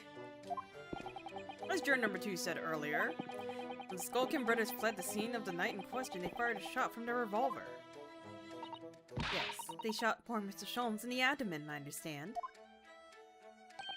Surely you're not going to tell the court now that you didn't hear. Abdomen. Abdomen. A-B-D. Sir? Sorry. My English is still learning. You are telling the court you didn't hear. Forgive me, I did not hear. Here is word. Abdomen. Part of person's body containing stomach and other vital organs.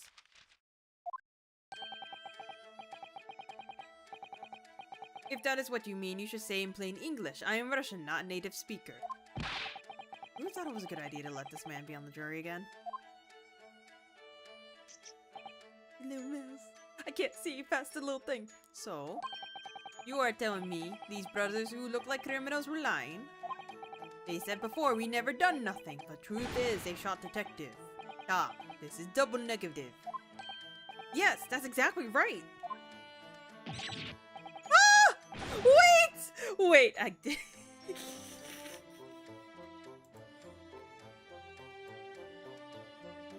Oh no!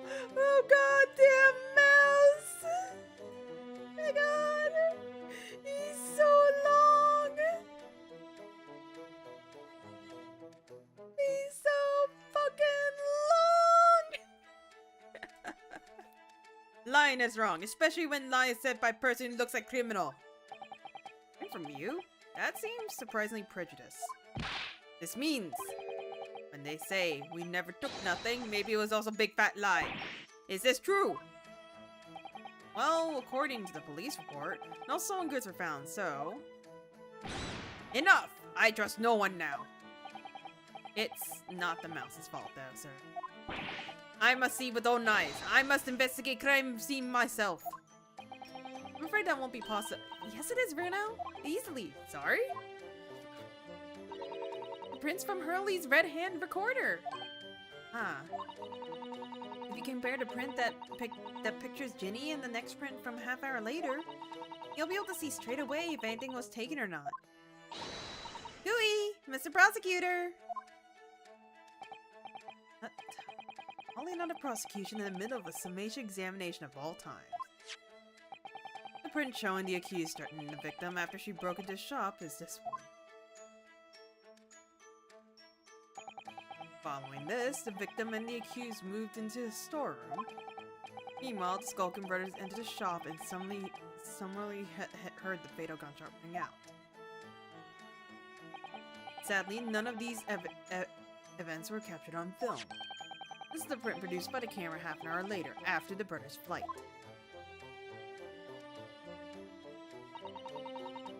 Taken after Hurley was shot, then. As far as I can tell, nothing has been taken. Does seem to be the case. Can't notice anything that's obviously missing in the second print.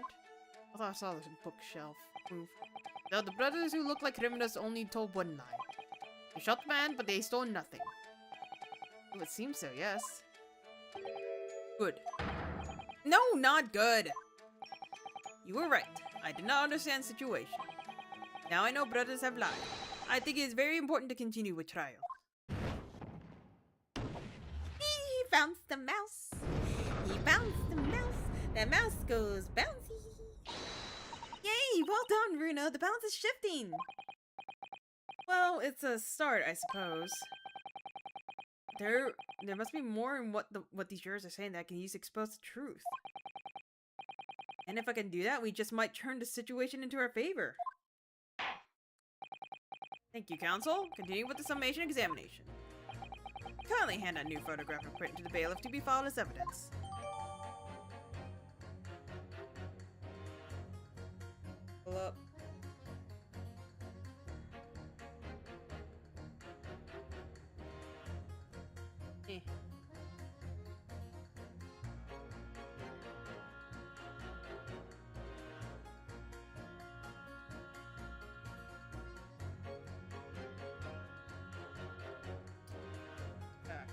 was my password again.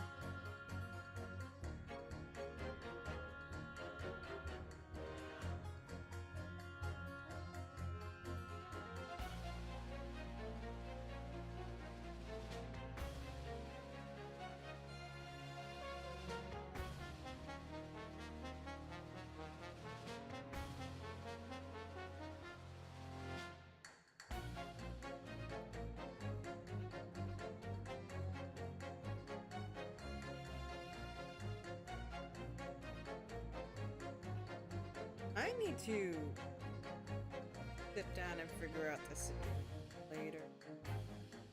495. Oh, no.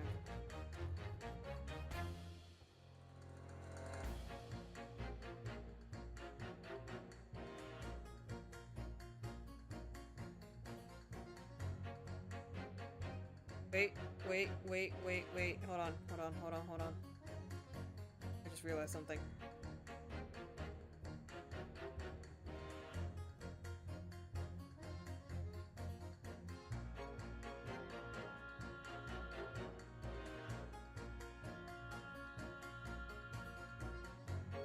I tied my email to this. Is that?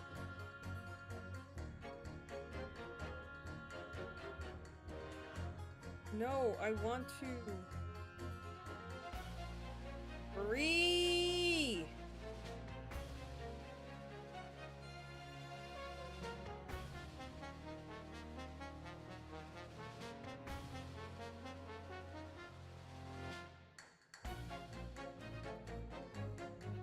Or stop.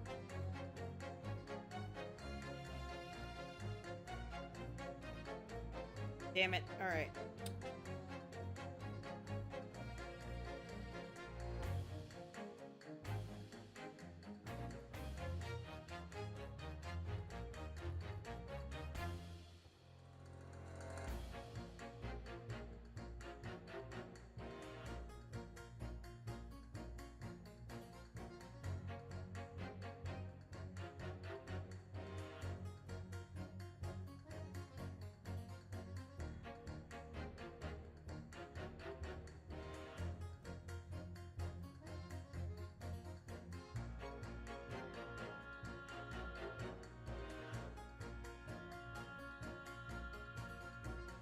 I accidentally, I did not realize.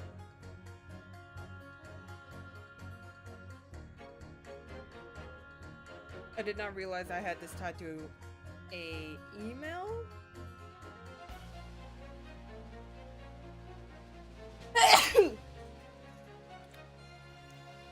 So I think I've accidentally made a new account entirely.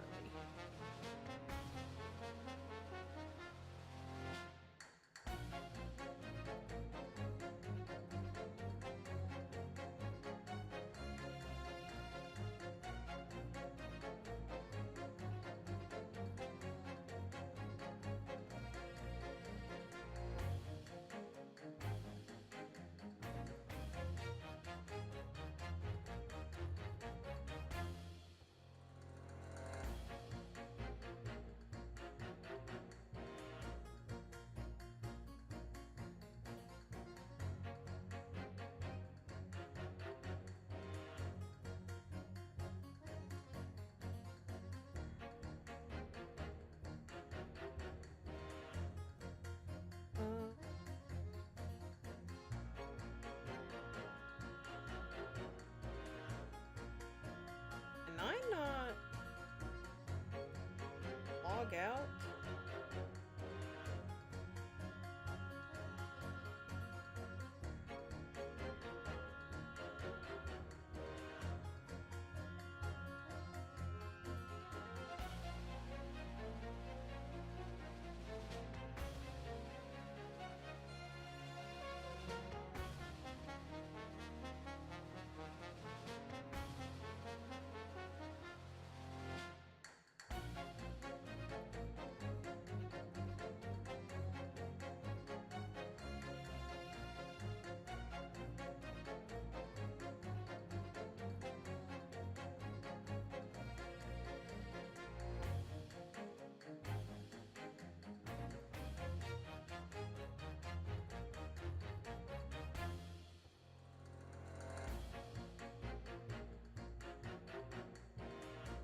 Seems to have made an error.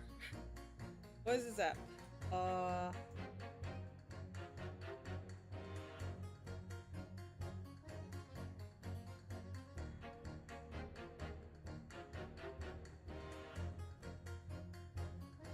So, this app that I have, that we use, or that I used to talk to my mom, you can look it up through your phone number, or you can tie it to an email. I realized way too late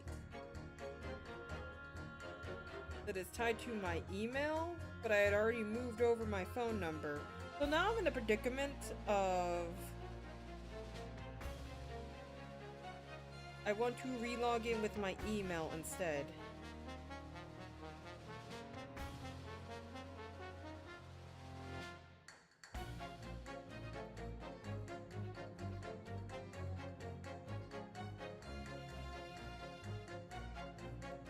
Okay, hang on. I think I got it. I think I got it. I think I got it.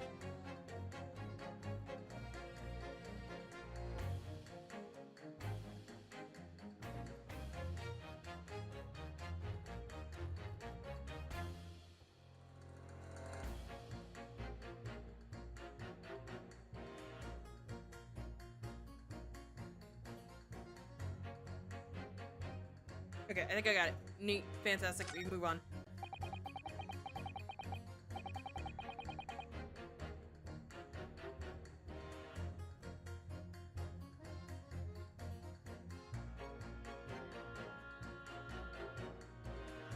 Underprint into court record. I wonder if you can make use of that.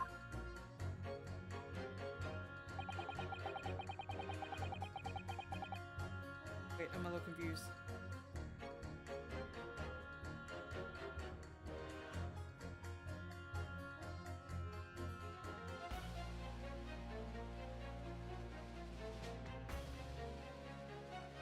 Oh, he's just gonna verify. Fine.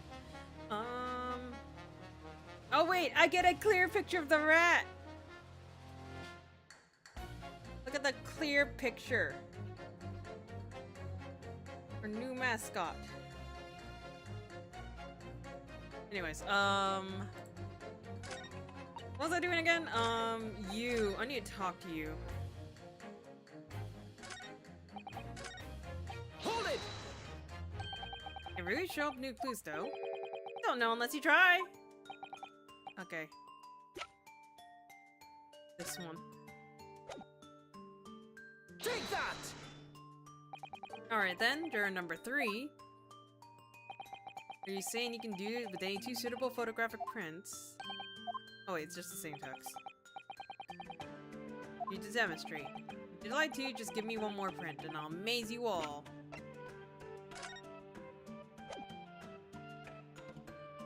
Take that! Alright, these 2 prints were both taken with the same camera and window banks on the night in question. Yes, I see. Tell me, Mr. Lawyer. You know how stereographic images work? Do you understand the principle? Well, I think so. I did have a lesson only yesterday.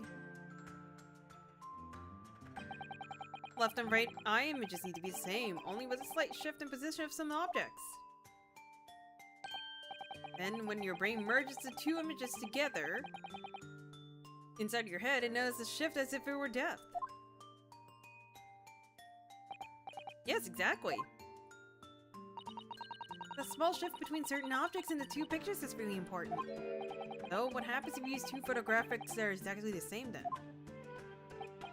No, obviously that won't work at all. Not for seeing things 3-dimensionally anyway. Oh! Of course, now I see! Ah, I think the young girl's discovered a secret! I have! You uncross your eyes before you tell me. Have another look at these 2 pictures from Hurley's camera, Reno! Go on! Can you see that there's a really obvious difference between the 2? Of course there is. There are 2 people in the first, and no people in the second. Well, yes, you can see that. You see that right away, but now... Try looking at the pictures in 3 dimensions. I can't do this. Alright, I'll give it a go. So to start with, you have to cross your eyes and then try to make out the 2 pictures overlapping exactly. Is the reason why I can't do that is because they're so far away, because you would have this on a tiny little DS screen and you would be able to go really close in.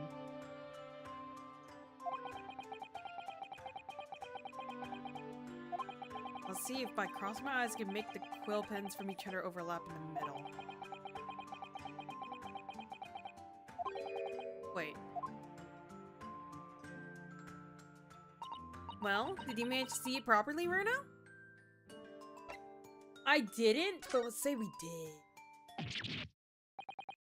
What's going on with these 2 pictures?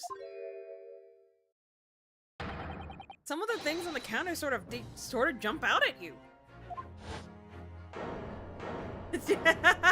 Hey, look, Von Zeeks is being the smart one. Yes, that's it, you see! That's the other amazing power of stereoscopes. Other amazing power?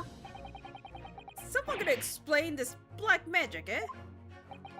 Why the deuce do some of the items on the counter seem to jump at you like that, I think you'll find that if you consider the basic principle of the stereoscope, you'll answer your own question. Basic principles of the stereoscope. As I said before, if you try to look at 2 identical pictures using a stereoscope, it won't work at all. Slight shift in the position of certain objects that lets you see pictures 3-dimensionally. In other words, even though at first glance it seems the objects on the counter haven't moved at all between the 2 pictures, it shows actually there must have been a slight shift in their positions. Yes, that must have been it.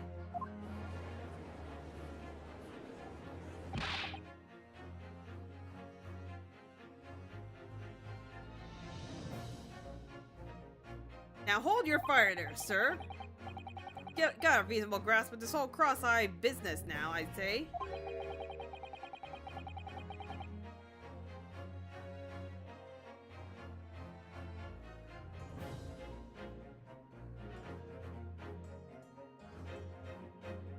But why the devil does this shift between the 2 prints exist in the first place?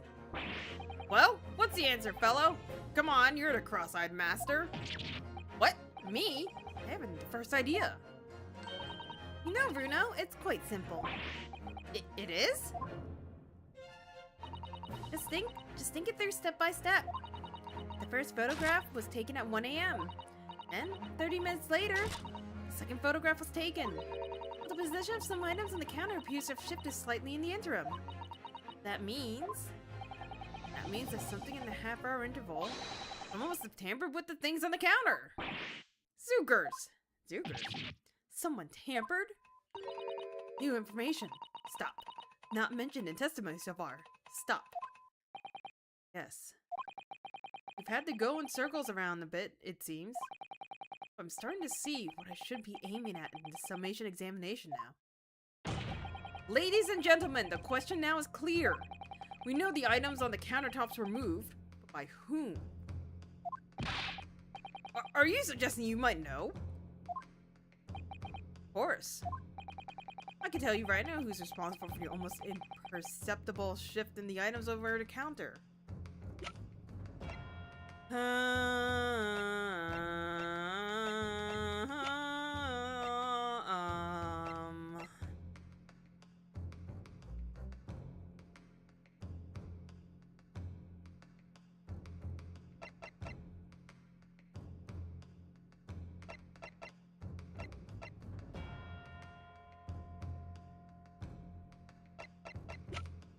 It's not these 2, it would have to be one of them. Take that! The witness is currently in the stand. The Skulkin brothers. Wait. This does not agree with what brothers said in testimony before. They said they didn't even have time to pull dukes from Lucy Lockets.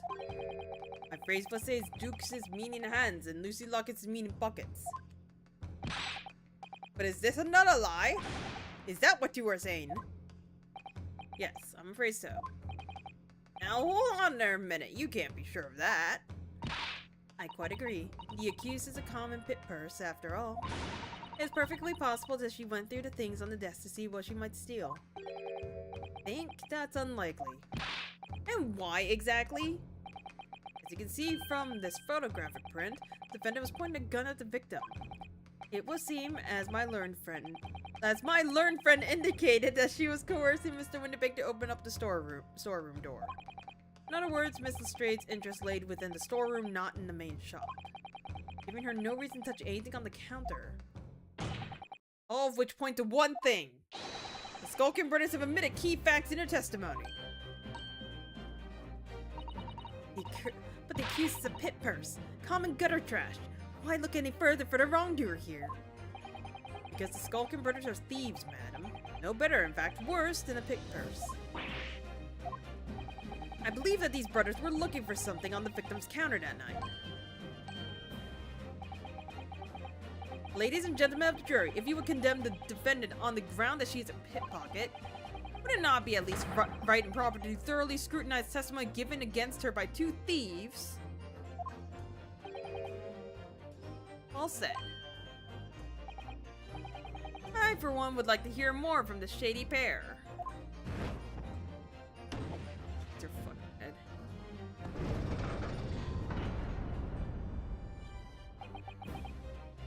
Can you all see now?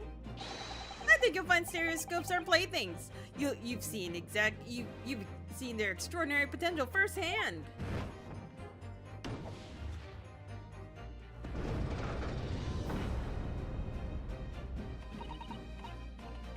Wholeheartedly agree. Stop. Must purchase after trial. Stop. Will return home via Regent Street. Stop.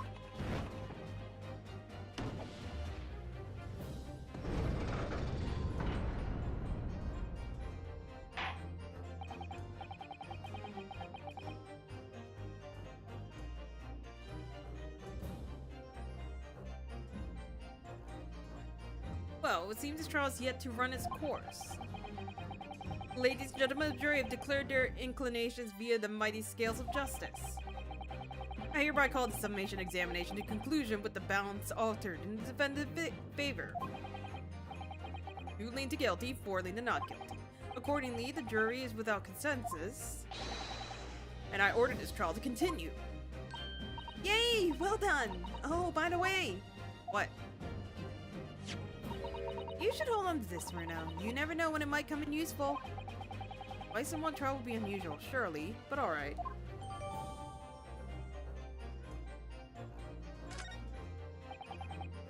Lord Von Zeeks. You will instruct the witnesses that the court demands additional testimony from them. I'm sure it would spoil the bouquet to do so, my lord. Note to self, don't try to do multiple things at once while playing a video game. I want myself and their chance to probe that pair about their activities that night at least. I won't stop probing them until I've proven that Gina's innocent. Oh, is this finally a breaking point? Might be a breaking point. Ah, it's a breaking point. Damn, sorry about that, y'all. Okay, well, I'm gonna stop it here. Because we are coming up to 5 hours 30. My throat's gonna be ragged if I go any further. Honestly, I'm debating. I might try to finish this tomorrow instead of doing Xenoblade. That way I don't have to worry about this game any longer. We'll see. But that'll be it for today. I'll continue streaming tomorrow a little bit before raid. And then we have raid. We only have 2 raid days. And then we need to figure out what we're doing the week after the week right before patch. I don't know, we'll figure it out. Y'all have a good day. Take care. I will see you guys later. Bye. I got a phone to fight.